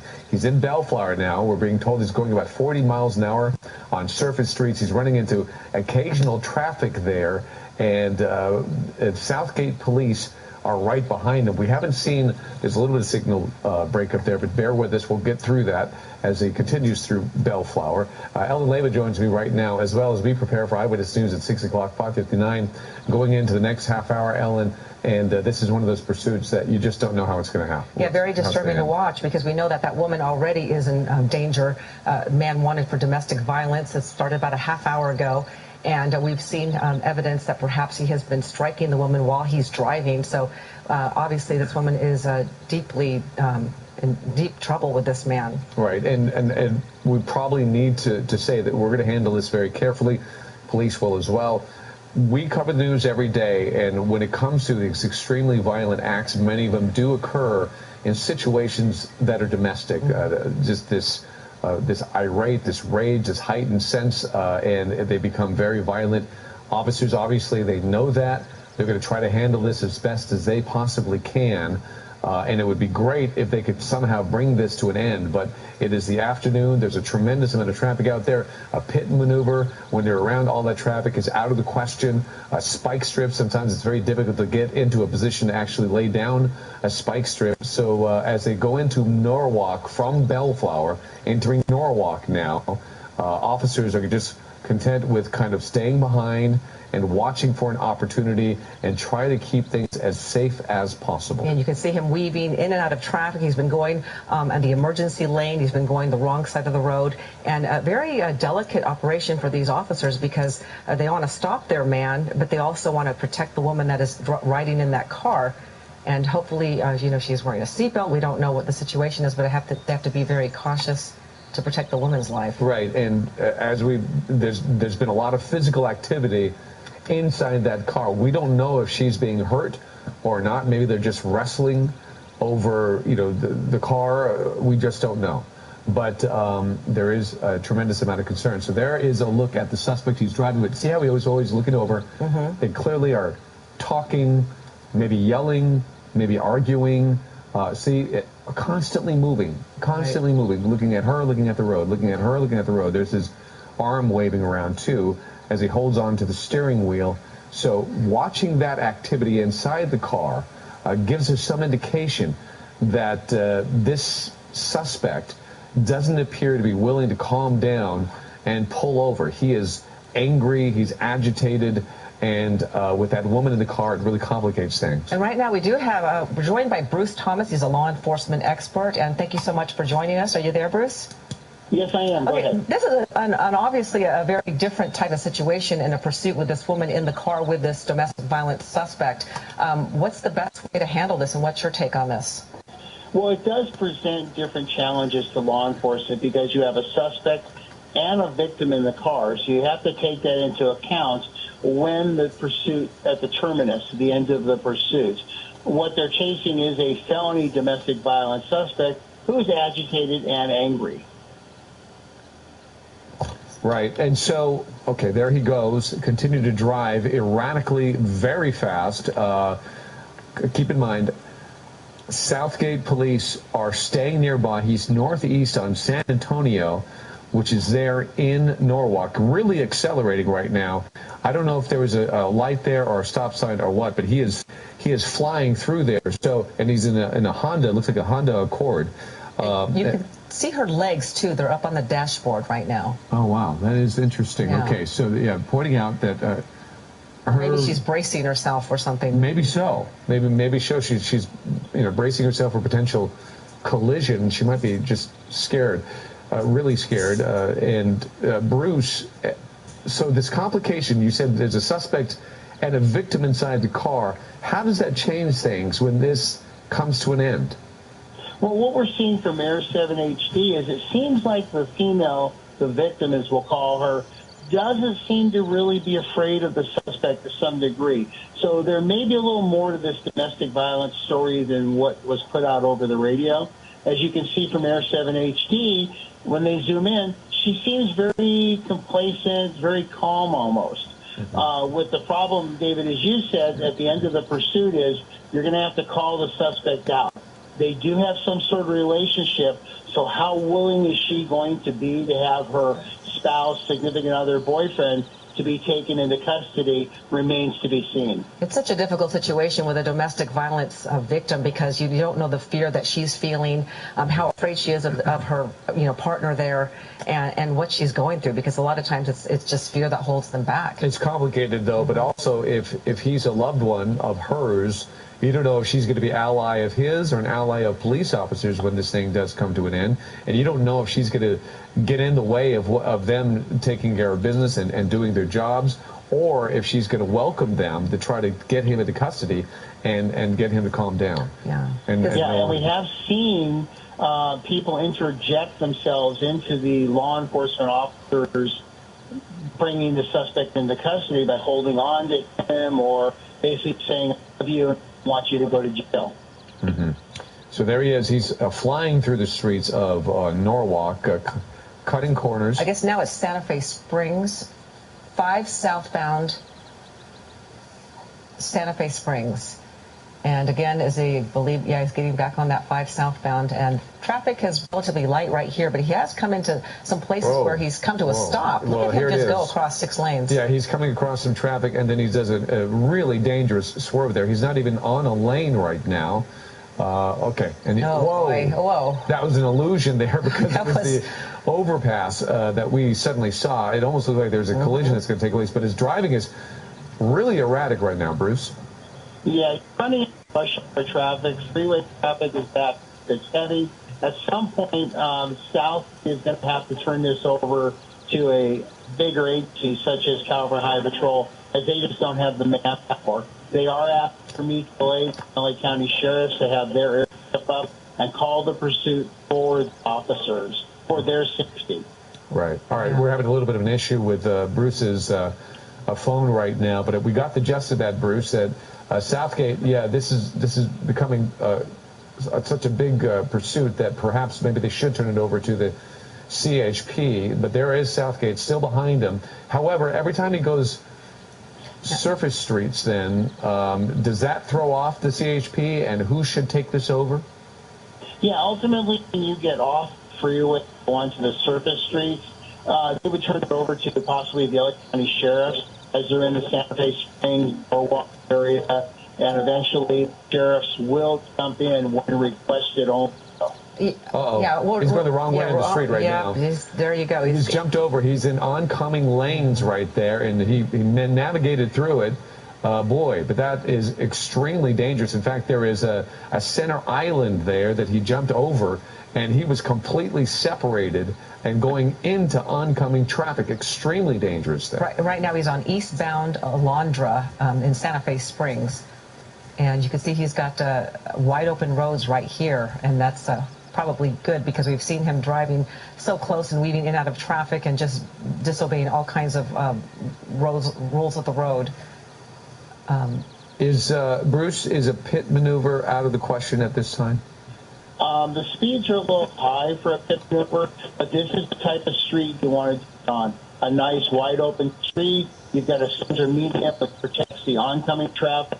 So ultimately, this is an ideal street to do it. However, the speeds are just a little high right now. Right. Maybe our desk can call him on another line so we get a better line. I'm sorry about the connection with Bruce Thomas's line there. Yeah. So can they do pit maneuvers when there are people in the passenger seat? Is that allowed?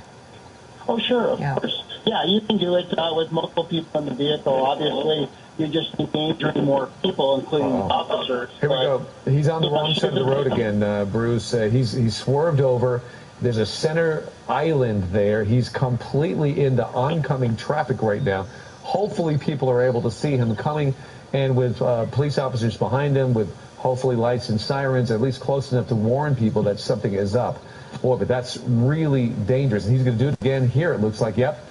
He's going into oncoming traffic right here and just absolutely going against the law here. And look at that. Oh, and now he's in Buena Park, so he's moving along. Blatantly going against what the law on these streets. That woman must be just having to close her eyes. I mean, can you imagine driving in that car as a passenger?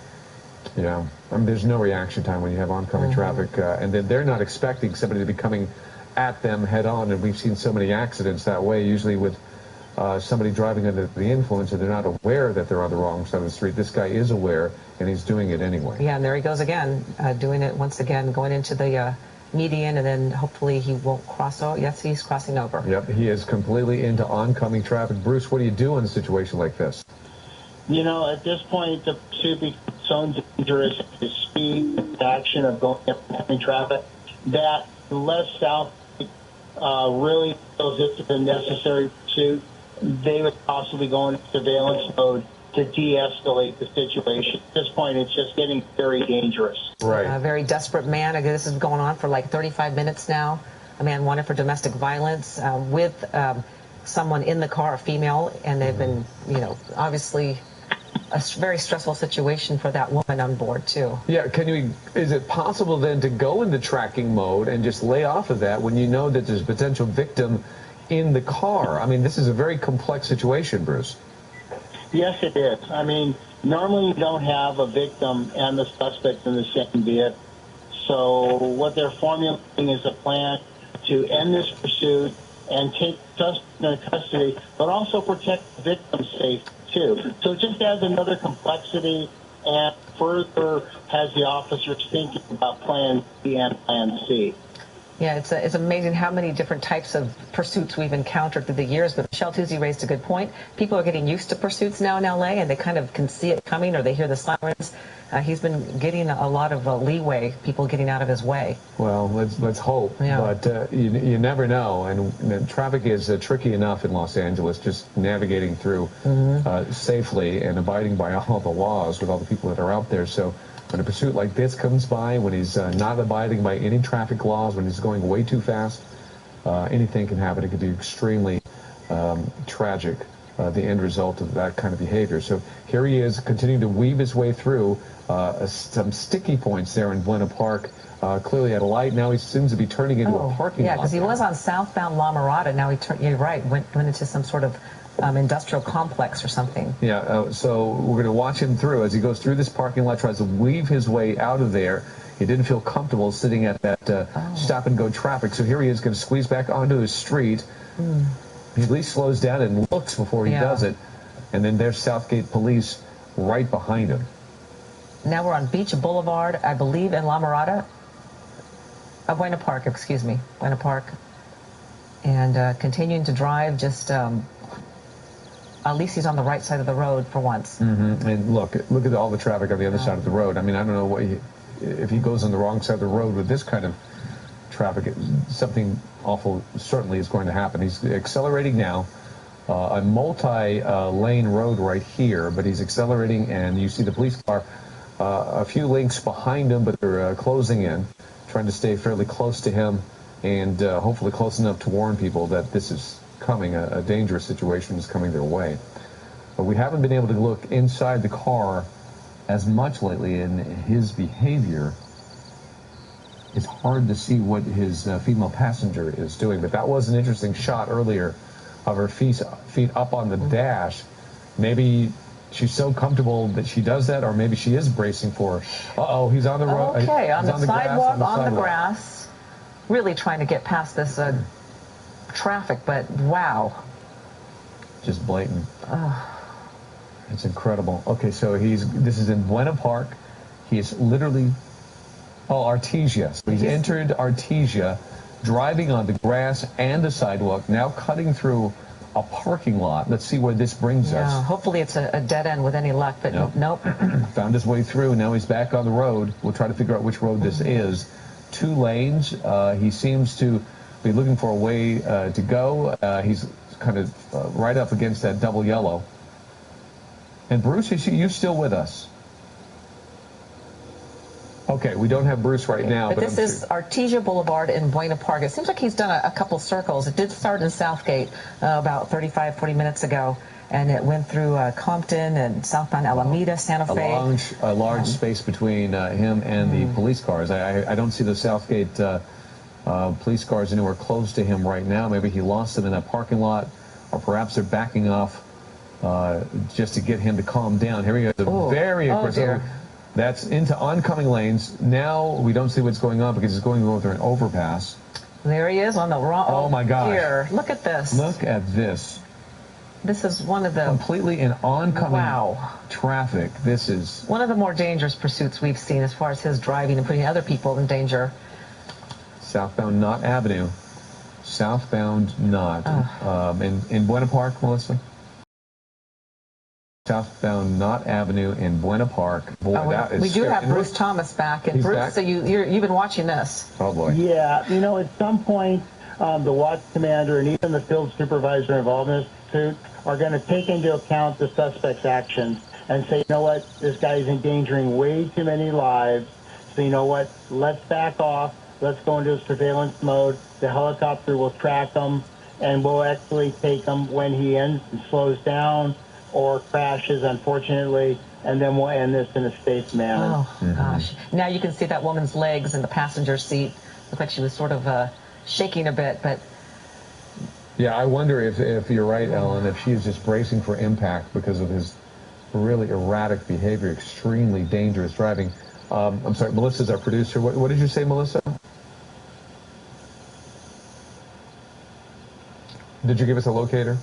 And we got we have a little problem with our but we're still in Buena Park on the eastbound. I believe you said 91. And we're struggling to get that signal back. But what a dangerous pursuit. We've seen this guy going through all kinds of surface streets on the wrong side of the road with that woman in the car seat. Bear with us. We're going to get that signal back. But extremely dangerous driving that we have been watching. I think we got that signal coming up right here. So we fixed it. So we're going to pop that up for you right now. Let's get our bearings here. There he is. He's about to take a right there at 9th and Beach in Buena Park. He is in that bluish Honda Accord. Okay, there's that. Maybe you can see the passenger. You see that passenger on the right-hand side? Those are her legs that seem to be up and braced against the dash. And he is obviously driving right now. And in the past, we've seen them tangled up, him yelling at her. Okay, so he is behind. There he is. He's in the middle lane right there. That's the vehicle. You don't see a police car behind him because it looks like that they have pulled off, trying to get him to calm down. His driving has been so incredibly dangerous that they might be just tracking him via a helicopter and trying to keep up with him. Dave Coons joins us right now. Dave's our car specialist. And Dave, what are your thoughts on this Honda that he's in? Well, unfortunately for police, these are very reliable cars. That's an older model Honda Accord, and as people who own them will tell you, they tend to go forever. The key question is how much fuel is on board, as we always ask in these pursuits. But pretty durable car. We saw him hopping curbs. He's been hitting things. It's still going. I don't see any tire damage. I don't know if they've done a spike strip. I wasn't watching the whole. We don't. I don't think there is any car. Did a sudden U-turn there. Look, there's 1, 2, 3, 4 police units behind him now. They're on Western in Buena Park. The police officers, the Southgate Police, they are behind him again. So they've re-engaged this pursuit. There is a great shot of his passenger with her legs braced up against the dash. And we don't know if he has been violent to her inside that car, but this is a domestic violence suspect in this pursuit. And Dave, back to you. It does seem this car, granted, Hondas aren't known for their speed and their power, but this car can accelerate. Well, you'd be surprised. That generation of Honda, if I can call the current generation, you could get it with a V6 engine. They were actually pretty powerful. Also, where he is, surface streets, that car is very maneuverable. Does a lot of tight turning radius if you need it. I know they were on the freeway earlier, but it's an environment where this car, if the guy knows what he's doing and has driving skills, it can actually do pretty well. Front-wheel drive, if he takes corners too sharp, it can do what's known as understeer and kind of overshoot the turn a little bit. But it looks like he's under control and he's not going that fast. But so far, it looks like the car is holding up pretty well. And right now, he's going on southbound Beach Boulevard, and let's see what he does after this there he is. Overpass. There he is. You know, he has stopped at traffic a couple times, and that woman could have theoretically jumped out. So it makes you wonder, like, what's going on in her mind as well. I mean, but maybe not. It might be. He might be holding her, or maybe it's just not enough time for her to get out of the car. Yeah. But Bruce Thomas is with us as well, and he is watching this behavior. Bruce, what are your thoughts?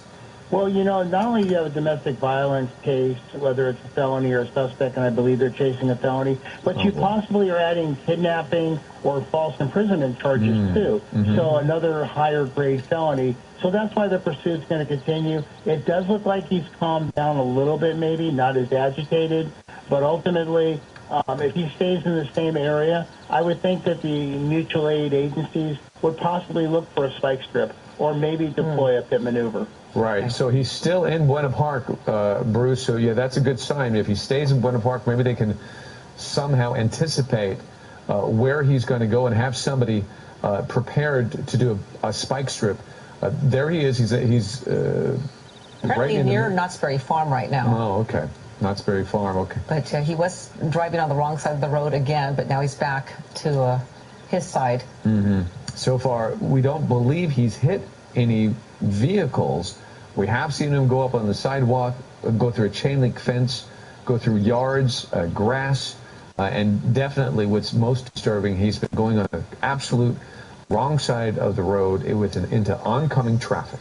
ahead, Dave. Just taking a look at the rear of this car now, I see a single exhaust pipe, which tells me it's not the V6 Accord. Kind of a trivial matter because it can still do the kind of speeds it needs to do, but it's not the hotter version, if you will, of that Accord, because it would have 2 tailpipes on it if it's a V6. 4-cylinder. Yeah, so this is the 4-cylinder, probably an automatic transmission, and if it's been well maintained, it probably has the ability to keep going and going and going, and again, as we said earlier, depends on the fuel capacity. Yeah, and I'm not the kind of commercial Honda would appreciate, but, you know, it does speak to those, those cars are so reliable.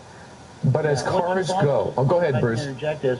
I was going to say, it seems like the police or the chasing agency, whether it be Buena Park now or still Southgate, has backed off greatly from the suspect. At least the shots from Air 7 HD are showing that. So maybe they're realizing, you know what, let's not put as much pressure on the guy. Let's let him decompress a little bit.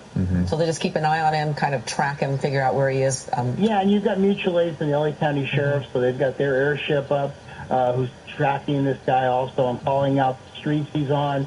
So at this point, there's really not needed to get right up on top of him and kind of pressure him and, you know, and pressure the suspect who's already under a lot of pressure. Right. Public safety is the number one here, and you don't want him to get so hyped up that he hurts or kills innocent victims in this situation. There he is in oncoming lanes. Again, it's tough to see, but he's behind that tree. There he is, sneaking through the light. And so they've backed off, but they will track him via the air. Of course, Bruce, it's a tough decision for law enforcement to make, because if that is, in fact, a victim with him in that car, she's in danger, and it puts them out of position to make a quick move on him if he does stop or something violent happens. Yes, it does. You're 100% right on that, because, but as you said earlier, the most important thing in a pursuit is public safety. And even the safety of the suspect is important to law enforcement, because the last thing we want to do is have him crash into innocent people and hurt or kill somebody. Right, as he's headed to a large intersection, kind of just barreling through. Another going against another light, running a red light there, but luckily he hasn't hit anybody yet. So we continue to watch as he is dealing with rush hour traffic, 6:22 in the evening in Buena Park. Oh, Anaheim. I'm correct. So he just entered into Anaheim. Been in about 6 or 7 different jurisdictions there, but now back in Anaheim and driving in the median there, just trying to get past the traffic. And he's done whatever he can. He's gone on the sidewalks. He's gone on the emergency lane. Now driving in the median and just whatever he can do to get away. But and he's sneaking over in that center median. There he is. He's in oncoming traffic again, sneaking back over to the right side of the road. As Dave Coons mentioned, we don't know how much gasoline he has in that car right now. He's really been accelerating, which is going to consume a lot of gas. Well, the other thing he's got to be concerned about, and he's got to make these real wild moves. Like, you know, earlier he jumped up on that curb. If he starts hitting curbs with a front-wheel drive car, you know, you have everything kind of buried in the front of the car. So you have the half shafts, you have all these what are called CV joints, and you can really damage the drive system of the car as opposed to a rear-wheel drive car. So that is a concern. If he hits the wrong curb the wrong way, he could instantly be disabled, which would do law enforcement a big favor, of course. Certainly would. Watch closely, though, because he is sneaking over that center divider, that double yellow line, every now and then coming very close to oncoming traffic. There he is again. He's completely on the wrong side of the road yet again. Cross that double yellow. Now he's going to try to hopefully sneak back in. But, yep. Oh, we've my seen gosh. some really close calls, really like the one we just saw right there. Yeah, so then he's back. It's tough to see. He's back over the double yellow, so he's back in the proper lanes. But, boy, that was a close one. And cars, you know, if they're coming at you at a rapid rate of speed, then obviously the reaction time is cut in half and more so. So it's extremely dangerous as we continue to watch him. And now he's in that center. And we haven't received any confirmation that there isn't anybody in the back seat, because we can't see with those blacked out windows. But hopefully she's the only passenger. Hopefully, but yeah, that's another good point. Bruce? You know, I was going to say, David, you're dealing with a suspect who is obviously very agitated and very intent on getting away, risking his life, the life of the person in the passenger seat. And, you know, and we have seen pursuits like this that don't end well. And so the agency's chasing, they're really evaluating this. Yeah, what's concerning, if he is wanted for domestic violence, you know, obviously a man who is in distress and not in his right mind, and this poor woman I don't know her situation, but you got to feel for her situation and her part in this. Terrible situation all the way around. Bruce, you've handled domestic violence issues in the past when it comes to law enforcement. Whoa. Okay. And he took he had to make an aggressive left turn. I don't know if that was planned, but he was trying to avoid a collision, it looked like. But Bruce, you've dealt with domestic violence as a member of law enforcement, and just like in the news business, we see many of them turn into extremely violent situations. Yeah, domestic violence calls are probably the worst calls you can go on because you think you have an ally in the victim, but sometimes when you're dealing with the suspect, the spouse, boyfriend, significant other, and you take that person into custody, the victim all of a sudden becomes agitated and upset because you're possibly taking away their breadwinner, their spouse. And so it just becomes very volatile. Yeah, it certainly does. It's difficult to watch. Go ahead, The Dave. other thing is, this pursuit goes on. One thing that can really be affected on that car, even if the engine holds up, is the brakes. Brakes get overheated very easily, and even police vehicles, those which have very heavy-duty brakes, at the end of a pursuit, you can smell this horrible burning smell, like when you've gone down a really steep hill. This guy, if he keeps making these really hard maneuvers and keeps stopping hard, those, especially the front brakes, they're going to start overheating, and he's going to lose his braking power maybe when he needs it most. That's a good point. I actually did a police pursuit academy with the Sheriff's Department, LA Sheriff's Department. I learned so much, but also I learned how inept I am at being behind the wheel. But one of the things that they do teach you is, what's interesting is you don't ride the brake. You either hit it hard and then you're off of it so it doesn't overheat. That gives them a chance to cool, because when the friction material or the brake pads are up against the disc, if you're riding that, it never gives the disc a chance to cool. If you see auto racing that goes on at night, you see the brake disc glowing orange.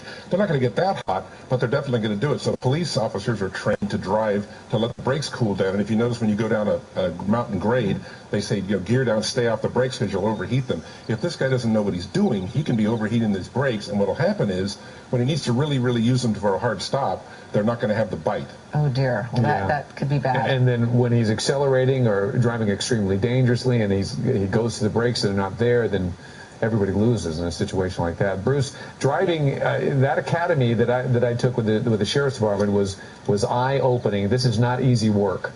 No, you went to the Sheriff's EVOC, or Emergency Vehicle Operations Center, and like you said, they teach the braking. It's emergency braking, it's hard braking, it's not ride the brakes for an extended period of time. Just as Dave said, the cars can overheat, so it's emergency braking, but they also teach you've got to think outside the box a little bit. Cut the apexes, get close enough to the vehicle, but not. And I'm sure, your adrenaline was probably on a scale of about 20, too. I can only imagine. As we're watching this pursuit that's been going on for 45 minutes or so, and this domestic violence suspect with a female passenger in his seat, and we've had reports that he's been striking her, hitting her while he's driving. By the way, we have about a minute left in this newscast. There he goes on the wrong side. Yeah, but we will continue to stream this on the web, abc7.com, and on our ABC7 Los Angeles app. We'll stay with this pursuit. Obviously, it's a very dangerous pursuit. And, of course, we'll be back at 7 o'clock on KDOC TV. If it's still going, we'll be on it, and we'll bring you the very latest. But we just want to let you know that we will continue to cover this pursuit. Even if we jump off the air, we'll be on digitally and continue to watch what happens here as they go through Garden Grove. And this suspect doesn't appear to want to give up just yet. So here we go. I'm trying to figure out what exactly. Can we tell us what road it? Yeah, what road are we on right now? Bruce, by the way, that's a wide open street. We only have a couple of seconds, but is this, if he doesn't accelerate too much, could this be the perfect time to do a pit maneuver? This is the perfect storm street to do it on. I'm surprised the PD is not a little more up on him to maybe force this issue. That's a perfect street. Right. Because we're looking, this is happening on Brookhurst Road, rather, in Garden Grove. We're going to continue to watch this. Join us on ABC7.com and the ABC7 Los Angeles app. We'll be back at 7 o'clock on KDOC TV. Our thanks to Bruce, Dave Coons. You've been a huge help.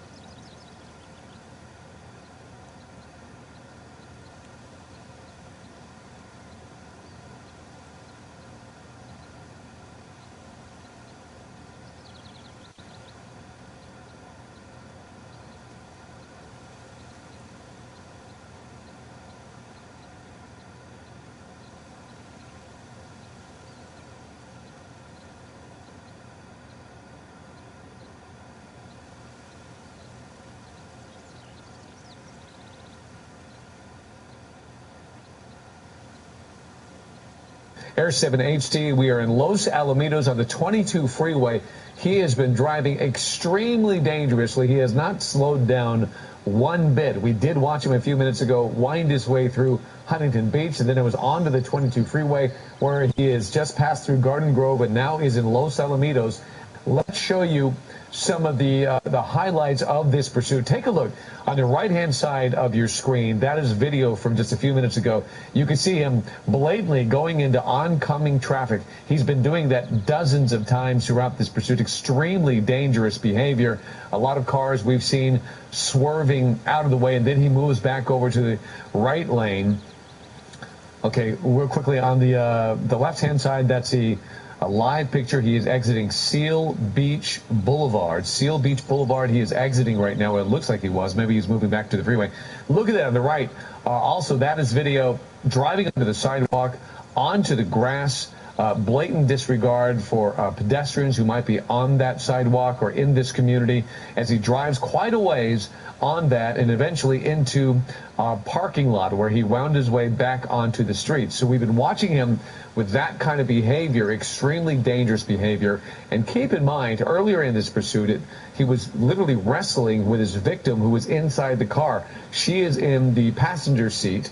Right next to him, watching her as she has her legs up, and then here he is. Look how fast he is moving. He is even swerving. He swerves into oncoming traffic yet again, almost loses the back end of his vehicle, which is a Honda sedan, an Accord. A 4-cylinder is what we believe. It's a front-wheel drive car, and we don't know obviously how much gas he has, but it's a vehicle that can go for a very long time, and this pursuit is going into about an hour and a half right now. Again, on the left-hand side, that's a live picture. On the right-hand side, that is video of some of his more dangerous behavior during this pursuit. Southgate PD has been in pursuit of him through most of this. As we go back to this live picture of him on the 22 freeway, always moving to the right-hand lane, almost faking like he's going to get off, and then he pulls back onto the freeway. We're watching him closely here. So let's see what he does. Yep, he does it again, where it looked like he was going to exit, and then he moves over. Keep in mind, again, the domestic violence victim is sitting in the vehicle right next to him. I believe we have another video. I'm not sure if we're prepared to show it to you. Yes, it is. Look closely now. That is the victim. You can see her legs propped up on the dash. And watch closely. Look at her hands. She's holding her cell phone. It looks like she's actually texting during this pursuit. It did appear that there was some sort of wrestling, punching, something was going on in the early parts of this pursuit. Now, at least we could see her. She's moving. She's looking at her phone. Her legs are up. We don't know if that's because she's bracing for potential impact or not, but that was video that was taken just a few minutes ago, just before we hit this newscast at 7 o'clock. More video there on the right-hand side. On the left-hand side, he continues to roll down the 22 freeway. This time he is exiting the 22 freeway. We'll try to get you where he's exiting in just a second. But first, I want to bring in Bruce Thomas. 605 North Transition. Okay, so that's, if you're familiar with that area of Orange County, 605 North Transition. So about to hop onto the 605 from the 22 freeway. Bruce Thomas, our law enforcement expert, has been on the phone with us watching this pursuit. And Bruce, it's still going. Yeah, it's still going, and what you've seen is the handoff from the local police to the California Highway Patrol as it's moved to the freeway. The CHP has a lot more assets and resources to continue this pursuit for at least the duration of this. Okay, so you were saying during the 6 o'clock hour that would probably be a good move to get more resources on this pursuit because it is so dangerous. So this longest time we saw Southgate in pursuit throughout many communities, both on and off the freeway, but finally they've relinquished. CHP is now in pursuit. Does that change how this pursuit goes? It does to a degree. The other thing which we haven't talked about was the drain on the local police department's resources. Southgate has a finite number of cars out, and they're outside their area. So obviously that hurts them. But the fact that he's on a freeway now, it's a more controlled environment. He doesn't seem to be driving as erratic as he was on the city streets to get away. Speeds can be increased or decreased, but the safety of everybody involved is a lot better on the freeway. Right, that's a good point. So the freeway does seem to be wide open right now, so less potential people that he could run into. We understand that he is now getting into Long Beach, so he's on the 605 freeway going north. hitting Long Beach right now. So Long Beach, as CHP is in pursuit. And yes, Bruce, I did notice his behavior was not as erratic. It does seem like he's settling down a bit. Granted, not giving up by any means, still going at a high rate of speed, as you can tell, as he flies by these other vehicles. But the good thing is he's on the freeway. He's not in those very tight, confining surface streets right now where some danger could pop out of nowhere. He is on the freeway where people can actually see him, and they can see the police or the CHP vehicles right behind him, sirens and lights on, and that gives people some warning. Yeah, it does. When you went to EVOC, one of the things they talked about is the lights and sirens running code 3 or pursuit. People don't hear the siren, but they'll see the lights. And on the freeway, it's a very controlled environment, so that does increase the safety of the motorists. So that folks won't be surprised and hopefully get out of the way. He did seem to get very tense earlier when he would find himself into traffic. He got very nervous at lights that were stacked up, feeling the need to get out of there. That's when it gets a little bit tricky. Here on the 605, wide open right now, as he seems to not really know where he's going because, Bruce, he's been through many different communities. And from what I understand, Long Beach, he's leaving Long Beach. He's getting, Lakewood now. He's approaching Lakewood on the 605 northbound. Yeah, it almost appears he's headed back to the Southgate area to some degree. Yeah, perhaps so, which we often see when it comes to these suspects. You know, there's a lot of concern about that victim in his vehicle. So for our new viewers there that are joining us here on KDOC TV at 7 o'clock, we have been watching this since the 5 o'clock hour of Eyewitness News. And in the early parts of this pursuit, it was extremely dangerous. His driving was erratic, but also he was heightened. He was clearly very angry. He was turning and yelling at the woman next to him. And often, some of the reports say that they actually saw him beating her in that seat. Now, we showed you that video. We were concerned about her consciousness. She clearly is conscious. She's got her feet propped up on the dash. She's got her phone in her hand. She looks like she is texting. So she is physically present right now. And there's that video again. So you see her legs are up. But if you notice, if you look closely, you can see her phone sticking out. She's holding it with both her hands, and it appears she's texting. So she at least is conscious and in that car, and they're not wrestling right now. There he is waving. I'm not sure what he's waving at, but we were very concerned about her safety, Bruce. But nevertheless, her mere presence in that car when this thing does come to an end complicates things. Yes, it does. But like you just said, everything seems to be a little calmer in the vehicle. Maybe she's texting relatives or people who say, look, we want to end this. He wants to give up. He realizes he made a mistake. How do we do this? So hopefully they're in touch with law enforcement and they can put an end to this in a safe manner. I mean, his speeds are, 69, 70 miles an hour. So he's definitely calmed down a lot. Good point. As they enter Cerritos right now, Cerritos off the 605 freeway, that's where they are. The video on your right is just that video. The shot on your left is a live picture from Air 7. And, Bruce, you've seen a lot of these pursuits. Often that might be the evolution of these pursuits. They start extremely angry, then they start to settle down, then they start thinking about negotiating their way out of it and bringing this thing to a peaceful conclusion. Perhaps, if you're a betting man, maybe that's the direction we're headed. Yeah, most of the violence calls, when you go to those or they start off, especially when Southgate rolled to this, there was probably a lot of emotion, a lot of anxiety by the suspect.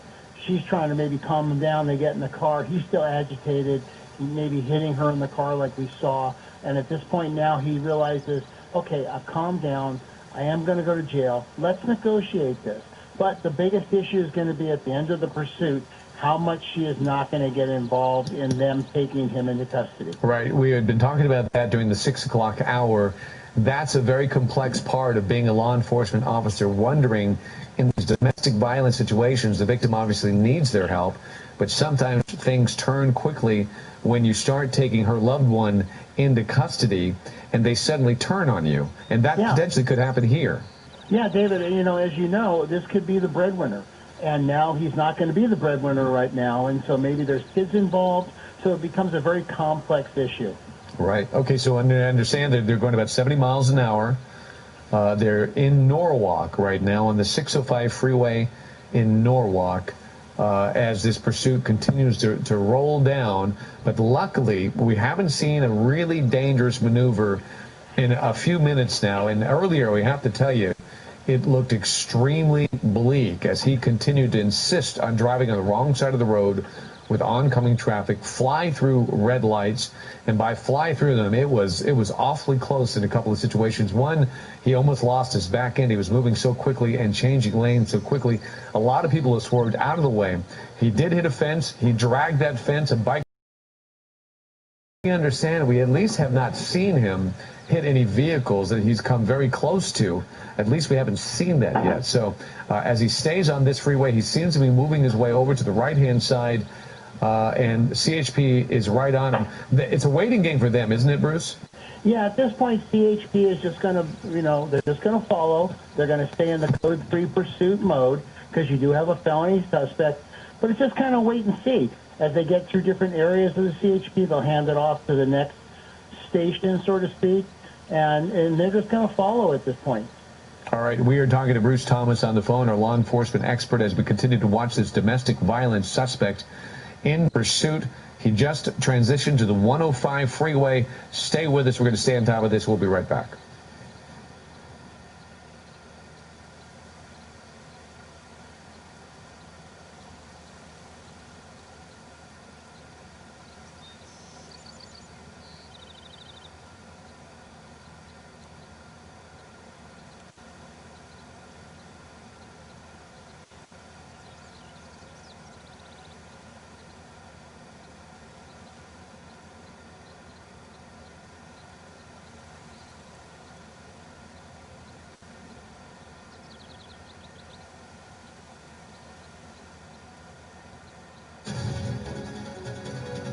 All right, we want to take you back to that pursuit. We are on the 105 West in Downey right now. The car that's being pursued is the one in the far left lane. You can see him moving through traffic. It is a Honda Accord, four-door, kind of a silver blue. That's it right there. Older model Honda, but it's a peppy car. This guy has been driving it like crazy, accelerating, taking very tight turns. From Dave Coons, he tells us that it is an older model with a four-cylinder, but don't let that fool you. It's a very good car. It has a durability, and it can go for a very long time. And we have been watching this pursuit for getting close to 2 hours now. Again, on the 105 freeway, westbound, going through Downey. Inside that vehicle, not only the suspect, who is a domestic violence, a felony suspect, but also his victim, a woman who's sitting in the passenger seat right next to him, and the CHP is right behind. Most of this pursuit, during most of it, was Southgate, so they followed him from freeway to community and different communities, but the CHP took it over, and now they're staying close behind him, watching his movement. In the meantime, Bruce Thomas joins us right now, our law enforcement expert, to help me analyze what's going on. Bruce, they're content in just letting this guy go? Run the helicopter. You cannot outrun the radio. So at this point, we're going to stay behind him. We're going to follow him. At some point, hopefully the suspect gets tired of this game, pulls over, and gives up. I mean, he's ultimately going to go to jail. And in his mind, hopefully he can rationalize that. And there's a really good chance that they already know who this guy is. It's not like he's going to be able to avoid them. Even if, let's say, he got away today, they're going to still get him. Yeah, I mean, they've run the license plate. They've got information, what they call 1028, 1029 on the vehicle, which is the registered owner, the vehicle, wants, warrants. They know who this guy is. He's not going anywhere. If he gets away tonight, you know what? They'll get him tomorrow at that point. The officers are now in a much calmer mode because CHP practices the freeway pursuits. So their stress level's down also. They're just kind of sitting back, following them. Right, and the freeway, as you can see, it's pretty wide open, which is fantastic and also very rare, but he is just kind of going on down the freeway. He's so far not endangering anybody at this point. He is going relatively fast, but not horribly, and he's not making erratic movement going from lane to lane and trying to do a quick lane change or get off. So that's all good, because as we pointed out at 6 o'clock, public safety is of the utmost concern, and keeping this guy from hurting himself or anybody else is the ultimate for law enforcement. Yeah, that's a big part of this whole thing. The last thing an officer wants to do is hurt somebody as an innocent third party. And in this case, he's on the freeway. He's not really endangering anybody, so CHP is going to sit back and just follow him. Okay, so we are in Paramount right now. Paramount, most of this has been going on in Orange County, but he headed north. Now he's on the 105 westbound right now in Paramount. And we don't know if he knows where he's going because he's been going all over the place. But luckily, he's staying off the surface streets, at least as of now. And often, when we see somebody on the freeway, at least he puts them in a position where they're not making so many erratic turns and maneuvers to where maybe they can start thinking and even talking to somebody about getting out of this situation. Right, David, as you talked about and we saw in the earlier news broadcast, his driving was so dangerous and so erratic on the wrong side of the road at high rates of speed, sudden lane changes. On the freeway, you don't have that, so that makes the de-escalation factor of this pursuit greatly enhanced. Okay, so now we are running into traffic, and you're starting to see a little bit of nervousness inside of this driver and his behavior. So he maneuvered all the way to the right-hand side.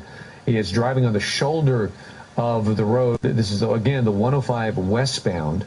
I believe he's still in Linwood, but I'll get you an update on that in just a second. CHP right behind him there as he tries to find his way through traffic. And we've noticed his behavior before when it comes to traffic. He seems to get very nervous about that, especially when he's sitting at a red light. He doesn't seem to have the patience to sit there. He's trying to always squeeze his way through instead of waiting for the traffic to go through. Quite often, Bruce, this is an interesting point. Will law enforcement try to make a move at a red light? Ideally, that is a great place to do it. You have to have the number of vehicles there. You have to be able to box them in. And then you become an officer safety issue, crossfires, that kind of thing. So ideally, it's a good location to do it. But ultimately, that would be done with a Bearcat or an armored vehicle to block him in. Okay. So it's a tricky situation, one of many that law enforcement has to deal with when you deal with situations where you're around a lot of other people, a lot of civilians, especially at dead stop traffic where they can't go anywhere either, and they can't get out of harm's way if the violence breaks out. We had a pursuit a couple weeks ago where they had to rescue the people in the vehicles that were trapped, and so that becomes another major factor, another concern for the officers. Okay, you see the driver's erratic behavior. His window, he rolled the window down. He was waving out and yelling something out of his window. We don't know at whom. We don't know if it's people around him. Perhaps that's a helicopter. Maybe it's just at our helicopter. We don't know. But that's some of the erratic behavior that we have seen in him. He was highly irate earlier where he was yelling at the woman who was sitting next to him. You haven't been able to see her in this pursuit because of the angle that we've been dealing with. But she is there. And at least they're not grappling like they were earlier, which was really scary. And we didn't know if she was truly in danger or not. So what we understand now, Long Beach Boulevard, he's just exited Long Beach Boulevard, if you're familiar with this area, just off the 105 westbound. So let's see what happens here. This is when it can get tricky, when he's hitting surface streets. And he takes this exit, and he's immediately upon some traffic. Let's see what he does. Yep, he tries to squeeze his way through, Bruce, so he still gets very nervous here.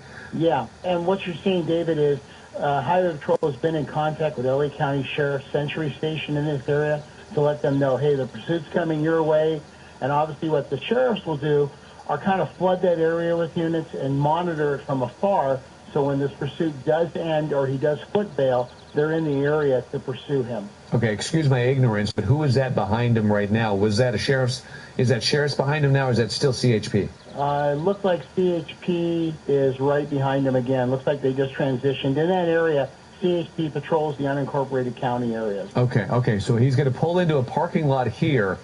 Brace yourself. There is a pedestrian there on the sidewalk, probably has no idea what's going on here. Now he's noticing police cars. He's going to wind his way through this parking lot. He's done that a number of times during this pursuit. Okay, he's on Imperial Highway. I'm sorry, again, this Linwood, Michelle? Michelle's my producer in the booth. Yeah, he's in northbound, the Linwood area, the unincorporated Firestone area. Okay, so if anybody's aware of that, we see it often the Firestone Mall. So the Firestone area is where he is. He's in Linwood, northbound. Did you say Long Beach, Michelle? Long Beach Boulevard in Linwood. Long Beach Boulevard. And he's close to Southgate, too, where this whole thing started, so he might be working his way back home. Yeah, so that might be, and we see it almost like clockwork when it comes to these pursuits. Suspects aren't comfortable in an environment that they aren't familiar with, so they inevitably find their way back home. And that's where this pursuit began, in Southgate. So I'm not sure if we know the specifics on why it began, but we do know domestic violence was part of it, and his behavior inside the car with his victim was very alarming, and that was the early part of this pursuit. But it began in Southgate. David, I'm sorry to interrupt, but another factor in this is he might be working his way back to the original start of this at the residence or apartment. Southgate PD could be waiting for him there, and he's negotiated that. Oh, okay. So maybe there's a purpose besides the fact that he's just trying to get back into familiar territory. But this is what they often do, is negotiate where he's going to give up, and perhaps quite often they want to do it in front of the family. Yeah, because they know that nothing is going to happen to them. And obviously the police don't want to use force, deadly force. Maybe they'll have to use less lethal, pepper balls, things like that, to take him into custody. But ultimately, he's making a statement to his family, and obviously the police will honor that request to some degree. Right, and then also keep in mind there is a woman sitting next to him. Perhaps her family is there as well. They're all connected. We don't know, but maybe there's support for her as well, and he might be doing her a favor as well. We don't know. This is all speculation. We hope it goes down safely and calmly, and violence does not break out. But I have to tell you, they have to be prepared for anything, especially in the early parts of this pursuit. It seems so dangerous that it is almost remarkable that nothing bad has happened. Again, we're going to show you some of the highlights from earlier, and that is him on the right-hand side. That's a video that was taken. And that shows you his behavior going into oncoming lanes. He even has an island between him, so he can't even jump over on the right side of the road if he wanted to. But lots of that, lots of oncoming traffic. He never hit anybody, but it was extremely scary when he kept on doing that. And he kept doing it at a high rate of speed. And again, we're going to continue to watch. There he is on the sidewalk, on the grass, and he did that a number of times, as well as when he hit a fence. He dragged that fence, a good portion of it, from an athletic field, dragged that several feet. So that's the behavior that we're talking about, where he was driving erratically. He was doing things in the car, seemed to be hitting the woman sitting next to him, and that was extremely stressful for everybody to watch. Okay. Florence area, Long Beach Boulevard. So that's the latest. He's in the Florence area right now. Continue to watch him as he flies through these, and you'll notice the lane he's in. He's in oncoming traffic again, but at least he's going a little bit slower than when we saw him earlier. I imagine CHP is still right behind him, so hopefully people will see that and know that something is coming their way. So winding his way down Long Beach Boulevard in the Florence area. Let's watch and continue to see what he's going to do. Yeah, he's not as driving as dangerously as he was before. Yes, he's in oncoming traffic, but his speed seems to be very much slower. Okay, he just crossed Broadway there, Bruce. So on Long Beach Boulevard still, just crossing Broadway in the Florence area. So if you're familiar with that's where he is. And yeah, David, if he makes the right turn and starts going east, I would say he's going back to Southgate. Okay. So we'll continue to watch and see what he does here. But you're right. His driving is so much slower. He seems to be in a bit more control, even though he's still breaking the law at times. But he's not outrageously fast right now. So just as a minor fact for information for the viewers, they will go back and pull the tapes on this pursuit, and they will charge him with every single violation. Oh, yeah, that's good. Good. So, you'd hope they would do that just to make people accountable and let them know that they cannot get away with all these actions just because the pursuit is over. There's supposed to be a mandatory 2-year prison sentence for pursuits. I'd like to follow up on that to see if it's still in effect, but that was something that the law changed Okay. as a deterrent to this. Yes, and we do need deterrence, that's for sure. So he took a quick left-hand turn. That was off of Pacific Boulevard he was on. A quick left-hand turn. Huntington Park is where he is right now. Huntington Park on Walnut. Huntington Park on Walnut. This is where it gets a little bit scary. It's obviously a very narrow street. Look at all the cars and the people that are out, too. I wonder if he's familiar with this area, but people, I think, are very aware of this pursuit. So you can see them walking out and looking at this pursuit, so they're aware of it. Uh-oh. I just saw the passenger door open. Maybe he's close to home. Maybe she's trying to get out. But did you see the passenger door open just quickly, and then it closed when he was slowing down there? Yeah, I think he's definitely getting closer to primary residence or friendly territory, as they call it. You were talking about people coming out watching this. Well, social media is a very powerful tool, and I'm sure people are watching this on Twitter, seeing the 87 app, so they're aware of where it is. The door opened again. The passenger door is open. Let's see what's happening. He stopped abruptly. Did she get out? No, she did not. But the door we've seen opening a number of times. And good point about social media. So social media, as well as television, it's keeping people abreast of this pursuit. And my producer now tells me, Bruce, that this is very close to where this thing started. Yeah, I would not be surprised if he heads back home, he stops, she gets out of the car, goes to her loved ones, and they do a felony stop and take this guy into custody. Okay, so maybe that's why the door keeps opening. Maybe there's a bit of an argument going on and when she can and can't get out of that vehicle. She clearly wants to get out. That's why the door is opening. I'm not sure if he's letting her. I think you're 100% right on that. Yeah, so we've seen it repeatedly open. He seems to accelerate and then slow down, accelerate and slow down. There seems to be some indecision here. Okay, the car stopped, but the door didn't open. She didn't get out. It would make things so much easier if she gets out, right, Bruce? Oh, definitely, because now you don't have a two-pronged problem. You have just a one-pronged problem, as they say. You have to deal with a suspect, not with a victim and a suspect. Right. A victim who may not comply. Right. Okay, so you see all the people out in the street. Some have their cell phones out. They're very much aware that this pursuit is going down the street. It does seem that they do know where they are right now, and now it's just a matter of deciding what to do at this point. Back to their home turf or their home territory, familiar. Maybe they just couldn't figure out what to do and how. Her feet are still up on the dash there. You could get a good shot of the victim. She's in the passenger seat. Those are her legs. That's the way she's kept them for the last 2 hours, basically braced up against that dash. We don't know if she's bracing for impact or maybe that's just the way she wants to sit at this point, but that's her. A shot of the victim as well. And then he there is driving. You can see his hands on the steering wheel. So tinted windows, it's tough to kind of look in from the side. Earlier in the afternoon, we had a pretty good shot. So we don't know if there's some kind of negotiating going on between the two of them right now. But let's continue to watch and see what they do. Oh, he's got his window down now. You know, David, it's just interesting how she doesn't seem as very frantic as she was earlier. Oh, she's waving. Seems calm. You're right. Look at that. She's waving. But I don't know.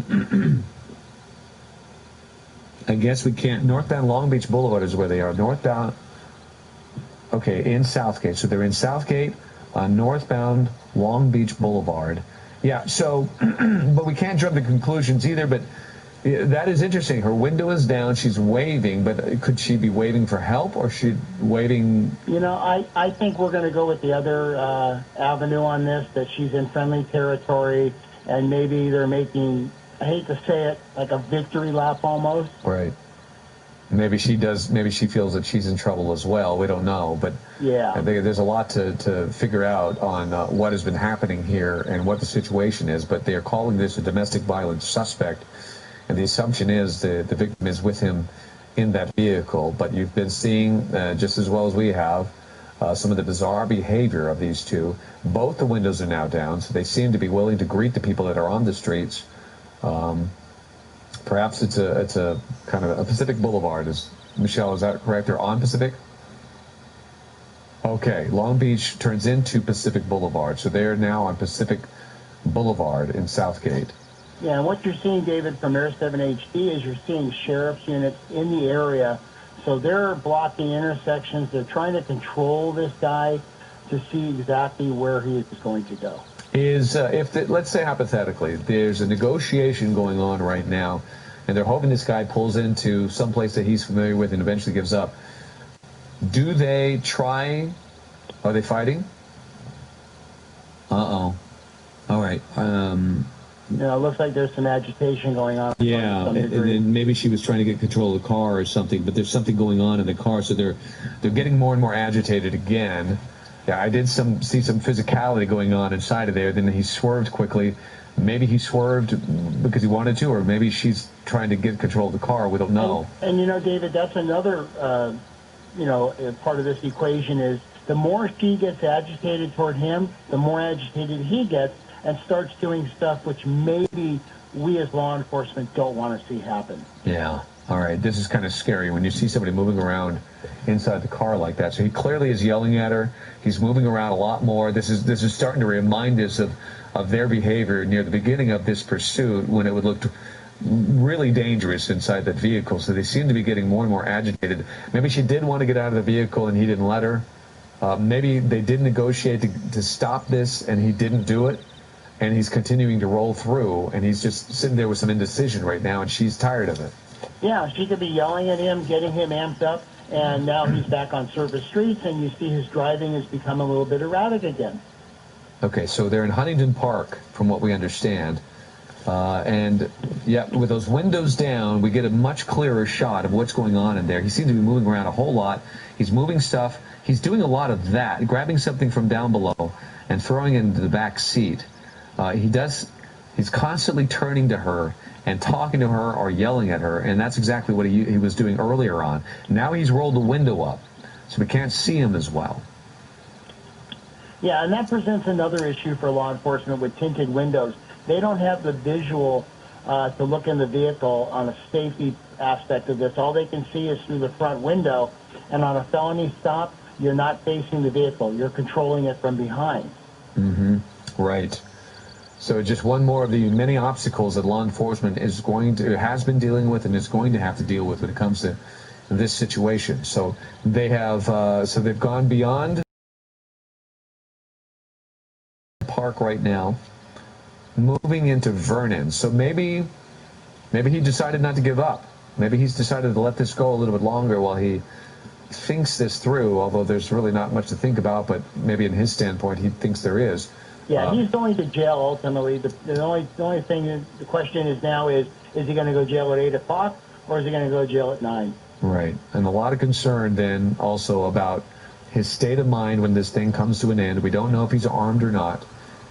We personally don't know his background, but law enforcement may have a good idea of who this person is. Right, Bruce? Yeah, they do. They've worked him up. They've run him to see how much information as they can get. Now, she's been in contact with law enforcement. Those are questions they're asking. And what they've found is, and I've seen in my experience, these people may have warrants. He may be on probation or parole, and this may be what puts him back into jail, and so he's prolonging it. Right. He's at that I don't have anything to lose position, perhaps, which makes it especially which for scary. The general public is not a good position. Right, that's terrible. And then there you could see, I guess is that a CHP officer behind him?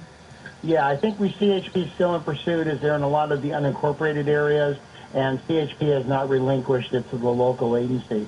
Yeah, it's still CHP. Okay, so he does seem to be a little bit closer to the car. Could they be considering a pit maneuver, or is this still too fast? The speed, I'm guessing, is probably around the 40 mark. It may be a little high, but I think they're going to put some pressure and end this. I think they're done. He looks like he's slowing down a little bit. We may see a pit maneuver very shortly. Okay, he's on northbound Santa Fe right now. It's a little bit more of a narrow street, but as you'll notice, it doesn't seem to have as much traffic. That's a good sign, but he is moving. There's a little bit of traffic there, but he does seem to be accelerating right now. So it's complex. We don't know now the situation when it comes to the victim next to him. Maybe he's decided to completely blow off the whole idea of giving up. And now, I'm sorry, Michelle, where are they again? moving into the city of Los Angeles. It looks like he was considering a pit maneuver there. Yeah, he was getting close enough to do it, and now you see an SUV coming in, which has the special bumpers to do a pit. So I think very shortly we're going to see it. However, the speeds are increasing. That does present a problem. Right, and then this guy probably knows what they're trying to do, so he's going to keep his speeds up. Unfortunately, most bad guys do know police procedures to some degree, so he may just prolonging this. But this is an ideal street to do it. It's nice and wide. However, there are some oncoming traffic, and that does present a safety issue. Right, but it's a dangerous maneuver, but we've seen it work before. And when it comes to getting this over with or letting it go on and potentially harm innocent people, oh, here we go. He's moving in just a little bit there, and he backs off. So, again, they are on northbound Santa Fe. They've entered Los Angeles right now. Does that change any aspects? It only just because of the traffic, but you are in an industrial area, so as we get closer to the evening, the area is kind of quiet. But I can guarantee you the CHP has been given permission by their watch commander to deploy the pit maneuver when they see applicable. Okay, so they crossed Olympic from Santa Fe.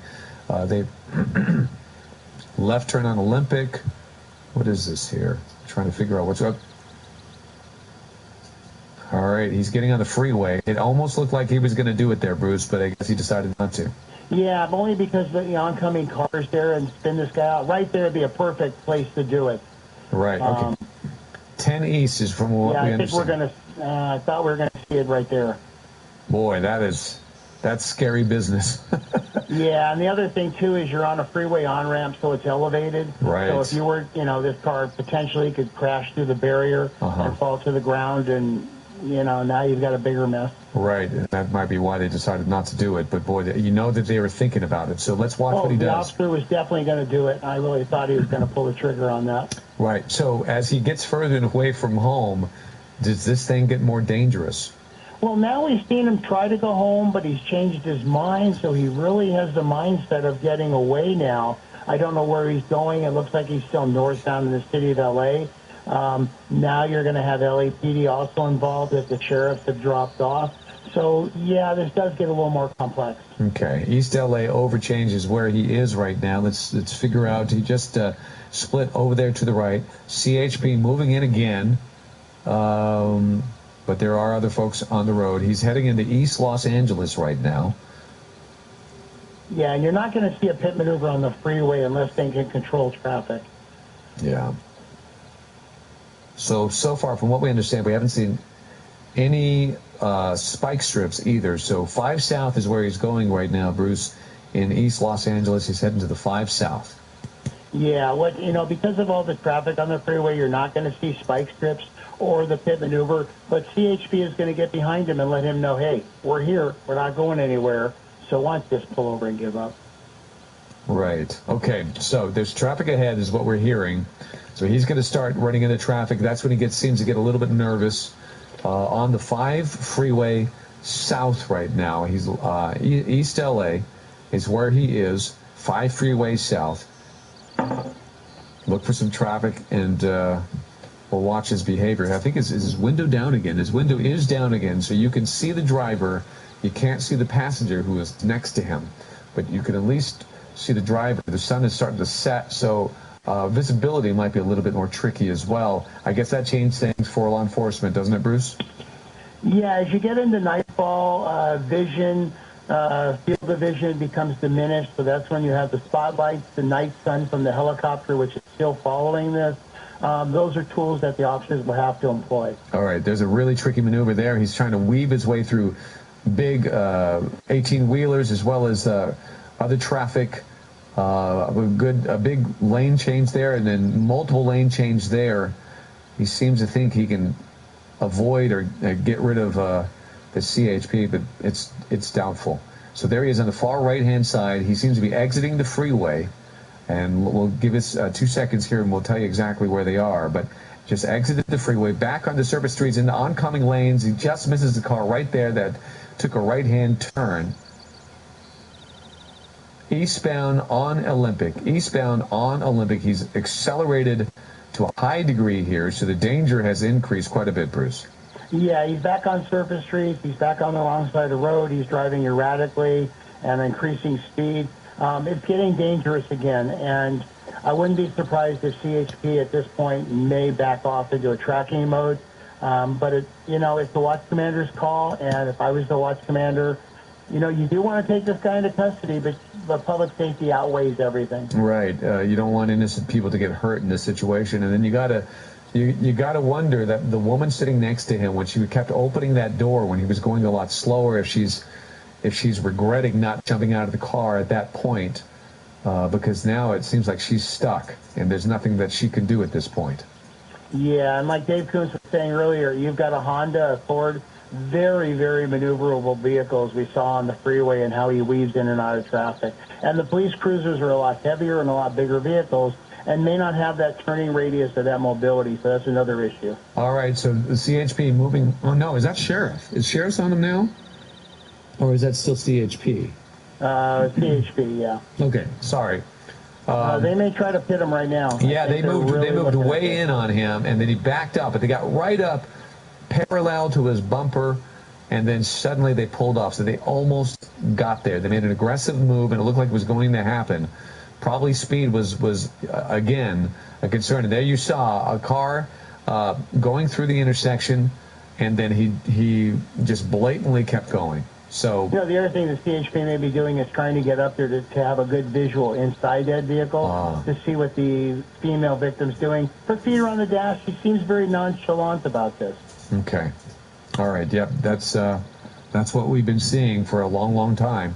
So let's see here. He seems to be up. He is driving more dangerously, weaving in and out of oncoming traffic, flying through traffic lights against the red light. That's okay. Michelle, remind me. He's on East Olympic in East Los Angeles.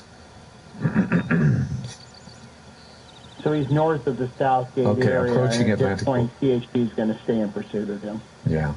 So he's approaching Atlantic Boulevard on East Olympic in East LA.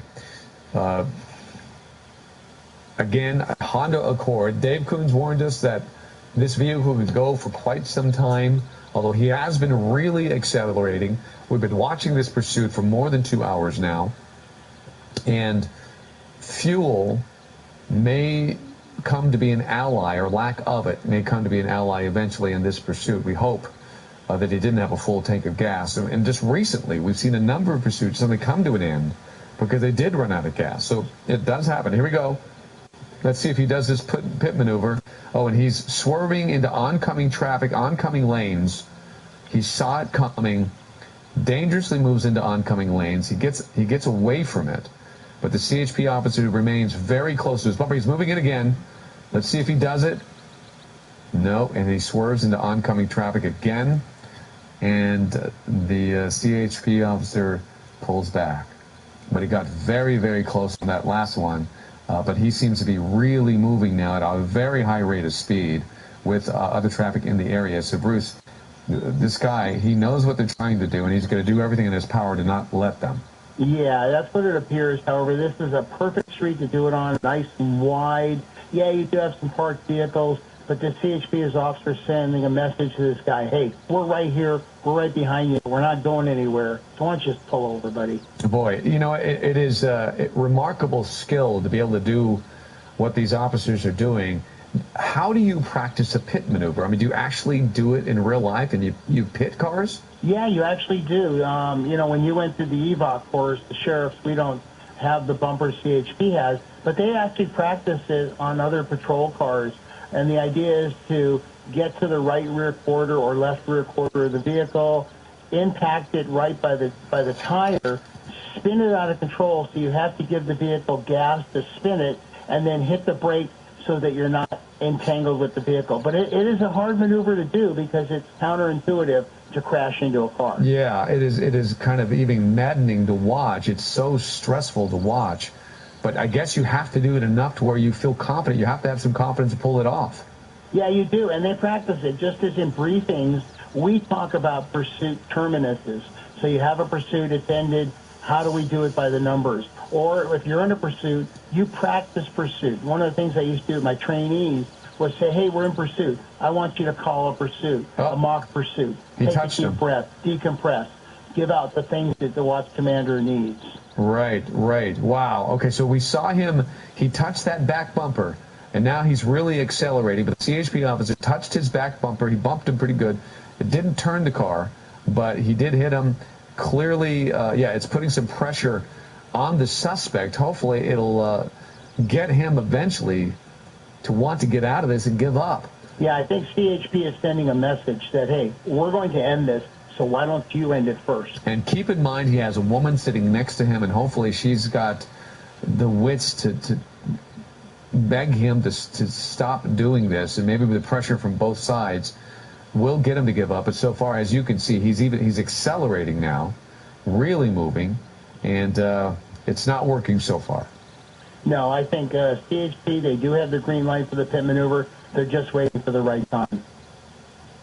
And speed is a factor. The faster he goes, the pit maneuver comes out of play. Okay. He is on eastbound Olympic, moving pretty good on eastbound Olympic. Montebello, I believe they are still in. Montebello takes a really aggressive left-hand turn into oncoming traffic, and then, or oncoming lanes, and then there, look at him. He is kind of like straddling that double yellow, staying in the left-hand turn lane, where you just don't know where he's going to go. There's a good shot of the woman sitting next to him, feet up. Her arm is out the window, just kind of hanging on.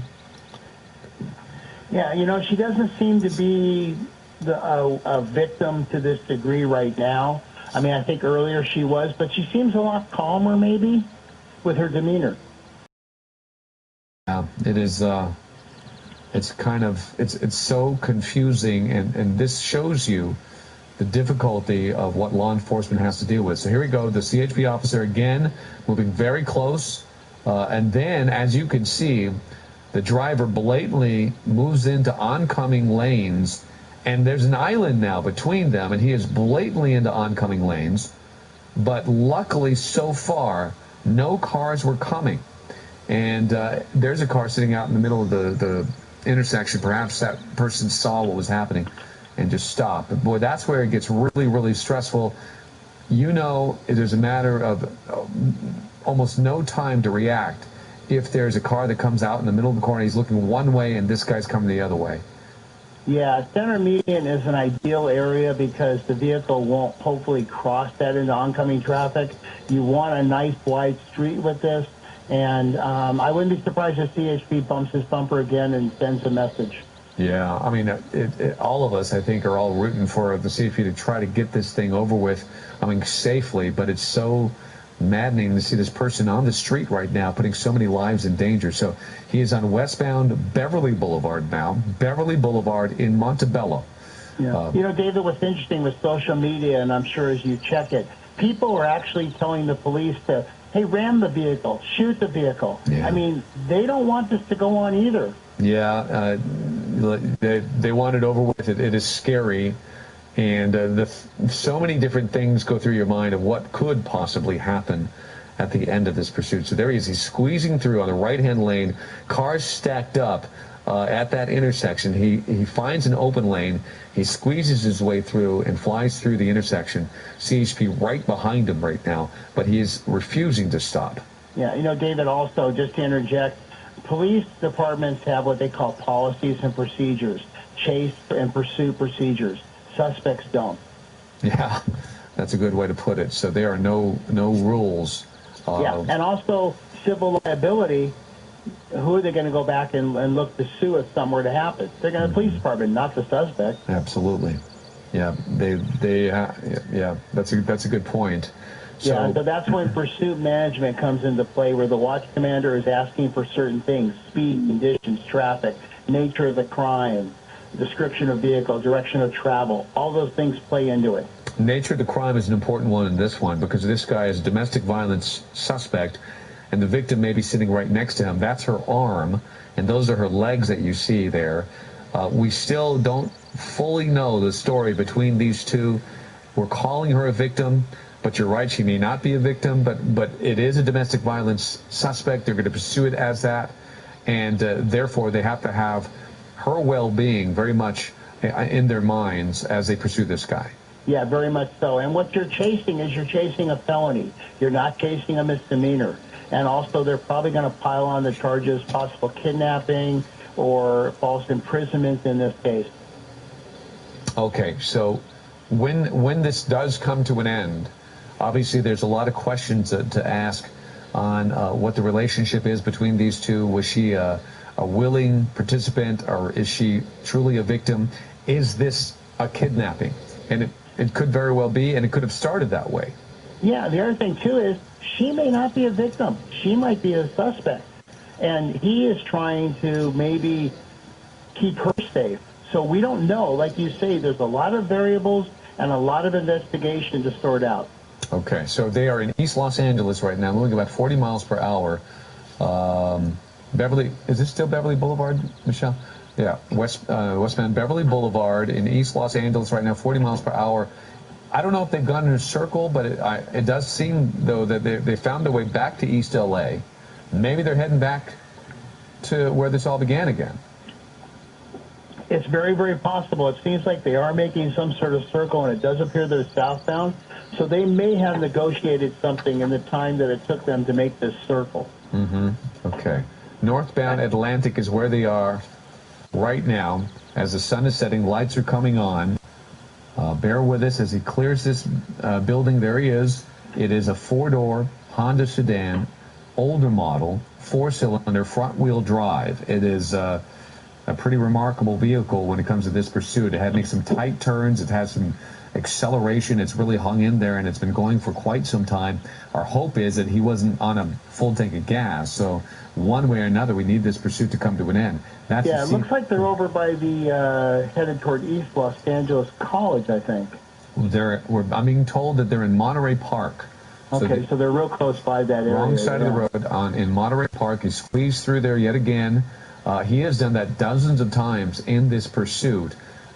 Complete willingness to go into the oncoming lanes blatantly there, and remarkably, he's been extremely lucky that nobody's popped up and hit him or he's hit them. And the other thing too, David, is we talked about it earlier, the traffic. It seems like you and I, we have traffic all the time. Suspects, somehow they don't. Yeah, we do make that point. It's the middle of rush hour. We'll sit there and go 1 mile an hour. Somehow suspects find a way to continue to move and not get bogged down and stuck like we do. Yeah, he's over by the East Los Angeles College now, so, school's not in session at this hour to the most part, so it looks like we're going to be okay, but you are in a residential area. Okay, so that makes that heightens the danger. There will be pedestrians out. There will be cars unsuspecting here. There you see this pretty broad street that they're on right now, and if there wasn't traffic on it, this probably could be a candidate for a pit maneuver, but there seems to be a decent amount of traffic in this area. Yeah, and that's the problem. You've got too many moving parts here, as they say, to really do a pit maneuver. Ideally, you want a wide open street with very minimal traffic. Okay. So, I'm sorry, is this still Atlantic, Michelle? Yeah, okay. Northbound Atlantic, Monterey Park? Okay. The Monterey Park, you said it was East LA College, Bruce? He's in that general area. I only know that because I recognize the streets, and I play baseball there on Sunday. Okay. Yeah, so, your connection to the community. So there he is, another example of him just kind of blatantly going into oncoming lanes. He just seems to hover quite often right in that middle left-hand turn lane, straddling the double yellow. So you don't really know where he's going to go, and he's more than willing to go into the oncoming lanes, especially when he was trying to get away, when the traffic was stacking up, and also when they were trying to pull a pit maneuver on him. And as they got closer, he just blatantly went into those lanes, having complete disregard of the possibility of a car coming out of nowhere and having no reaction time. But so far, everybody's been lucky in this situation. He hasn't hit anybody. He has hit a fence. He dragged that with him. He has been up on the grass. He's been on the sidewalk a couple of times, a couple of close calls there. But so far, it doesn't appear that he's hit anybody outside of perhaps this passenger who's sitting right next to him. And let's see, you can still see her legs up there, Bruce. Yeah, David, as technology moves along, I really suspect in a couple of years we're going to see a whether it's some sort of piton is fired from the patrol car that shorts the car out, but not blocks the steering. You have OnStar now, not to plug them, but they have the ability to shut the car down. So this technology is catching up, and I really believe we're going to see in the next couple of years pursuits come to an end. Yeah, we've been hearing rumors about that. Boy, wouldn't that be great if they could just kill a car and they could just come to a stop and just end these pursuits, which you'd think in this day and age with our enormous amount of technology, we would do that more. That's interesting about OnStar, and I wonder if they've ever used that in other pursuits, but there may be some protocols still in place that you can't do that. I'm not sure yet, but that is certainly, that would make a good story for us to look into and try to figure out where we headed and how we deal with these pursuits to make them safer. And actually, David, there was a pursuit where they did use OnStar to disable the vehicle. I believe it was a couple weeks ago, and I want to say it was in Texas. But they did do it, and it worked like a charm. Wow. Okay, so that's a good case there that they can examine and see and use that as an example. That's a good one. Westbound Garvey in Alhambra, I'm being told, is where they are. Westbound Garvey in Alhambra. Are they anywhere close to their home? I don't think so. They look like they're a little west, possibly, and north than where they are. It looks like the suspect, I don't know if his lights are on in the vehicle or he sustained some front-end damage when he went through that construction fence earlier. But that's another issue for law enforcement, too. If he's blacked out, driving on the wrong side of the road, that's a huge public safety issue. Okay, so there's a good shot of the woman next to him. I'm trying to figure out, is it just the movement of the light, or is she moving around? I'm not sure. But it does appear that those are her legs that are up. There's her arms. They're moving around a little bit. We did get some shots of her texting. Oh, he just makes a crazy swerve right there. But, yeah, as we continue to look into the car, when their windows are down like that, you can get a decent look at them, although with the sun going down, we're not going to see a whole lot more of that without a real challenge. I guess when they put the spotlight on it, that might give us an opportunity to see what's going on in there. But you're right, she seems awfully relaxed. Yeah, and the windows down are actually a plus for law enforcement because they can see into it. The tinted windows are a huge issue for law enforcement because you're walking on a vehicle, and like you said, you don't know if there's any weapons in the vehicle, too. Right, and with a character that is capable of this kind of violence, then you have to, you got to play this expecting the worst. So there he is. He's on the wrong side of the road again. He's crossed over to the double yellow, and he's moving back right now. So he just keeps doing that, back and forth, back and forth. His speed isn't real high right now, so it looks like he might be trying to make a move. And this is another good street to do this. It's wide open. It's no pedestrians. It seems like get up on them and hit them, and let's just end this. Okay, that is the 710 freeway they just went under. So under the 710 freeway, in Monterey Park, I think they're still on Ramona Road.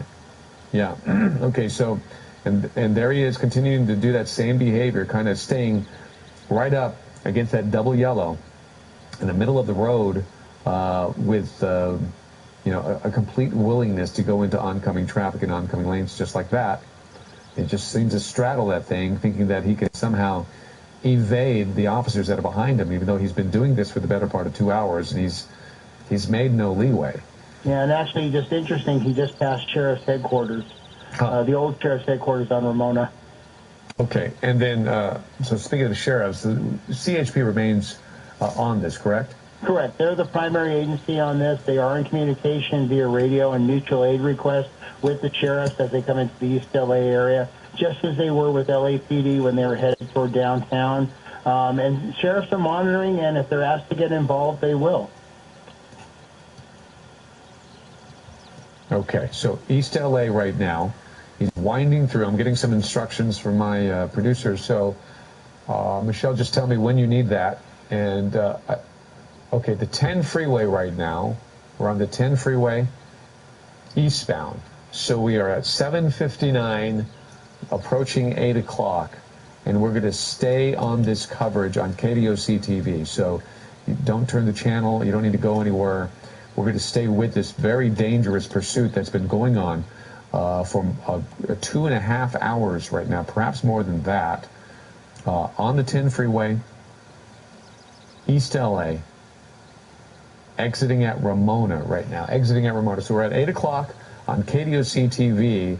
And just to give you an idea, if you are tuning in for something else, this is extended coverage from Eyewitness News on KDOC TV as we continue to watch this very dangerous domestic violence suspect getting on, one more time, Michelle, the 710 northbound. 710 northbound. This suspect is in that Honda Accord. It's a 4-door, and he's wanted for felony domestic violence, and he has perhaps his victim in the car with him, sitting right next to the passenger seat. This pursuit has been going on for quite some time. His behavior has been extremely dangerous, very erratic. It's remarkable that they haven't hit anybody, but CHP is very close to them. They tried one pit maneuver. They tapped his back bumper. He accelerated. He has no qualms, no concerns about going into oncoming traffic. That would be on surface streets. He's at a freeway now. He's on the 710 northbound. Largely when he's been on the freeway, his behavior has been a lot better, especially freeways that don't have a lot of traffic. But here he is as we continue to watch. It looks like he might be, is he pulling over and is he exiting to the right? Let's continue to watch this. Maybe he's getting back on surface streets. And by the way, go ahead, Michelle. Okay. 710 and give us a, go ahead, Bruce. Calculation of speed. Well, he looks like he's getting off the freeway now. Yeah, they said the 710 came to an end, so that was Valley Boulevard. He's in the Pasadena area now. Okay. Back on the 710 southbound. Okay, so he basically is just he's going in the other direction right now. So this is Bruce Thomas that we've been talking to for quite some time. Bruce, you've been invaluable in covering not just this pursuit, but many other law enforcement issues. We thank you for being here with us today and helping us with that. So on the 710 southbound, and Michelle, correct me because I'm getting mixed up here, but I believe it's 710 southbound. So he is heading back on the freeway in Alhambra right now. And Bruce, they've got the what is it called, the sun gun on him? The night sun from the helicopter, which is a high illumination device, which will light up the area. It not only does it illuminate the vehicle, but it also illuminates the area so the motorists know there's something coming up on them. Okay, yeah, and so that's very helpful, especially with night. You don't notice a lot of things. If you're just a driver out there, perhaps this will help warn people that something is coming their way. They'll see the bright lights. That is a Honda Accord. And boy, it would be a blessing if that thing would run out of gas. We have no idea how much gas he has, but he's been going for quite some time, accelerating, stopping, accelerating, stopping, and perhaps, well, hopefully, he's using a lot of gas and he didn't have a full tank. Yeah, it looks like he's going exactly back where he just came from at this point. All right, so I'm getting more instructions here on what we're doing for programming, so we're going to stay with this for a few more minutes. The 710 southbound going through Alhambra right now, and we'll try to give you some idea on what we've been watching. So we've been on this pursuit since Eyewitness News at 5 o'clock, where we saw some really scary behavior from that suspect that's been driving this vehicle, literally screaming, yelling, maybe even fighting with the woman who was sitting next to him in the passenger seat. And we've been watching her as well. They did seem to be in some sort of a confrontation. Then things started to settle down a bit. She had her legs up on the dash. They've been there for the better part of 2 hours, and there's a lot of concern about her safety. But then we were able to grab a shot as they went by Air 7, and we grabbed the shot of her actually with both her hands on her phone texting. So we know at least she's moving around. She's got her phone with her. She seems to be okay. We did notice when they got to Southgate, which is where this whole thing began, in Southgate, as they got closer to an area that they were familiar with, the passenger side door kept opening. And bear with us as we continue to figure out the signal issue. They're just on the move so much that sometimes there are signal issues, but it's back now. That's a live picture that you're watching. And Bruce, I can't tell. Are the lights off on that car? I think the vehicle sustained some front-end damage, so it looks like there's only one headlight, but the rear light may be non-functional at this point also. Okay. So it is not very illuminated. It's pretty dark. Talking about that is kind of flying through those left lanes past the regular traffic. Eastbound 60 is where they are right now. Eastbound 60. You know, David, also you wonder if maybe some substances are involved in this. Yeah. Maybe she's under the influence of alcohol. He may be also, and that makes them a little more brazen. Let's face it, Bruce, and you know this better than anybody, most of these situations do involve some kind of illegal substance or alcohol. Yeah, unfortunately, domestic violence calls usually do involve alcohol, and people, we call it the macho juice. Uh-huh. Wow. Okay, what is that? Well, it basically makes people a little more brazen, a little more, puff up their chest, so to speak. Uh-huh. Alcohol does one of two things. It makes you smart or stupid. That's true. So there he is. You can see those brakes, but yeah, from the back end, his tail lights are not on. And then, we haven't been able to see quite from the front end, but he's very dark in there. Luckily, the helicopter overhead is illuminating him, so there's a little bit of a warning for folks. Plus, they have the CHP vehicles behind them. There you see them with their lights on. So he seems to be staying in that left lane, and I don't know if that's a shoulder as well. Is that the shoulder, or is that a legit lane? I'm not sure. It looks like it's an emergency shoulder area from what I can see. Okay. He's using that maybe to just weave in and out of traffic at this point. Right. Okay, so eastbound 60 is where they are right now, as this domestic violence suspect continues to try to evade law enforcement, but CHP has been right on him. They even attempted a pit maneuver and got very close to a couple of others. But this guy is refusing to give up, and it looked promising at one point where this started at Southgate, it went for a couple of hours, he wound his way all the way back to Southgate, it started slowing down, the passenger side door started opening and closing, it looked like they were going to give up, and then they didn't. Then David, we just saw the vehicle weave a little bit, so I know there was some left front end damage as Air 7 HD showed. Maybe that is having an impact on the vehicle. Okay, so maybe that he's having a hard time keeping it going, keeping it straight at least, and having to make some abrupt adjustments on the vehicle. Yeah, David, the other thing too is CHP is requesting assets because one of the things you have to deal with is the pursuit terminus, the end of the pursuit as we call it. And so they're probably asking for canine to be in the area, make sure they have enough manpower to take the suspect into custody, and also safeguard the victim's safety too. So time is a good thing for CHP at this point. Okay, so assets, they're asking for assets. What about a SWAT team? Who does that come from? They would probably ask for the sheriff's SWAT under mutual aid or Special Enforcement Bureau at this point, as they're in the area of that. They probably have put them on notice or standby, but at this point they haven't made that request yet, unless this ends and it turns into some sort of barricade. Okay. All right. So, but at least, it shows you law enforcement, they know what they're doing. They're thinking ahead. They're planning for the end of this. And when it does come to an end, and it will eventually, they want to have everything available to them to make it end as peaceful as possible, but prepared for any scenario. Yeah, and that's what briefings are for. You talk to your troops, your men and women, and you say, okay, let me throw a scenario out. What would you do? You kind of round table it. And at the end of every incident like that, they do what's called a hot wash or a tactical debriefing. What did we have done better? What did we do right? What did we do wrong? Okay. So what I understand, they're at 90 miles per hour. They're really moving right now. Here's what we're going to do. We're gonna jump off of the air on KDOC TV in a matter of a few seconds. We're gonna move over to ABC7 Digital.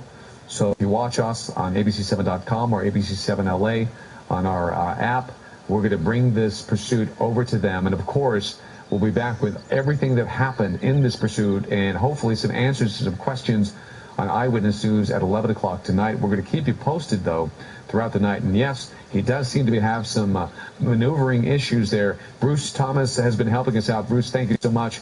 If you stay with us, that's great. If not, I really appreciate your help. We're going to jump off on KDOC TV. Thank you for joining us. Pop over to ABC7.com.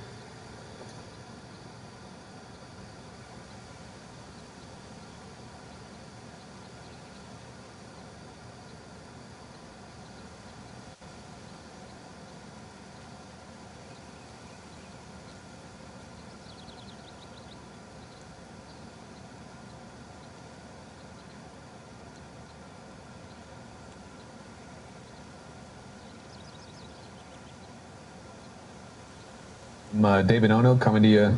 I am live in the studio here at ABC 7 as ABC 7, our Air 7, is overhead. We've been watching this pursuit for more than 2.5 hours now, and it continues to go.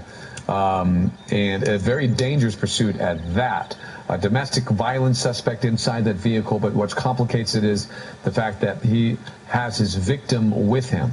Early on in this pursuit, a lot of fighting and a lot of arguing, a lot of concern about her well-being inside that vehicle, but it also creates a lot of complication on how law enforcement has to deal with this high-speed pursuit. We have been watching some indications that there's some dissension between the two. She looked like she was going to try to jump out of the vehicle a couple of times. It started in Southgate. They wound their way back to Southgate. We thought it was going to come to an end, but it didn't. Immediately after, he seemed to have changed his mind, accelerated, got out of there, continued to wind his way through various other areas, and it seemed like they got into another argument. But she's been sitting in that car, her phone. So we know that she's largely okay. We don't know if she wants to be there or not. Bear with me for 1 second. We're going to do an anchor change. I'm standing with Eyewitness News anchor Mark Brown, so we're going to do a little shift. My voice is almost gone. Mark, welcome. And Bruce, by the way, is still on the air with us. Excellent. All right, David, thank you. Great work here. Everybody's got this throat problem this week, so it's going to be tough for us to deal with this thing. These Hondas have tremendous mileage ability, so thank you for your reporting on this and keeping us up to date throughout this pursuit. Bruce, are you there with us? Yes, I am, Mark. All right, glad to have you with us as well as we watch this thing continue to wind its way. Now on the freeway. It's been on surface streets at various times. Now it's on the freeway as well. Eastbound on the 60 freeway at a very high rate of speed, as you can see. When a pursuit lasts this long, Bruce, when you start getting into what is now the third hour, how do officers stay on point? How do they stay tuned into this and not allow their minds to drift? There's a lot of concentration that's involved here, isn't there? Yes, there is. And the nice thing about this is in a pursuit, you have multi-vehicles. The lead vehicle is not calling the pursuit. They're just visually following. The person calling the pursuit is possibly the second or third vehicle, and in this case, the helicopter may be calling the pursuit. So basically, I hate to say it, but it's almost like a leisurely drive. They're just focusing on the actions of the vehicle and not worrying about speed, traffic conditions, direction of travel, all those stressful informational points that the watch commander wants. And also, they're changing out. So you're not going to see the same CHP vehicle in pursuit for probably more than 30 minutes. Okay.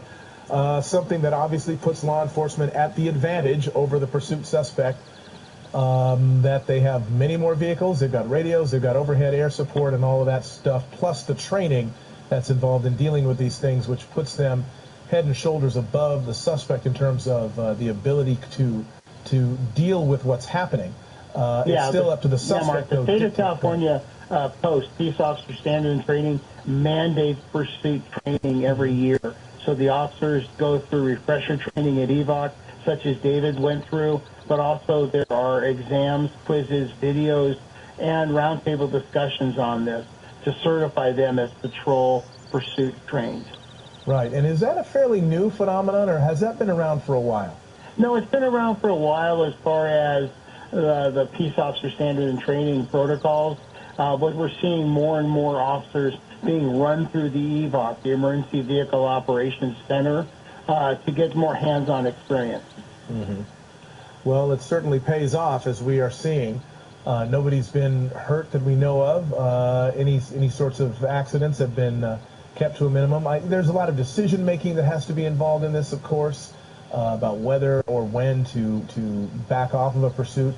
This is not one that you can back off of, though, is there? Because you've got a victim in that car. Yeah, you're right. And you don't know if the victim is willing or unwilling, but in this case, they're going to follow this pursuit, and it's been going on now for 3 hours, and we're going to see it till an end because they do want to safeguard the victim's life. Right. And this is now, it's on the 60 freeway, passing Azusa now. So just continuing for a long period here. It was kind of, when I was covering this earlier in the evening, about, 2.5 hours ago, it was kind of in the Southgate area, Bellflower, Long Beach, kind of circling that area, and then he kind of branched out And yeah, we're moving further and further east through L.A. County. I don't know the rhyme or reason for this, but it seems like he's definitely headed away from the area he came from. And it could be maybe just that traffic conditions are kind of allowing him to go which way he's going. And now at 8:15 at night, traffic becomes less of a factor. You're going to find fewer roads that are packed with cars, fewer freeways that are packed with cars. He's coming up on another law enforcement vehicle that maybe just kind of happened to be in the area. It doesn't look like this was part of the pursuit, right? That is not a CHP vehicle. Correct? That is some other agency. CHP, if I'm correct, has one door painted white. This one has two. Yeah, it looks like that's a sheriff's vehicle. It's a sheriff's patrol possibly vehicle. The officers, the end of his shift, headed home. Yeah, right. I mean, he just happens to be on that freeway. The guy just drove past him. Yeah, and obviously that sheriff's not going to get involved because he has not been requested to get involved, and I'm sure that's the last thing you want to do is interfere with another agency. Especially at the end of your shift. Yeah, you know, paperwork is paperwork and overtime is overtime. It comes with the job. Yeah. I'm being told he was going 95 miles an hour. He's getting off the freeway here, and they're going to tell me what the off-ramp is, and we'll find out where he's going. He's at Nogales, the Nogales exit off of the eastbound 60. Whoa, he really ran through there and came very close to a couple of vehicles that were just traveling. He made that very hazardous right turn. He has outdistanced his pursuers a little bit here. I don't see a car immediately behind him. I don't see a patrol vehicle or a CHP vehicle immediately behind him. He's now gone through an intersection, blown through a red light. This is on Nogales, just off the 60 freeway, heading through the surface streets there. I wonder if he's going to try to do a foot bail here since he's put a little bit of distance between himself and his pursuers, although very clear to see, not between himself and the pursuing law enforcement helicopter. Yeah, he's back in sheriff territory, so I'm sure they've been on the radio putting Walnut Station. Okay, he's bailed out of the car. He's bailed out, and there's a pursuing law enforcement vehicle. This is some sort of a business here. We don't know what it is. We're going to circle around, see if we can get to find out what it is that he's trying to run into and if he made it inside. This big building here, this is a parking lot, some sort of a business. It could be a grocery store. It's a 99-cent store, I'm being told in my ear, in the city of Industry. A 99-cent store. He got out, he pulled into a parking space, ran in, and look at all the people running out of the building now. Look at all those people running out of that 99-cent store. Being told, I'm sure the officer went in and said, everybody get down, or everybody get out. What do you do? When you're in that situation, your suspect is running into a clearly occupied building like that, what are the things you say?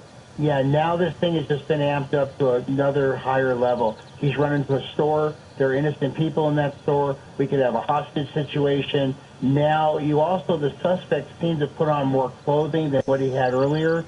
So hopefully they got a good description of the suspect. And they're going to have to clear that 99-cent store. So they're now asking for sheriff's assets to get in that area, possible the Special Enforcement Bureau also. This is amazing. People running out of that store. They've got kids with them, carrying their children, running out of there. You've got sheriff's deputies there, or CHP. These are CHP officers, I believe, here next to this unit, with their weapons drawn, saying to people, get out of the store. They've got to set up a perimeter here. They've got to get, they've got to have somebody around the back because... Yeah, Mark, it looks like they've got a good perimeter set up. They've got units to the rear of the possible loading dock.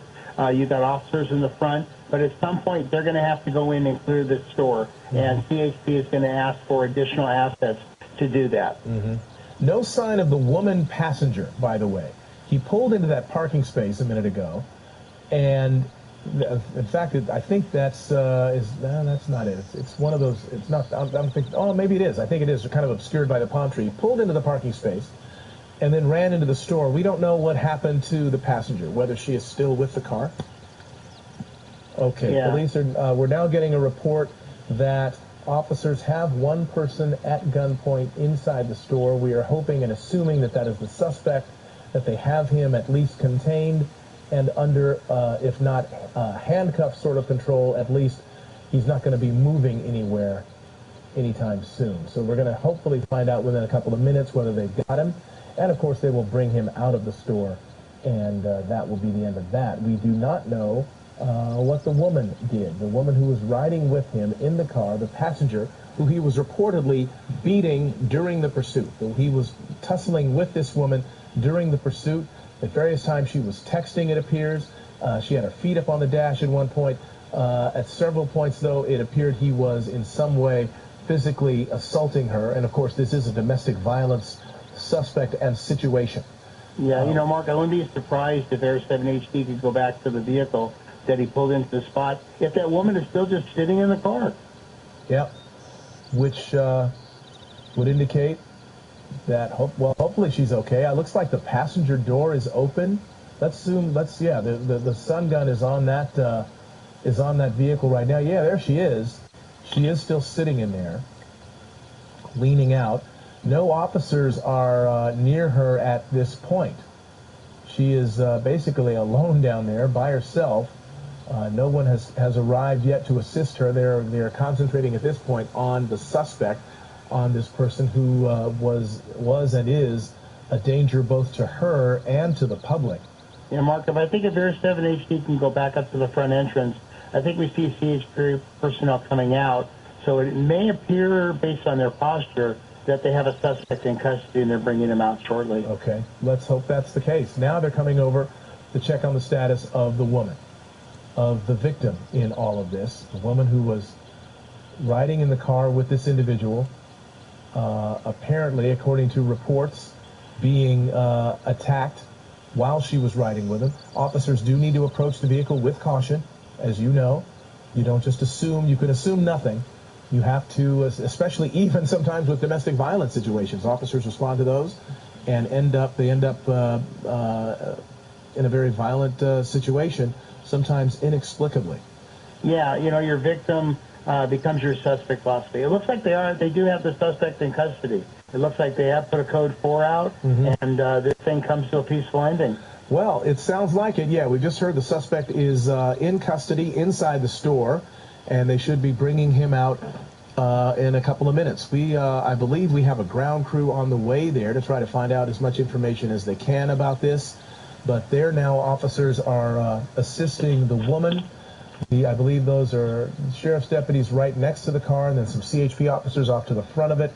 You see the different law enforcement agencies now parked in front of the store. This is a 99-cent store, again, it's in the City of Industry. And is that your suspect right there? Can we zoom in tighter? Yeah, the suspect did put on some additional clothing as he was bare-chested before, but now he put on a long black sleeve shirt. Yep, didn't work. Nope, it never does, Mark. It never does.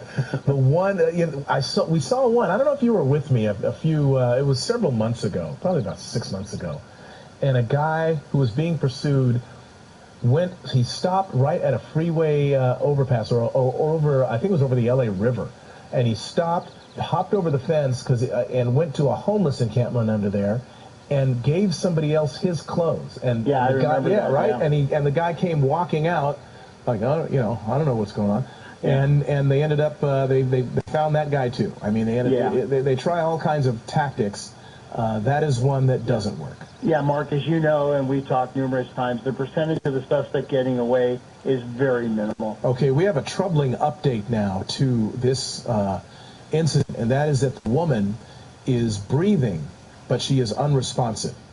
Breathing, but unresponsive, unconscious at this point. We do not know what sort of injury, if any, she has or what might be going on with her, but according to reports we're getting from the scene, she is unresponsive. That is very troubling. Substance abuse issue may have raised its head, maybe alcohol in this case, and maybe she just passed out. Yeah, we'll have to find out. Now, this is how the pursuit ended. He pulled into that parking space, took off running inside the 99-cent store with a CHP officer in hot pursuit there, as you saw. Pulled into that space, and within about 5 to 7 minutes or so, he was in custody, but not before a bunch of people came running out of that store, some carrying their children with them, watching while highway patrol officers and other law enforcement officers went in after that suspect, presumably with guns drawn, looking for him, and one can presume barking out orders and or warnings to people to get out of the area and the like. So that's what happened. Yeah, go ahead, Bruce. If I can interject something, there's a thing in actually a crime called domestic terrorism. Mm-hmm. And if you look at the definition, a bank robber who runs into a bank and causes people grief could be charged under that. And so the fact that he runs into a store filled with people and possibly holds them hostage to just a little bit, disrupts that, that's something that maybe the district attorney is going to be looking at.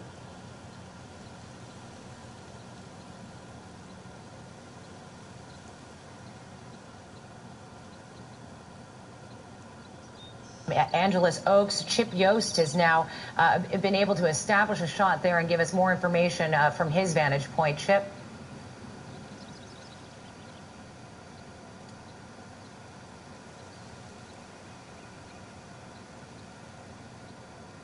It seems that we don't have Chip Yost just at the moment, but Chip had spent a better part of the day over at Highway 38, which was closed down for some time, along with two other highways that go into the area, 18 and 330, that were closed down, and basically residents were going through checkpoints. It was such a strange and surreal scene to watch live, and then he, as part of some of the other media, were able to get a little further up that mountain than the residents, but now we understand that Chip has made it up even further, where we believe that obviously we're going to try and get to that cabin as close as we can in Angeles Oaks.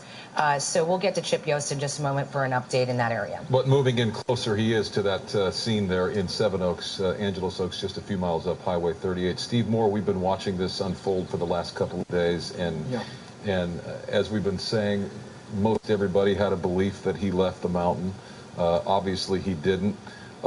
What did you think when you were watching this play out? I know you've been watching this closely. I mean, did you have a sense that he left? Did you have a sense that he'd taken somebody hostage? That never came into the conversation. No, it didn't. It's always a possibility that he's up there holding somebody hostage, but you have to believe that with 200 some officers up there, you could run that down pretty carefully.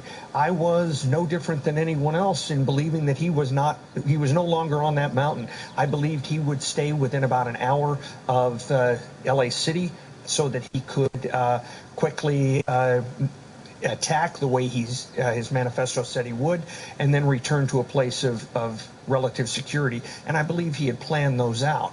But when his truck axle broke, what we found out is that he didn't have a backup. He was unable to adapt and improvise. All right, we want to now go to Chip Yost. He has established that shot for us, and he's gotten closer to the scene of that cabin in Angeles Oaks. Chip?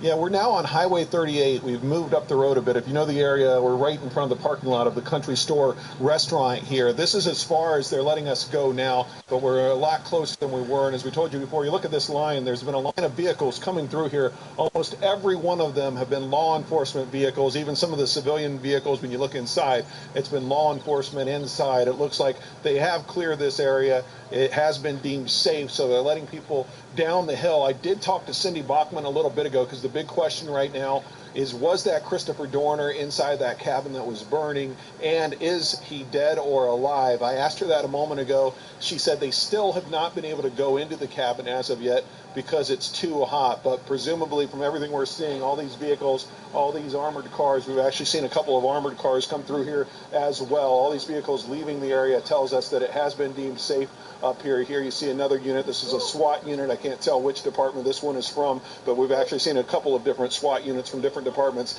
coming down the hill. So it looks like this issue, this manhunt with Christopher Dorner, is likely, hopefully, over at this point, but we will not know for sure until they're able to get inside that cabin that was burning. And if you're just joining us and you don't know what's been going on all day, kind of give you a little bit of how this all happened, how this all started. We're still piecing this together as we go along during the day, but what we understand is that there was a report of a stolen car. Christopher Dorner was believed to be in that stolen car. There goes a San Bernardino police SWAT team. About 5 minutes ago, we saw a Riverside SWAT vehicle leave, and as I was coming up the hill, we saw a San Bernardino County Sheriff's SWAT vehicle leave. But earlier in the day, there was the sighting of Christopher Dorner. We've since learned that he was holed up in a cabin up closer to Big Bear when some cleaning ladies, we understand, came into the cabin at some point. We still don't know the exact time they came in. Was that today? Was it Thursday? Have they been held hostage for days, or did they just get held hostage today? We understand they were tied up with zip ties. But whatever the case, today Christopher Dorner took off, and one of the cars apparently stolen from that area he was serviced, saw the car he was in after it had been reported stolen, noticed that it may have been Christopher Dorner. Dorner gets out of the car, from what we're told at this point, opens fire on that Forest Service officer. Luckily, that Forest Service officer was not hit. However, when he got out of the car, he was in this area just up the road here, the Seven Oaks area, we believe, runs to a cabin. That's where a standoff ensues. There was a shootout between Dorner and a lot of deputies in that search party that had been looking for him for days. 2 San Bernardino County Sheriff's deputies were hit in that shootout. One of them, unfortunately, has passed away. The other is in the hospital. Then there was some time lapse in between that gunfire. Some more gunfire erupts a little later. A smoke bomb goes off at some point, we're told. We don't know yet if that smoke bomb was set off by Christopher Dorner, or the man believed to be Christopher Dorner, or set off by those sheriff's deputies outside. We asked that question. The sheriff's department wasn't sure, but they did say some sort of smoke bomb went off. There was more gunfire exchanged. Sometime after that is when a fire started in that cabin. That fire burned for a long time. And as you can see from some of those images from Sky 5 HD, it almost destroyed that cabin that they believe Christopher Dorner was in. They do not believe it was a diversion. They do not believe the man in that cabin who was firing at deputies escaped. They believe he is still in there. However, as I said a minute ago, they cannot go in there and find out for sure who it is, if the person's all right, dead Chip, or I'm going to have to alive, interrupt you because there it is still too hot to bring our approach. viewers confirmation through our source, Mary Beth McDade, confirming through her source at the LAPD that Christopher Dorner has been identified as the individual in that cabin and that he is dead. Christopher Dorner is dead, according to the LAPD. Yeah, it is something that we have been speculating and waiting for that confirmation. We thought that maybe that confirmation would come from the San Bernardino Sheriff's Department, but we are getting, as you mentioned again, from Mary Beth McDade, our KTLA reporter, confirming through her sources that Christopher Dorner is indeed dead. There was a sense that this had come to a conclusion when we saw the mayor come outside LAPD and brief the media. He didn't say one way or the other.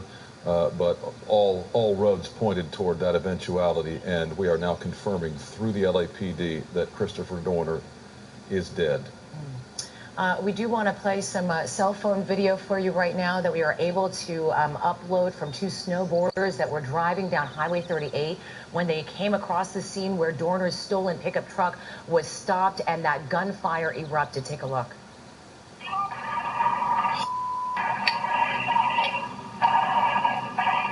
Get down.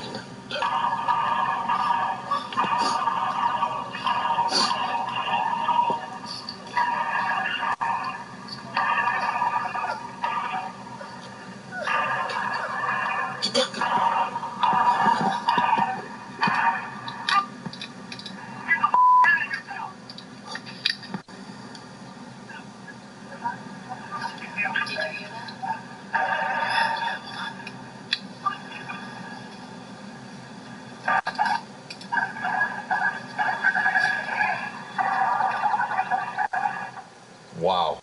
The sheer number of rounds fired in what sounded like automatic weapons in an exchange of gunfire in Seven Oaks, very near Angeles Oaks, in the San Bernardino National Forest, where the manhunt for Chris Dorner has come to an end, and we are reporting through sources at the LAPD that Chris Dorner is, in fact, dead on scene there in Seven Oaks at that cabin that went up in flames where the standoff ensued early this afternoon. That's right. If we do want to take a look again at some of that video where we believe that that Dorner was holed up and now confirmed that he is dead, of that cabin on fire. When we were talking to our partner over at the LA Times, Andrew Blankstein, he reported that something that I keep on bringing up because I find it so interesting and at the same time fascinating and terrifying of how SWAT went about trying to close in on Christopher Dorner, and that being that they used equipment to try and peel back layers of that house and walls of that house like an onion, and then heard, according to Andrew Blankstein, a gunshot wound, and then that's when the fire began. This story riveted an entire region for 9 days. And now we know that Chris Dorner is dead. And it reminds you of a little bit of what happened in Washington, D.C. 11 years ago in the search for the snipers and their reign of terror. And an entire community on edge, not knowing what's next, not knowing what to expect, but awaiting for something, awaiting some development.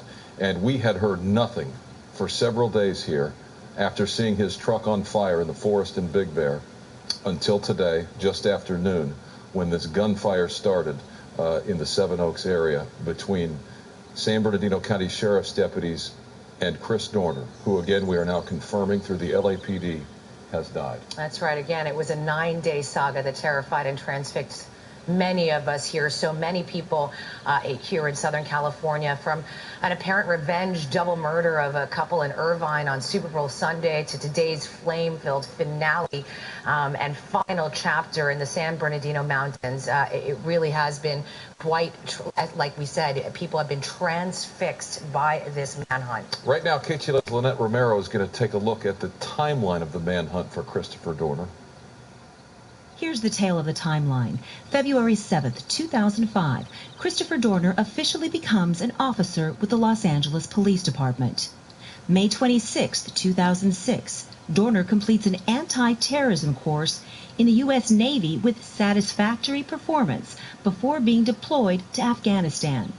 2008, a year after returning to the LAPD, Dorner files a report of excessive force by his training officer during an arrest and is subsequently relieved of his police duties following an LAPD disciplinary hearing.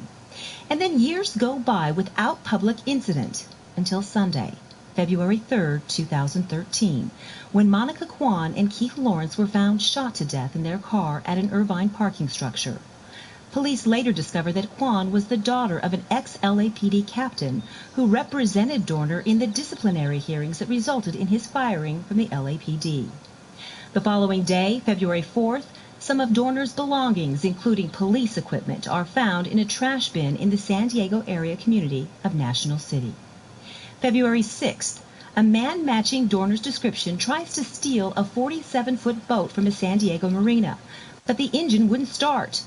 An 81-year-old man on the boat was tied up but unhurt. The next day, February 7th, several incidents. First in Corona, 2 LAPD officers assigned to protect a person named in Dorner's manifesto chase a vehicle they believe to be Dorner's.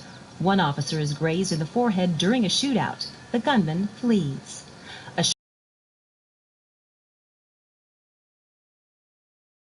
By police officers who've stopped at a red light during a routine patrol. Officer Michael Crane is killed. The second officer seriously wounded. A short time later in Torrance, LAPD officers protecting someone listed in Dorner's manifesto open fire on a truck they mistakenly believed to be Dorner's. 2 women are injured. A few in a second shooting involving a different truck they mistakenly believed to be Dorner's. The driver suffers minor injuries. That afternoon, police discovered Dorner's burned pickup truck near Big Bear. Police spend the weekend searching the mountain community, but they find no trace of Dorner. The manhunt continues through the weekend. Sunday, February 10th, Los Angeles Mayor Antonio Villaraigosa announces a $1 million reward for any information leading to the arrest and conviction of Dorner. We will not tolerate anyone undermining the security, the tranquility of our neighborhoods and our communities. Monday, February 11th, the Riverside DA files murder charges against the rogue ex-cop in connection with the February 7th shootings. New surveillance video surfaces Monday evening of Dorner inside a South Bay sports chalet purchasing scuba equipment. The images were recorded on February 1st, 2 days before the murders of Monica Kwan and Keith Lawrence in Irvine. And to continue the timeline, we have been reporting for the last several minutes through a source at LAPD confirming that the body of Christopher Dorner has been found inside that cabin in Seven Oaks, where the standoff ensued shortly after noon today. Certainly so many questions as to what has gone on the past few days, from whether or not he had hostages since Thursday holed up in that cabin, whether those hostages were today, whether he took one truck or another. I mean, there are just so many things to comb through, and at this point we're awaiting a press conference from Cindy Bachman, who's the public information officer with the San Bernardino Sheriff's Department, to also confirm, along with what we've already confirmed with the LAPD, that in fact Christopher Dorner is dead and that the manhunt is over. But again, still waiting for that confirmation now from the San Bernardino Sheriff's Department, even though we've already gotten from one source with the LAPD. Things turned very quickly just after 5 o'clock this afternoon. There was a temporary flight restriction put in place shortly before that. So we stopped showing live pictures of this cabin standoff there in Seven Oaks and continued rolling videotape of the home burning, which is what you're looking at now.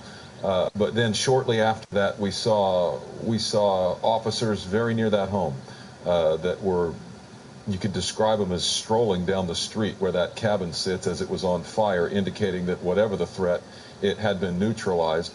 And all of the pieces started to fall into place, and the things we were watching happen, the roads being reopened, reporters allowed to move ever closer to this scene.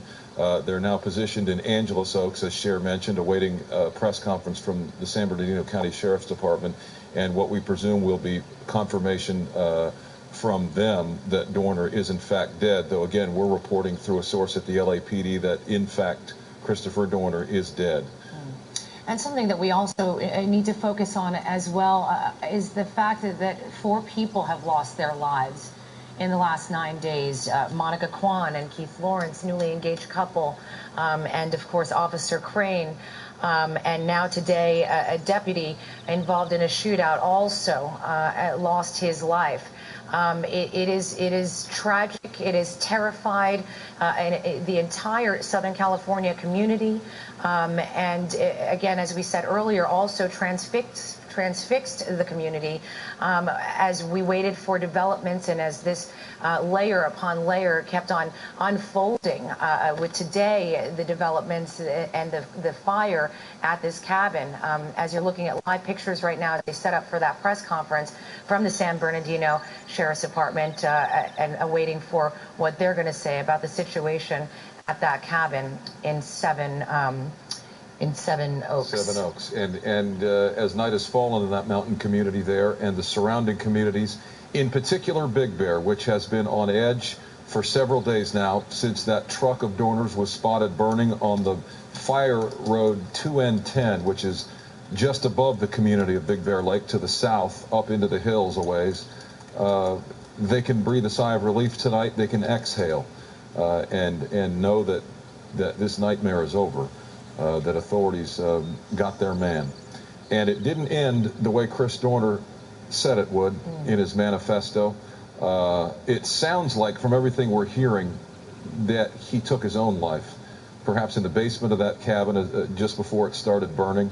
But the reports from the scene were that officers heard a single gunshot in that cabin shortly before it went up in flames. Here's Chip live. Tape? Yeah, right now we're waiting for Cindy Bachman with the San Bernardino County Sheriff's Department. You see all this activity here, all the media. We're setting up a microphone stand. Just behind that microphone stand in the car is Cindy Bachman. She's the spokesperson for the Sheriff's Department. She's waiting to get confirmation on this report we've been hearing that Christopher Dorner is dead, and some other information that she'll be able to share with us. When I last talked to her about 10 minutes ago or so, she told me that they were waiting to make entry into that cabin because of the heat. They could not at this point. But she is on the phone, been on the phone trying to get confirmation. But one issue up here that they've been having periodically and we've been having is cell coverage. We're in an area right now where we're actually getting decent coverage. But the people she's trying to talk to up in Seven Oaks, we don't know how good their coverage is. So there have been some communication issues getting information from one place to the other. But it does look like, from all indications, that whatever the case, whoever was in that cabin is dead. If it was Christopher Dorner or someone else, all indications are it was Christopher Dorner, though, because when we were up here, as you saw about 5 minutes ago or so, 5-10 minutes ago or so, dozens and dozens of law enforcement officers who were up on that hill, who have been part of this search party, were making their way down the hill. So we are waiting for this news conference to start, hopefully at a minute now, where we'll get some new information and some confirmation as to whether or not this manhunt for Chris Dorner is officially over. Let's hope that's the case, but we should hear shortly. Reporting live, I'll send it back to you guys for now. And Chip, hopefully we can also get a little more insight as well as to what went down at that cabin.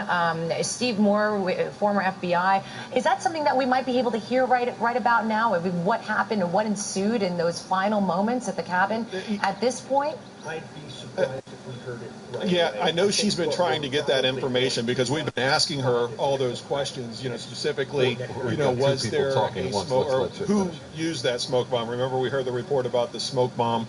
She did say she heard the report about the smoke bomb, that there was some sort of smoke bomb. Didn't know if it was Christopher Dorner or the deputies who detonated that smoke bomb. And there are some other issues as far as where the shooting occurred. That would seem to be most of it from the cabin, Christopher Dorner being inside the cabin, the deputies being outside, but there was some gunfire on the road. Remember that when Christopher Dorner was coming down the hill in that stolen car, it was a Forest Service officer, from what we're told, who first spotted him, and Christopher Dorner opened fire on that Forest Service officer. We got our assignment desk got that information from the Forest Service. She was not able to confirm that during our last talk, so she's making a lot of calls trying to confirm all these different reports that are out there to see we can get a kind of a solid hold, a solid feel for what exactly happened up there. Okay, Chip Yosforce in Angeles Oaks as we await a press conference from spokesperson Cindy Bachman with the San Bernardino County Sheriff's Department on what we presume will be confirmation from them, their department, that Dorner is dead. Our source within the LAPD indicating that Christopher Dorner is in fact dead. As we remain on the air here with the KTLA News at the top of the 7 o'clock hour, in lieu of regular programming, to bring you the continuous coverage of this manhunt for Chris Dorner and what we believe is the end of this manhunt in the small and isolated community of Seven Oaks off Highway 38, very near Big Bear Lake, where his truck was spotted burning this past Thursday.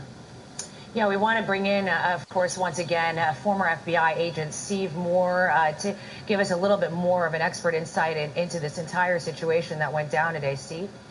Yeah, this is going to take days, if not weeks, for the entire story to come out second by second, minute by minute. This is something that they're going to have to debrief, interview everybody involved, and come up with a cohesive whole. And that'll take days, if not weeks, for us to get an actual idea of the events second by second. When they say, when we're saying that it's been confirmed by the LAPD that he's dead, I mean, obviously, there have been questions of how could that possibly be if he's in the house, he had been burned, they have no dental records. I mean, can it just be all of a sudden, just like that, they can confirm him dead? I would have to say, based on the totality of the evidence, is what they're going on. Obviously, the body is likely burned. We already know he doesn't have his ID on him because it's been strewn throughout Southern California.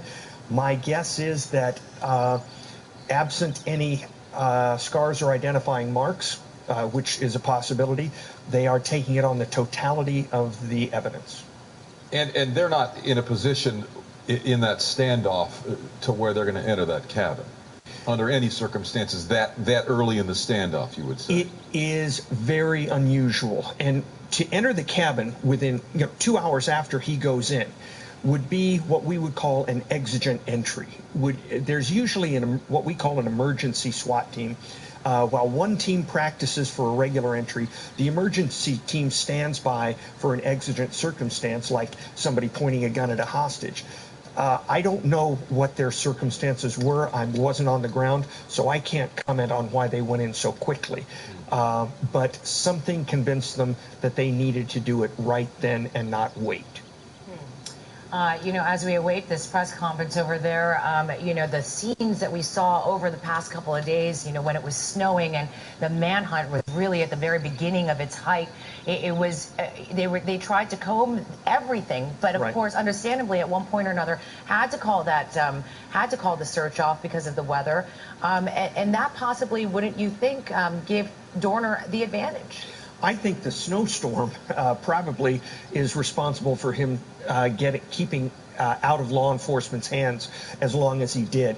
And you both made good points earlier about this. It's one thing to search for him. It's another thing to kick in doors of houses for which you don't have a search warrant. It is difficult legally and physically to clear all those houses there. You do what you can, but nobody says that this is going to be a 100% guarantee.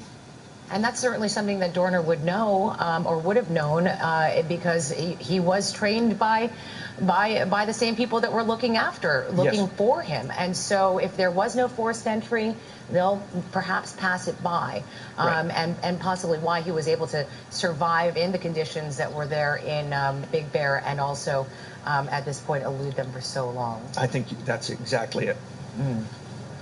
We continue our coverage here on KTLA. We have been on the air, wall to wall, just making sure that you get the very latest information on what's been happening up in the mountains there. We are now in Angeles Oaks.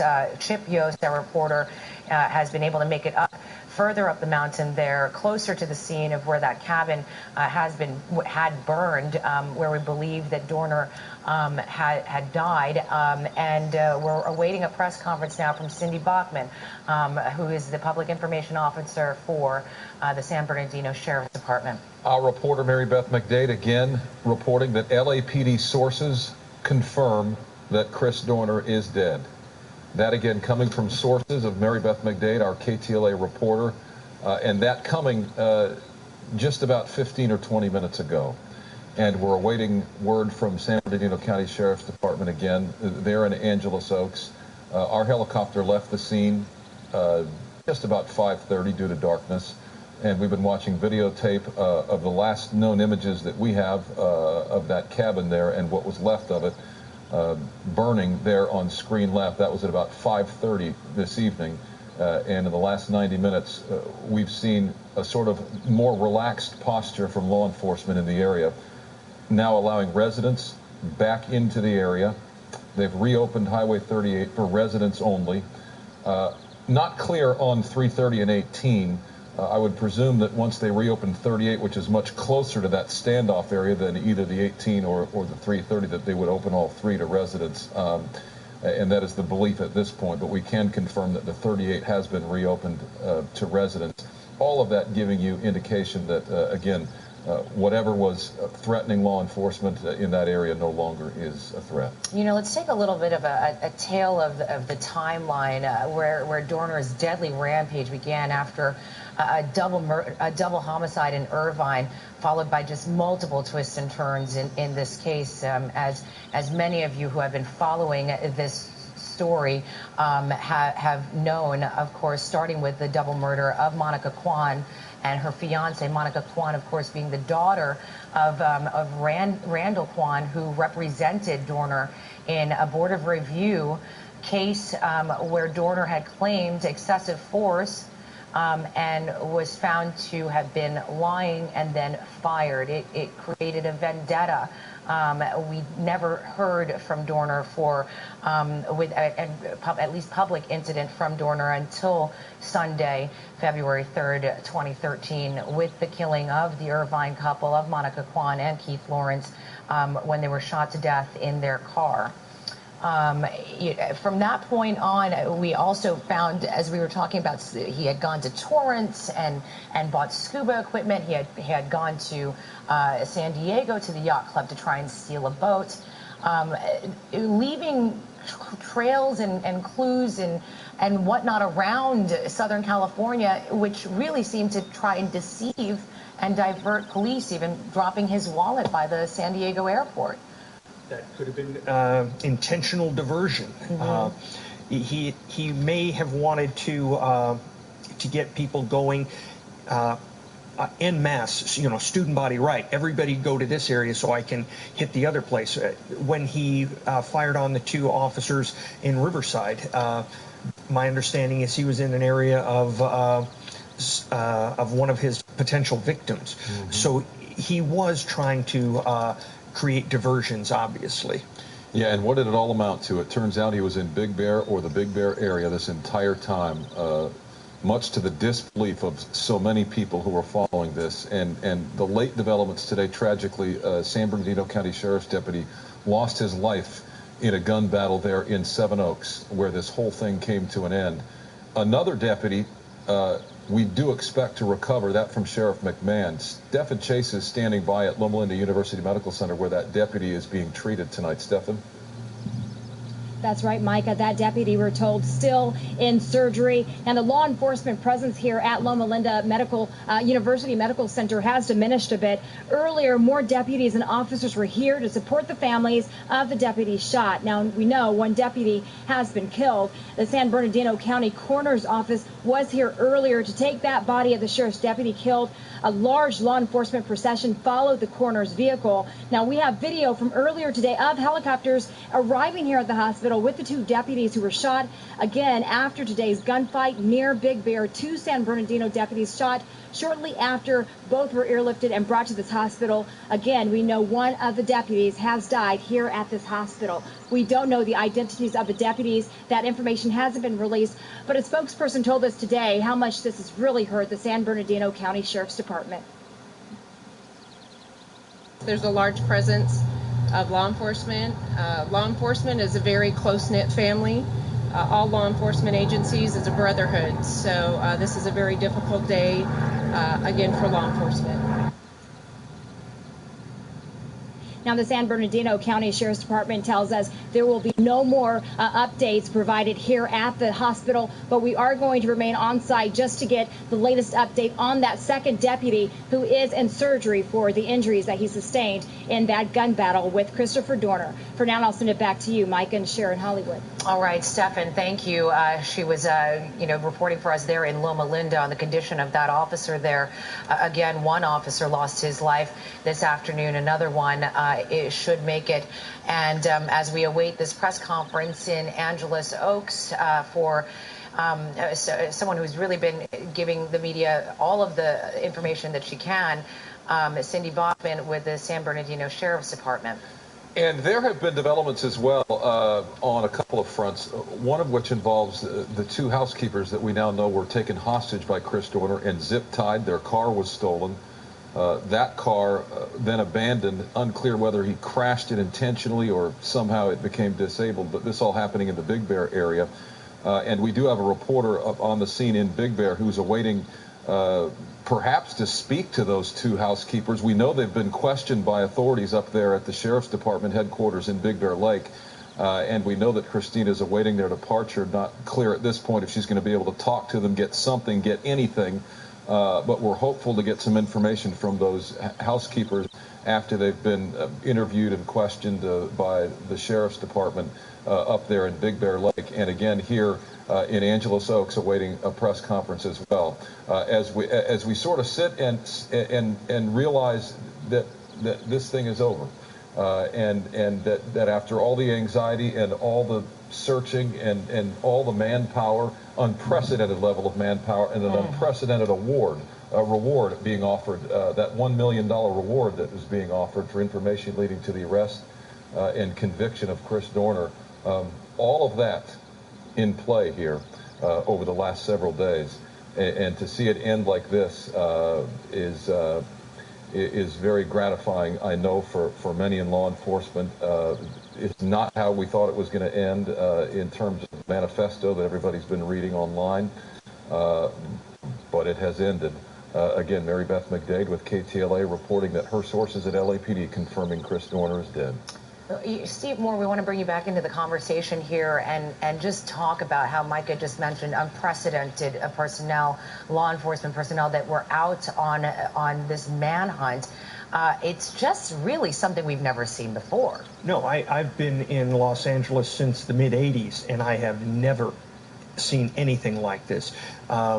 Tim Lynn, I believe earlier on, said this is reminiscent of the Symbionese Liberation Army, but that wasn't a fugitive hunt that went on for 4 or 5 days. This is unprecedented. And to see fugitives with the skills, the expertise, the knowledge that Chris Dorner had, typically they don't have that. No, and that's the scary thing. There are a lot of trained people out there, and when one of them has an issue, then you've got a whole new ball game to deal with. He believed he was railroaded by the LAPD and ultimately lost his job based on a review panel's finding that he made false statements. Looks like we're getting closer now to the press conference. That might just be a mic check, a member of the media. But 1, 2, 3. yeah, the person we're waiting for is in that white car. She's a spokesperson for San Bernardino County Sheriff's Department. Until she moves, I guess we'll sit tight here and wait with the live picture there in Angeles Oaks. But this was an officer who felt he'd been railroaded. He was ultimately fired by the LAPD. But he believed he was telling the truth and said that when the truth comes out, LAPD, I'll stop the killing. Yeah, and what was interesting about that, and something that we didn't think was ever going to happen, because at first, when the manifesto came out, Chief Charlie Beck had said, no, we are going to stand by with what the Board of Review had decided in his firing, that he was lying, that they weren't going to retract that. And then just days afterwards, we have Chief Charlie Beck saying we're reopening the investigation into Christopher Dorner's claims about that excessive force claim that he made that had originally gotten him fired. Did that surprise you that they reopened the case? It surprised me, yes. When somebody goes off the deep end like this and you in any way, shape, or form validate it, I mean, forget his claims for just a minute. The man's going out and killing innocent people. Thousands of people every day in America lose their jobs, and hundreds probably feel betrayed, wronged, but they don't go out shooting people. This was a person who had a pre-existing psychological condition. And so to shift it back, even if the claims are valid, to shift it back to saying, well, we'll look at it, it almost makes it, some people think, well, then it was justified, when really nothing justifies what he did. And I think in a way, I don't want to criticize him because it's a tough decision, but going back to review this, gives a little bit of a reward for what happened here. And frankly, even if your cause is just, when you start killing the innocent children of people you disagree with, I think you've waived your right to be heard. Do you think, though, that it was part of the LAPD's way of luring in Dorner by saying that they were going to reopen the investigation? I mean, just a little bit of a nugget, a bait, perhaps, that he might turn himself in? I think at that point the die was cast with them. There was a lot of criticism of LAPD in light of this that was separate from what Dorner was doing, and I think maybe it was their attempt to stem some of the criticism of LAPD, because a lot of people, while they decried what Dorner did, they thought that maybe he was the victim of some kind of unjust proceeding. Whether or not it was true or not, some people believed it.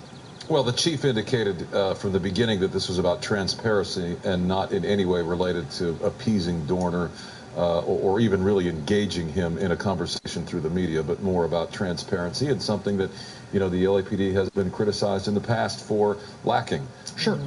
So, perhaps it was an opportunity for him to, to make a statement of transparency. I can't speak for him, but, the decision was made. Some say maybe he should have just opened the file and not said, we're going to review it. But now you're splitting semantics, and what's done is done. I think, it was important for people to know the story for what it's worth, regardless of how it came out, whether the chief released it or diligent reporting ultimately released the facts. But it was important to see. I mean, this is a story that involves so many people here in Southern California, virtually everyone affected in some way, particularly family of law enforcement and law enforcement officers themselves. It affected me. The night before last, my wife was out for an evening with the wife of an LAPD lieutenant, and I can't help but tell you that I was thinking, is this a good idea? But I would have preferred, again, not criticizing, I'm glad that they are being transparent, but I would have preferred the transparency to be quieter and maybe bring in some journalists, some people who could verify that even if you're going to reinvestigate it transparently, quietly with journalists, so they can come forward later and say, we looked at it again. with the public. And ironic you said that, because that's exactly what he wanted in his manifesto, and spoke to many journalists about that. In the meantime, we do now want to take, Steve, thank you, stay with us here on set, but we now want to go to the scene in Angeles Oaks, where Chip Yost is standing by awaiting this press conference from the San Bernardino Sheriff's Department, the lead agency on this case and this manhunt. Let's go over to him now. Chip. Yeah, you're looking at all those microphones right now. We have several dozen journalists standing around here. We are up in Angeles Oaks here. If you know the area on the way up to Big Bear, we are outside the Country Store restaurant.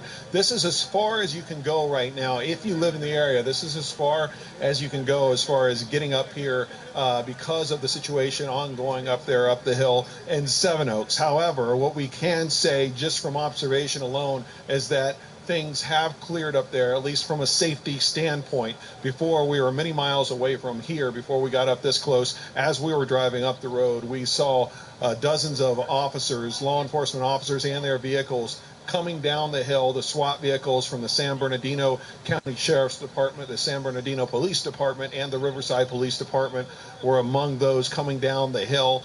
We can tell from the shots from Sky 5 HD that the threat at that cabin is over. Whether or not the person believed to be dead inside there, because it doesn't look like anyone would have survived that, but the person who may be dead inside there, all indications are it's Christopher Dorner. We're waiting for 100% confirmation from the San Bernardino County Sheriff's Department. I just got an indication a moment ago as I was talking that Cindy Bachman, the spokesperson for the Sheriff's Department, may be coming out any moment. If you're looking at that shot of the microphones up there, she is in an SUV just about 7 feet behind those microphones. She's been in there on the phone for the last 40 minutes or so trying to get confirmation of all these questions we've been asking her about this, mainly the question involving was it Christopher Dorner, but also some of the questions about this whole situation today, how it transpired. Of course, these situations, as we know when we report them, the first facts we get or the first information we get don't turn out to be facts. They turn out to be a little different than we first heard. The situation's maybe not playing out exactly as we heard at the beginning of this story. So she's trying to get confirmation so we can get a much more clear picture of what exactly happened. You can see the crowd kind of dividing here. It looks like Cindy Bachman is going to make her way, maybe a false alarm. She's putting on a jacket.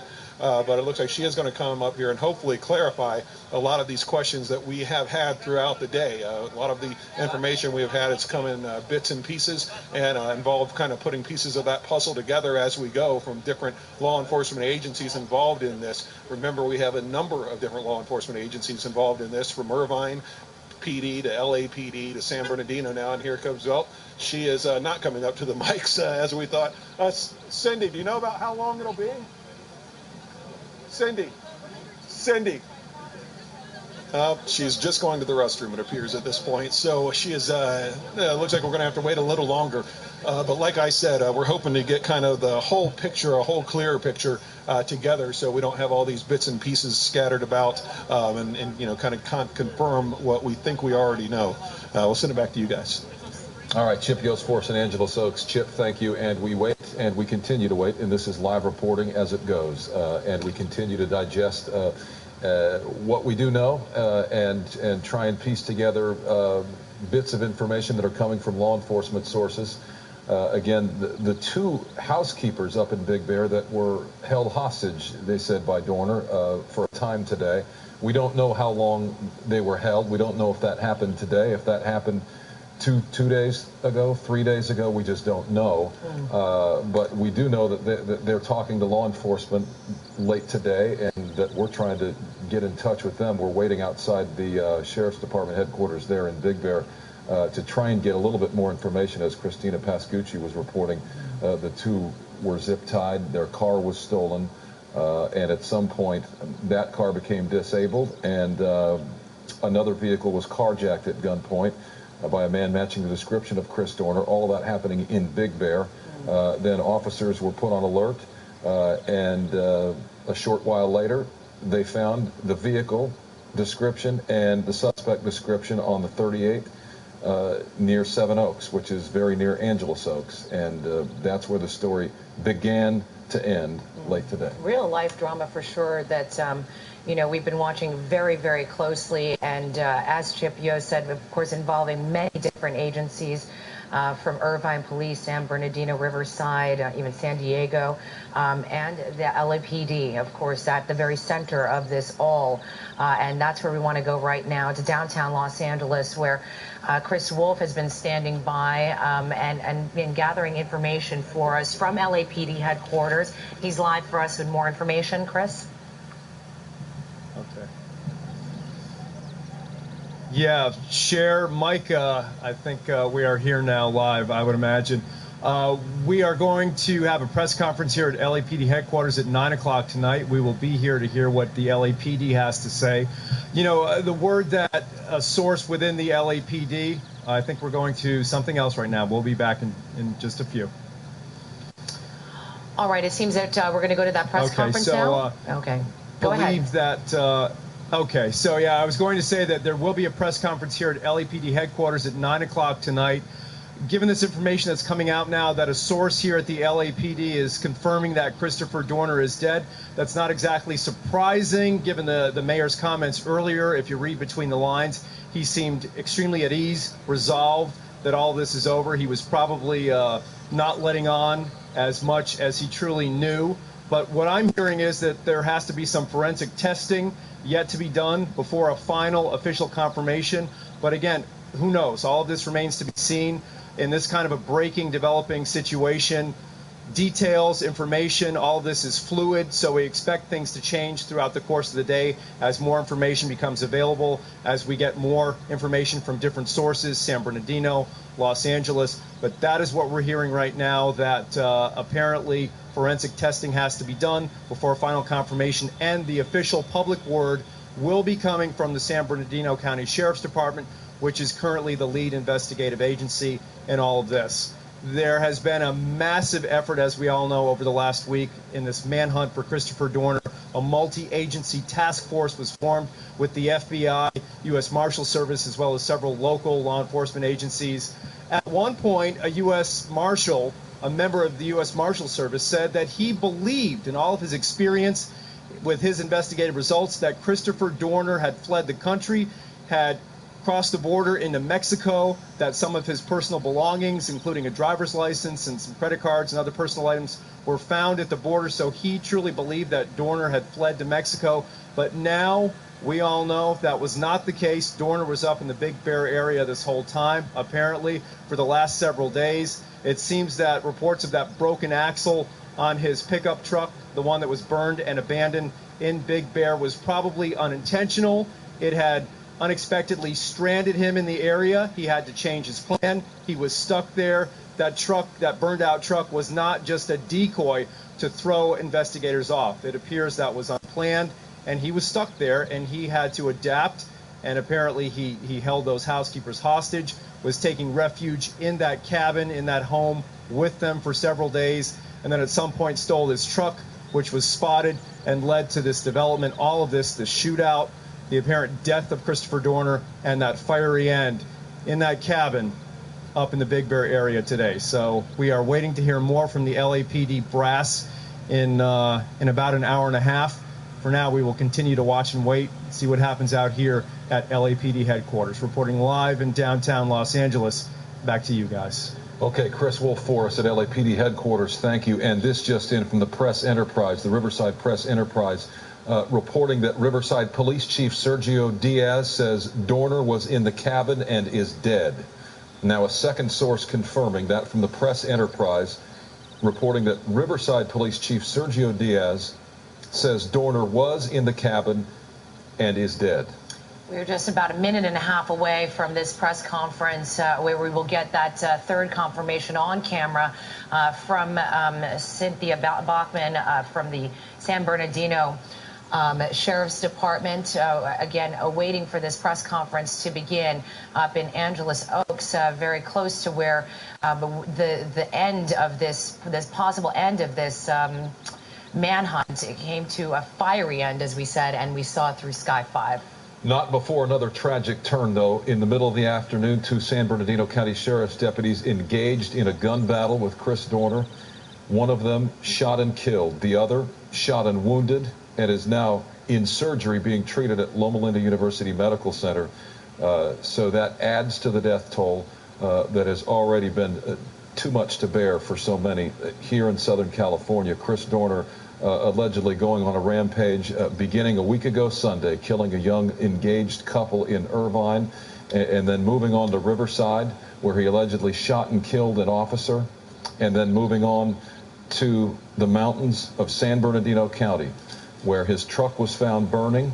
And late today, after several days of no new sightings, no new developments in the whereabouts of Chris Dorner, a sighting and another firefight with San Bernardino County Sheriff's deputies, and what we believe now is the end of this manhunt with the death of Chris Dorner. Alongside Micah Ullman, I'm Cher Calvin. We continue to follow this breaking news on KTLA.com, where we are streaming what you're looking at right now live. Go there for more information, and we'll see you at 10.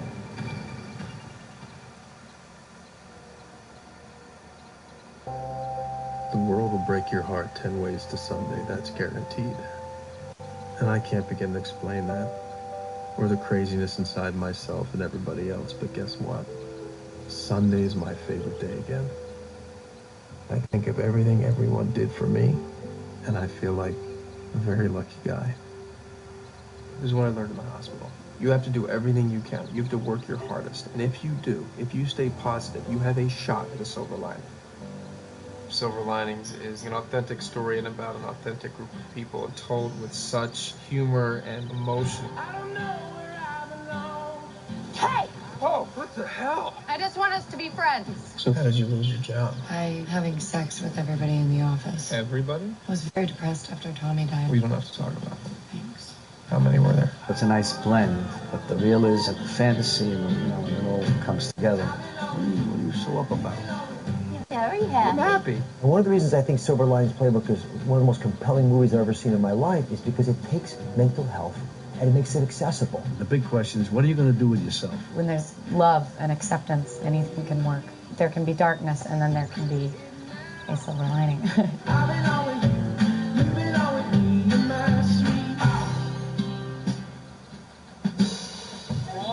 Action!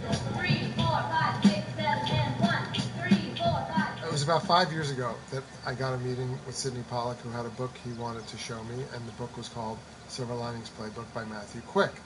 My inspiration for the novel Silver Linings Playbook was that I wanted people, when they read the book, who might be feeling alone, to feel less alone. Pat is somebody who is trying to get his life together. He's in a low point in his life. For me, I was really somebody who was struggling with depression. I was transforming myself. I was a high school English teacher, and I was trying to become a writer. It was a really tough time for me, and I needed to believe in silver linings. So I wrote this book to convince myself that silver linings were possible. I'm better. I feel that I'm better now. Okay, I'm better. Yeah. I feel good. I feel so good. Look at my eyes. Look at my eyes. Look how clear they are. I'm not a complainer anymore. I'm a positive guy, okay? You just have to give it some time. Yes. A lot went down. People will get over it. It'll be all good. Yes, it will be. I'm going to take that as a silver development, Nancy. The silver development. That's a silver lining. I immediately was excited about the book because I've been looking around for a story for years and hoping to come up with a story that would allow me to tell some of the experiences I had with my son, my oldest son, who had struggled with many of these emotional mood disorders. It had been the hardest thing I'd ever seen in my life, and the most difficult thing I ever dealt with, that forced everybody in the family to grow their heart many times. Can you talk about something that you did before or after? Yeah, about a week before the incident, I called the cops, and I told them that my wife and the history guy were plotting against me by embezzling money from the local high school, which wasn't true. It was a delusion. And we later found out from the hospital that's because I'm undiagnosed bipolar. Yeah. With mood swings and weird thinking brought on by severe stress, which rarely happens, thank God. I've had a son who has mood disorder, which, means someone can have moods that can pull them down the drain and send the home into a tornado in moments. And a son who, at times when he was 10, 11 years old, told me life was so hard he didn't know if he wanted to keep going, So I would do anything for him. And so when I came to this, I wanted a story that would really help him feel like he's part of the world. And this story just seemed like the right story because It's not precious. It was human. It was relatable. It was the people like in The Fighter. It was a community, and it just had romance, and it had all this enchantment. Because without the enchantment, you can't make it through the hard times. Listen, Pat, she's gone. She's not around anymore. Nikki left. What are you doing, Dad? Excelsior. Excelsior. What does that mean? Excelsior. It means, you know what I'm going to do? I'm going to take all this negativity and I'm going to use it as fuel, and I'm going to find a silver lining. That's what I'm going to do. Did you feel a greater responsibility, Bob, doing a film that David had so much personally invested in? Oh, of course. I mean, I understand what he...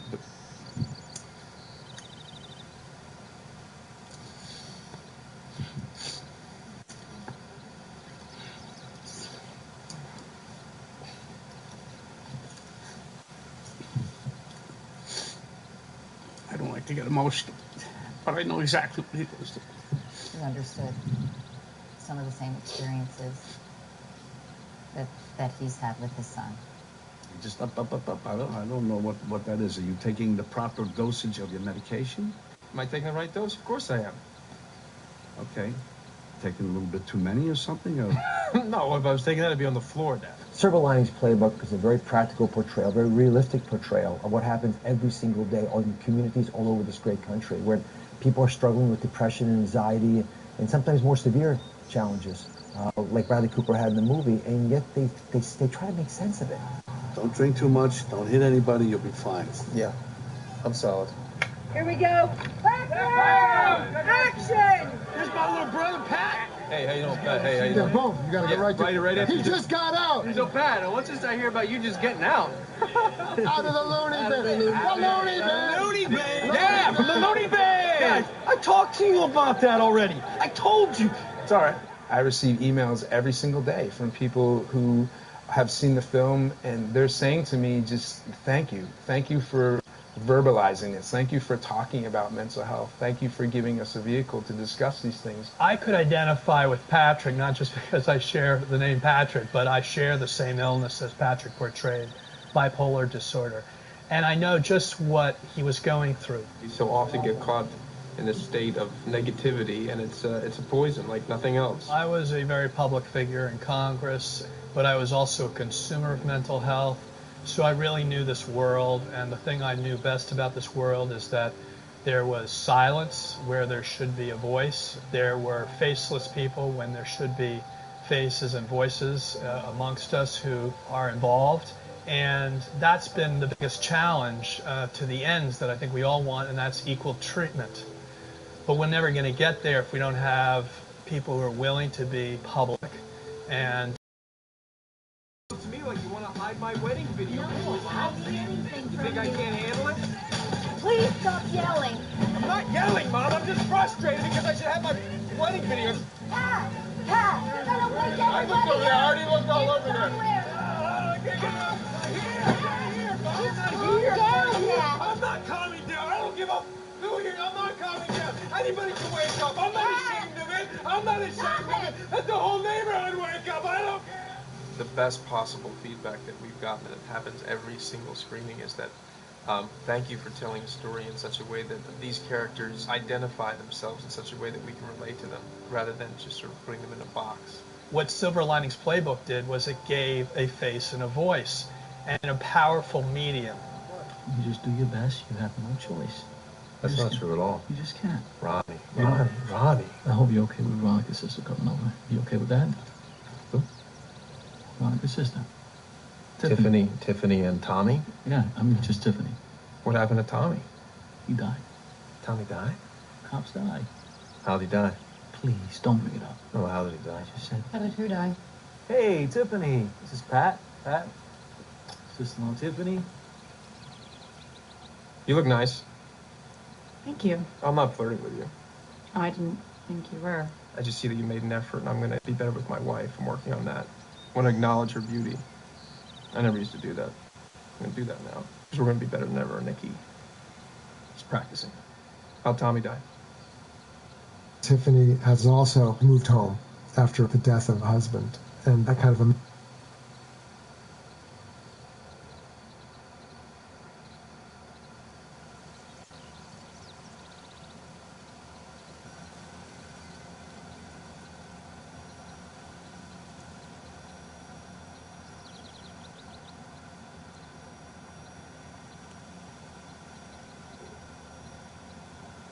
It's just down I think it's to hard the to metal stop part of the wheels. Yeah, it starts to spark, and I don't think he's going to be able to control that car much longer. And look at that front bumper there. It's about to whip right off there as well, but it just is. This is one of those more odd pursuits I was just thinking the same we have thing. watched here on Eyewitness News, because this driver in very tinted windows, so you don't actually know how many people are inside this vehicle. Yeah, that's the problem too, I think, for officers, is that they don't know how many people are in there, if they're armed, if they're dangerous, if they're, completely intoxicated. It's hard to say, but just to watch this, I think that bumper's going to go off any second now. Do you see the hand, Ellen, going outside the window? There you go. But are they waving? Yeah, they're going to try to give up. Because I would think that it must be really hard to pull over when you're driving on the rims. But I slow down, right? I don't have any experience of driving on rims, but please don't, Colleen. I know. I can't imagine.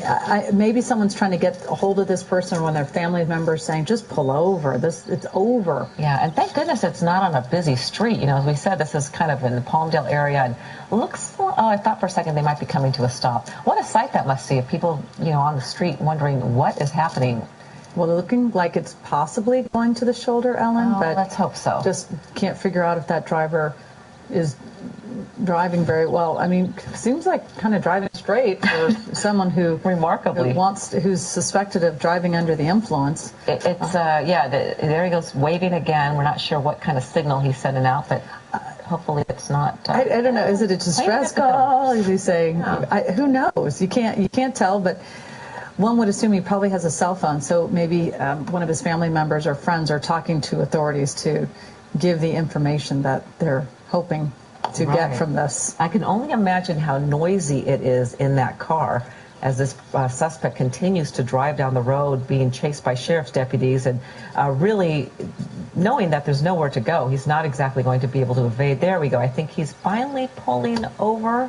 And this is on the Sierra Highway southbound area, so maybe, but then we just saw him turn right there. So, of course, as we know with pursuits, they sort of wind in and out of areas, so trying to keep on top of exactly where they are going. Oh, and this is a look at the other side of the car, right? Am I? Yes, I think you are. Those tires are also. This person. You know exactly where this person is heading, but it would be just so wise. Looks like they're pulling over, Ellen. Oh, I mean, you can't go in the dirt and expect to. Well, maybe you can go in the dirt and expect to keep on going. Yeah, just when you think you've seen everything in a pursuit, this person seems to be headed somewhere. And I guess authorities probably, they all have different tactics on what they do during these pursuits, but trying to do one of those kind of pit maneuvers or something, maybe it's very hard to do with a car that's driving on the rims. I think our producer just said it's Peaceful Valley Road, and look at all that dust. Unless that's smoke, I'm pretty sure it's dust, but who knows? I think it's just a big mess. Peaceful Valley Road, not very peaceful right now. So, and you can imagine the desperation this person must be feeling to try to get away under those circumstances. They can't be thinking clearly. And here he is sort of kind of tapping on this. But you cannot tell, are you trying to say something?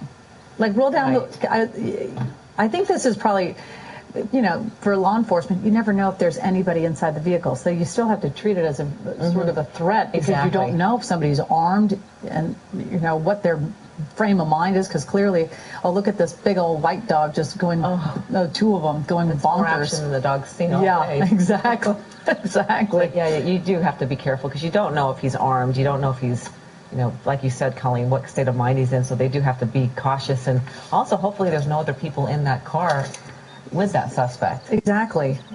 There's so many. That's the problem with these pursuits. There's just so many variables. You just never know. And you never know why the person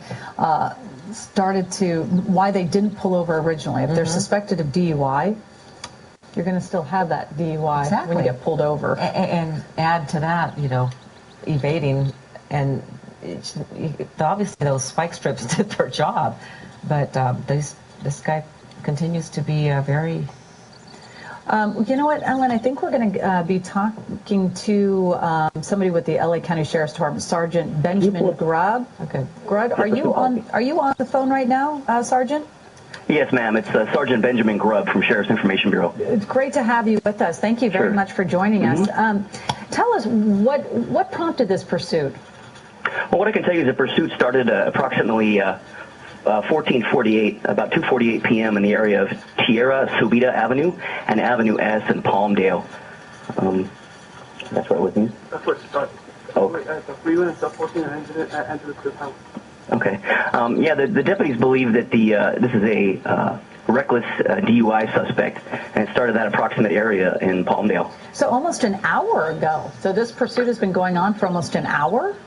It's been going on for quite a while. The speeds, as you can see, are very slow. You just lost all these tires are. Were you able to do the spike strips? Is that how his tires are blowing out? Yeah, I did confirm with Palmdale Station that the spike strip was used at some point.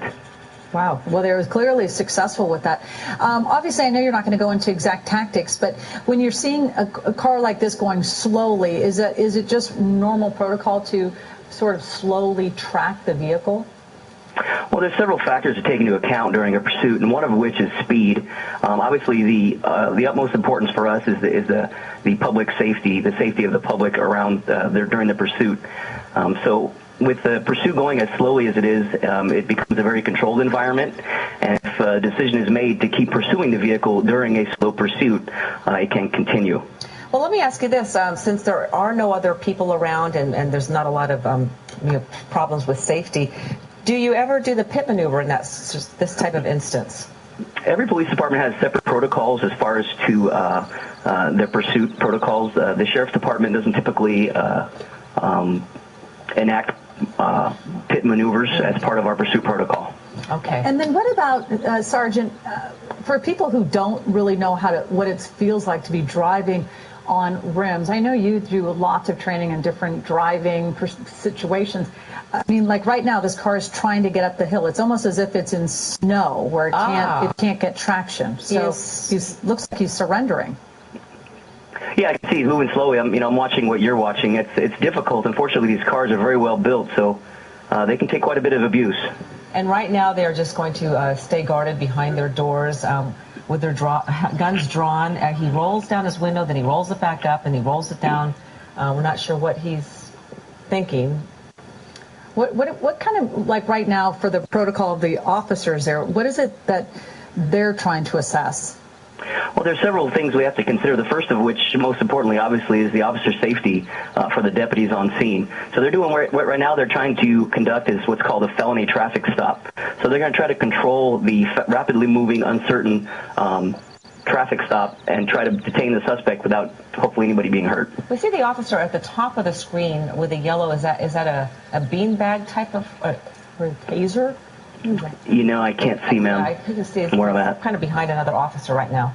Mm-hmm. They all look like they have their guns drawn, though, right now to make sure that they all have sort of taken cover from their vehicles. Yeah, so they'll try to control the environment right now, and if they can remain static, we can try to bring in negotiators to talk to the suspect if possible. Yeah, and so, okay, if he's rolling down his window again, hopefully they're going to be able to talk to him and convince him to just step out of the car in normal protocol. Do we know if he's with anybody else in that vehicle? You know, I don't know if we've been able to confirm if there's another occupant of the vehicle. I know, and I can imagine they're making calls to him to exit the vehicle in a certain manner, in a very controlled way, and giving direct and very specific orders in how to conduct his activities from here on out.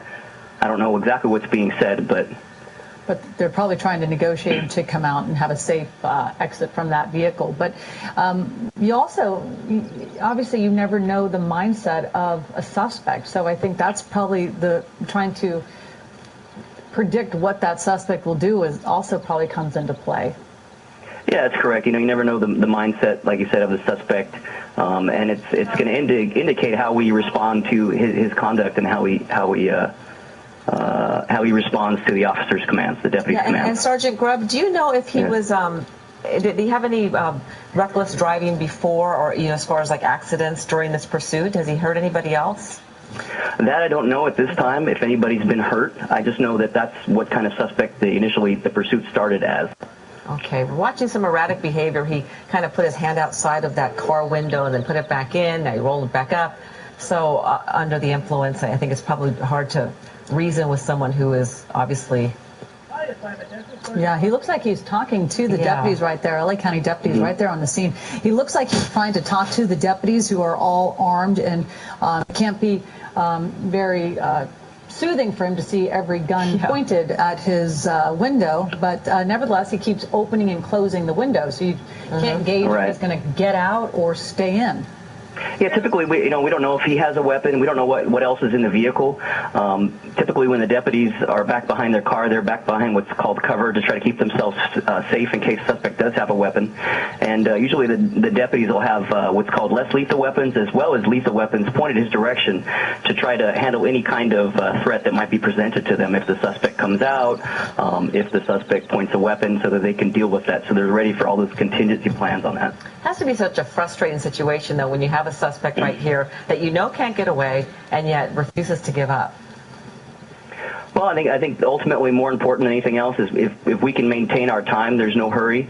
We'll try to get a controlled environment and have the safest outcome as possible. Right. Just takes these resources away from perhaps other things that could be more important. Correct. Yeah, I understand that, yes. Yeah, and then, I mean, I guess the suspect, there's no chances the suspect's going to try to probably take off. He's just kind of barricading himself in there because those rims, they can't get traction. So he's just, I mean, this could last for hours, correct?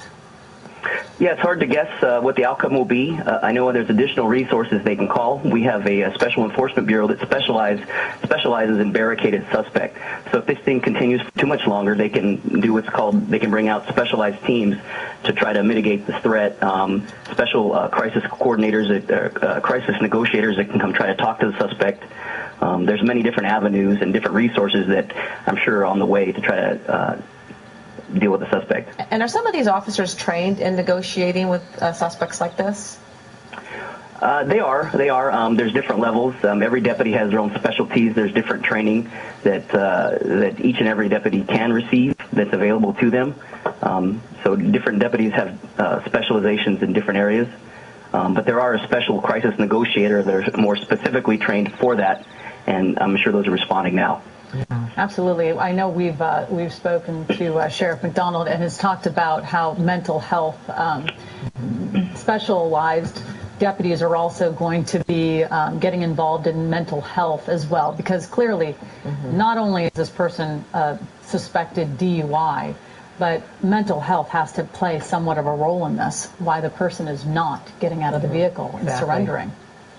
Yeah, I can't speculate. I don't know what the mind frame of the suspect is, but I would hope that he would eventually step out and have a peaceful resolution and respond to the deputy's requests. Because right now it's just a matter of waiting. I mean, the time is on these deputies' side, so it's just a matter of waiting. This guy, I think he's put his hands up, or it looks like we look like two hands went out. Yeah, you're right, Ellen. Let's hope he is surrendering. That would be nice.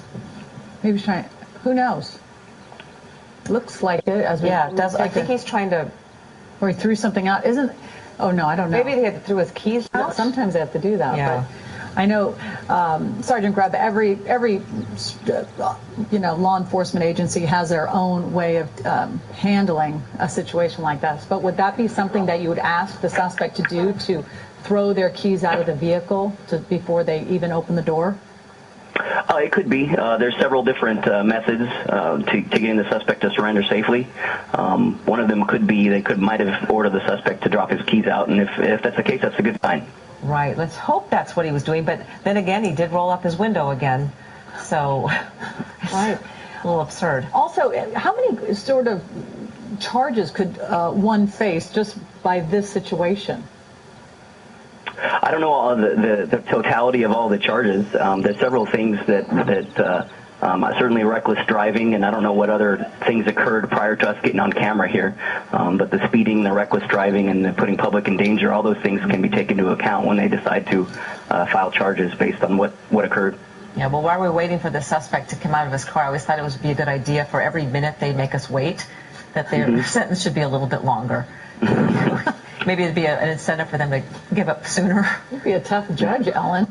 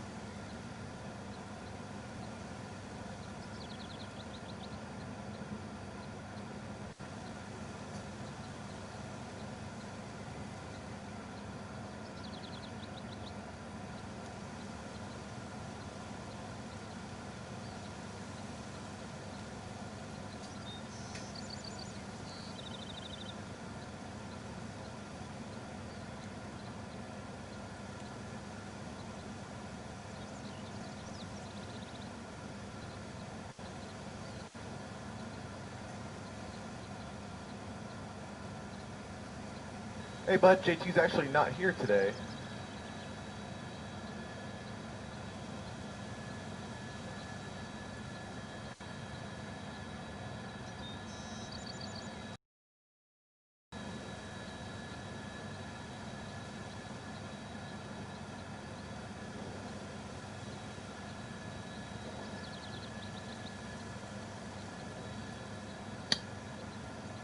Oh, is that AR-5 that dropped off those troops or what?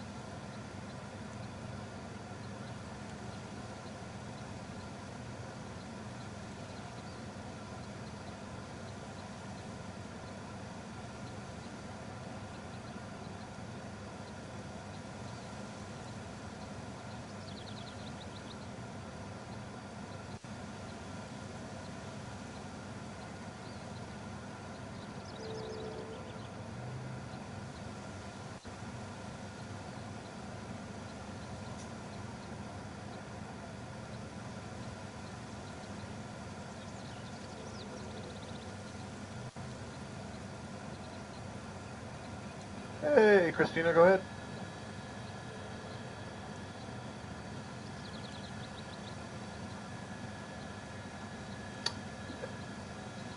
Yeah. We can go to Fox Field, but we have quite a bit of fuel. What do we have, like an hour and 40? Hour 30? Yeah, we have about an hour and a half, maybe a little bit more. But Fox Field is a lot closer than Van Nuys.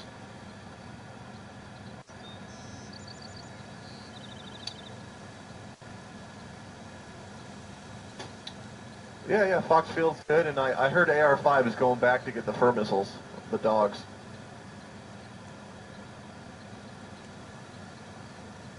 No problem. Oh, nice. Yeah, let me look for it here. Yeah, what do you got? Okay. 4828125. Okay, thank you. I gotta find it.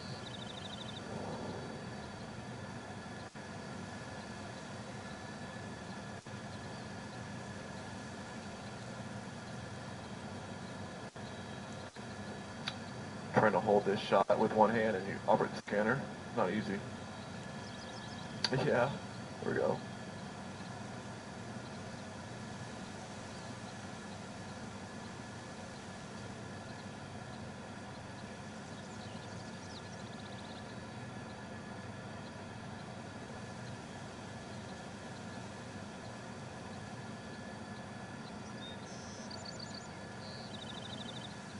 No, I don't want to edit the thing.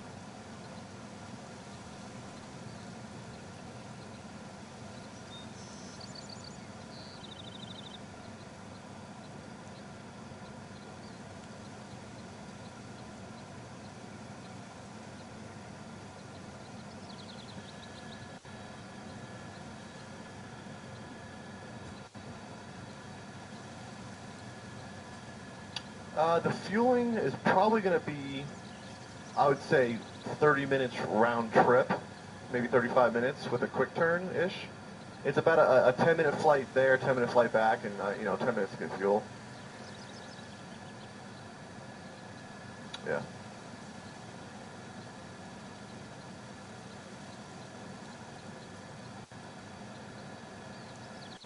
Yeah, you want us to be for the top of the sixth is the goal, right? Yep. Okay. Oh no, yeah. You got to prepare, you know.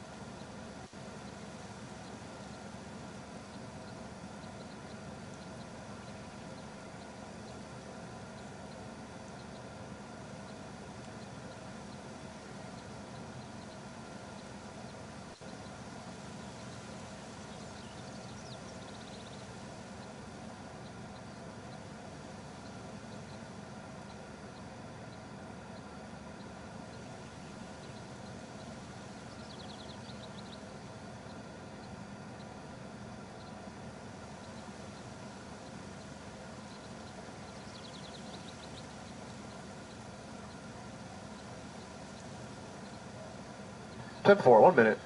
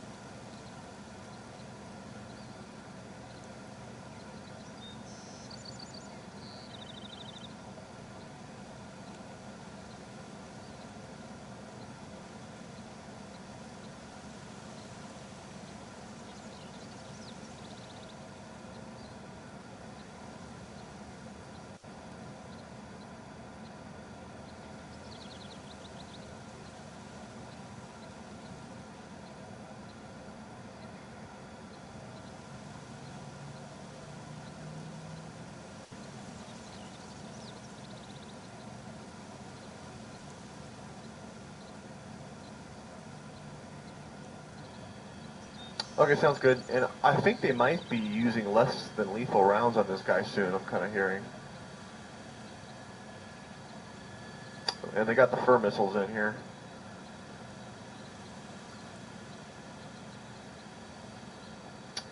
Yeah, the dogs. Fur missiles, they call them.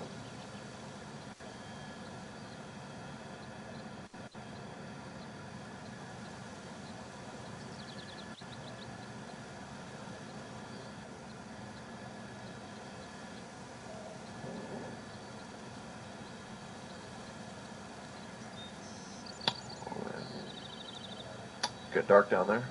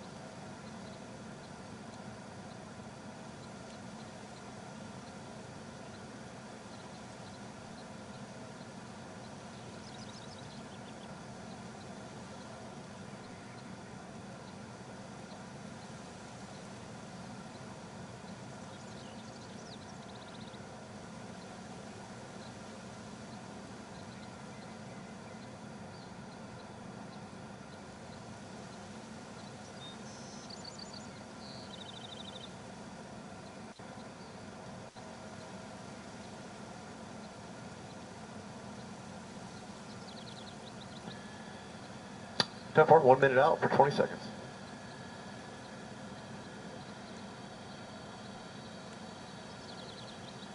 Oh yeah, got the launcher.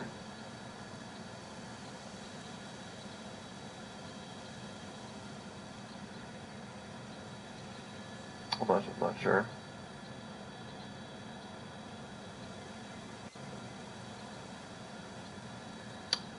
Yeah, that's a grenade launcher, but I'm sure they're shooting tear gas or something.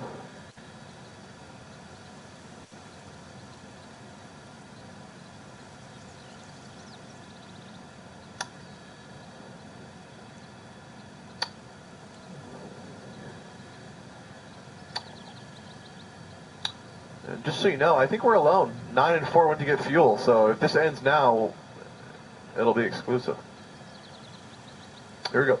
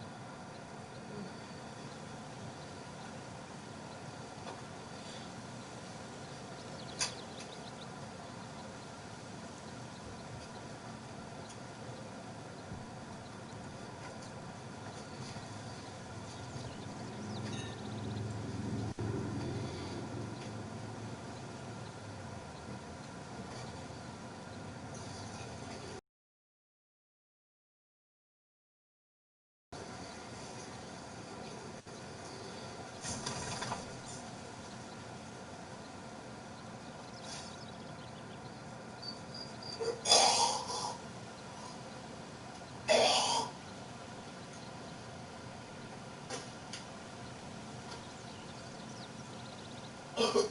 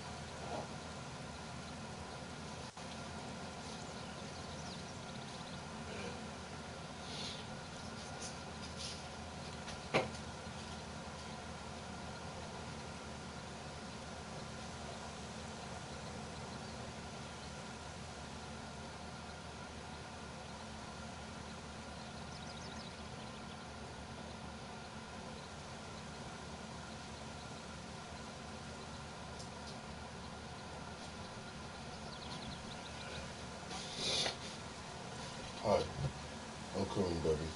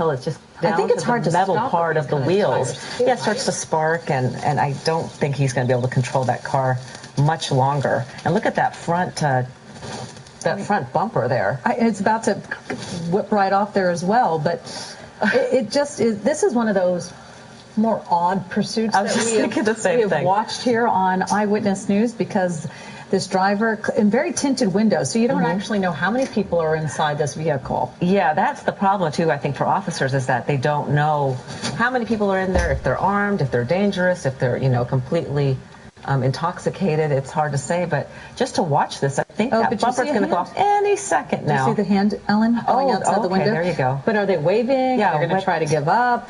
Because I would think that it must be really hard to pull over when you're driving on the rims. But I slow down, right? I don't have any experience of driving on rims, but please don't, Colleen. I know. I can't imagine. Maybe someone's trying to get a hold of this person, or one of their family members saying, "Just pull over. It's over." Yeah, and thank goodness it's not on a busy street. As we said, this is kind of in the Palmdale area, and looks. Oh, I thought for a second they might be coming to a stop. What a sight that must be of people, on the street wondering what is happening.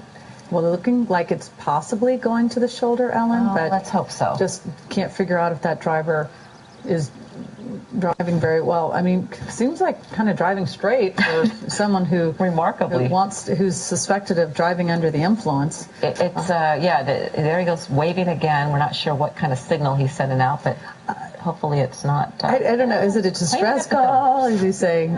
Who knows? You can't tell, but. One would assume he probably has a cell phone, so maybe one of his family members or friends are talking to authorities to give the information that they're hoping to get from this. I can only imagine how noisy it is in that car as this suspect continues to drive down the road, being chased by sheriff's deputies, and really knowing that there's nowhere to go. He's not exactly going to be able to evade. There we go. I think finally pulling over, and this is on the Sierra Highway southbound area. So maybe, but then we just saw him turn right there. So of course, as we know with pursuits, they sort of wind in and out of areas. So trying to keep on top of exactly where they are going. Oh, and this is a look at the other side of the car, right? Am I? Yes, I think you are. Those tires are also. This person. You know exactly where this person is heading, but it would be just so wise for them. Looks like they're pulling over, Ellen. Oh, I mean, you can't go in the dirt and expect to. Well, maybe you can go in the dirt and expect to keep on going. Yeah, just when you think you've seen everything in a pursuit, this person seems to be headed somewhere. And I guess authorities probably, they all have different tactics on what they do during these pursuits, but trying to do one of those kind of pit maneuvers or something, maybe it's very hard to do with a car that's driving on the rims. I think our producer said it's Peaceful Valley Road, and look at all that dust. Unless that's smoke, I'm pretty sure it's dust, but who knows? I think it's just a mess. Peaceful Valley Road, not very peaceful right now. So, and you can imagine the desperation this person must be feeling to try to get away under those circumstances. They can't be thinking clearly. And here he is sort of kind of tapping on those. But you can't tell, are you trying to say something? Roll down I think this is probably, for law enforcement, you never know if there's anybody inside the vehicle. So you still have to treat it as a sort of a threat, because you don't know if somebody's armed and, what their frame of mind is, because clearly, look at this big old white dog just going, two of them going bonkers. More action than the dog's seen all day. Yeah, exactly. Exactly. But you do have to be careful, because you don't know if he's armed. You don't know if he's, like you said, Colleen, what state of mind he's in. So they do have to be cautious. And also, hopefully, there's no other people in that car with that suspect. Exactly. There's so many. That's the problem with these pursuits. There's just so many variables. You just never know. And you never know why the person why they didn't pull over originally. If they're suspected of DUI, you're going to still have that DUI when you get pulled over. And add to that, evading, and obviously those spike strips did their job, but this guy continues to be very. You know what, Ellen? I think we're going to be talking to somebody with the LA County Sheriff's Department, Sergeant Benjamin Grubb. Okay, Grubb, are you on the phone right now, Sergeant? Yes, ma'am. It's Sergeant Benjamin Grubb from Sheriff's Information Bureau. It's great to have you with us. Thank you very much for joining us. Tell us what prompted this pursuit. Well, what I can tell you is the pursuit started approximately 1448, about 2:48 p.m. in the area of Tierra Subida Avenue and Avenue S in Palmdale. That's right with you? That's where it started. Oh. The freeway and stuff, 14 and entered the Cliff House. Okay. Yeah, the deputies believe that this is a reckless DUI suspect, and it started that approximate area in Palmdale. So almost an hour ago. So this pursuit has been going on for almost an hour? It's been going on for quite a while. The speeds, as you can see, are very slow. You just lost all the tires are. Were you able to do the spike strips? Is that how his tires are blown out? Yeah, I did confirm with Palmdale Station that the spike strip was used at some point. Wow. Well, they were clearly successful with that. Obviously, I know you're not going to go into exact tactics, but when you're seeing a car like this going slowly, is it just normal protocol to sort of slowly track the vehicle? Well, there's several factors to take into account during a pursuit, and one of which is speed. Obviously, the utmost importance for us is the public safety, the safety of the public around during the pursuit. So with the pursuit going as slowly as it is, it becomes a very controlled environment, and if a decision is made to keep pursuing the vehicle during a slow pursuit, it can continue. Well, let me ask you this. Since there are no other people around and there's not a lot of problems with safety, do you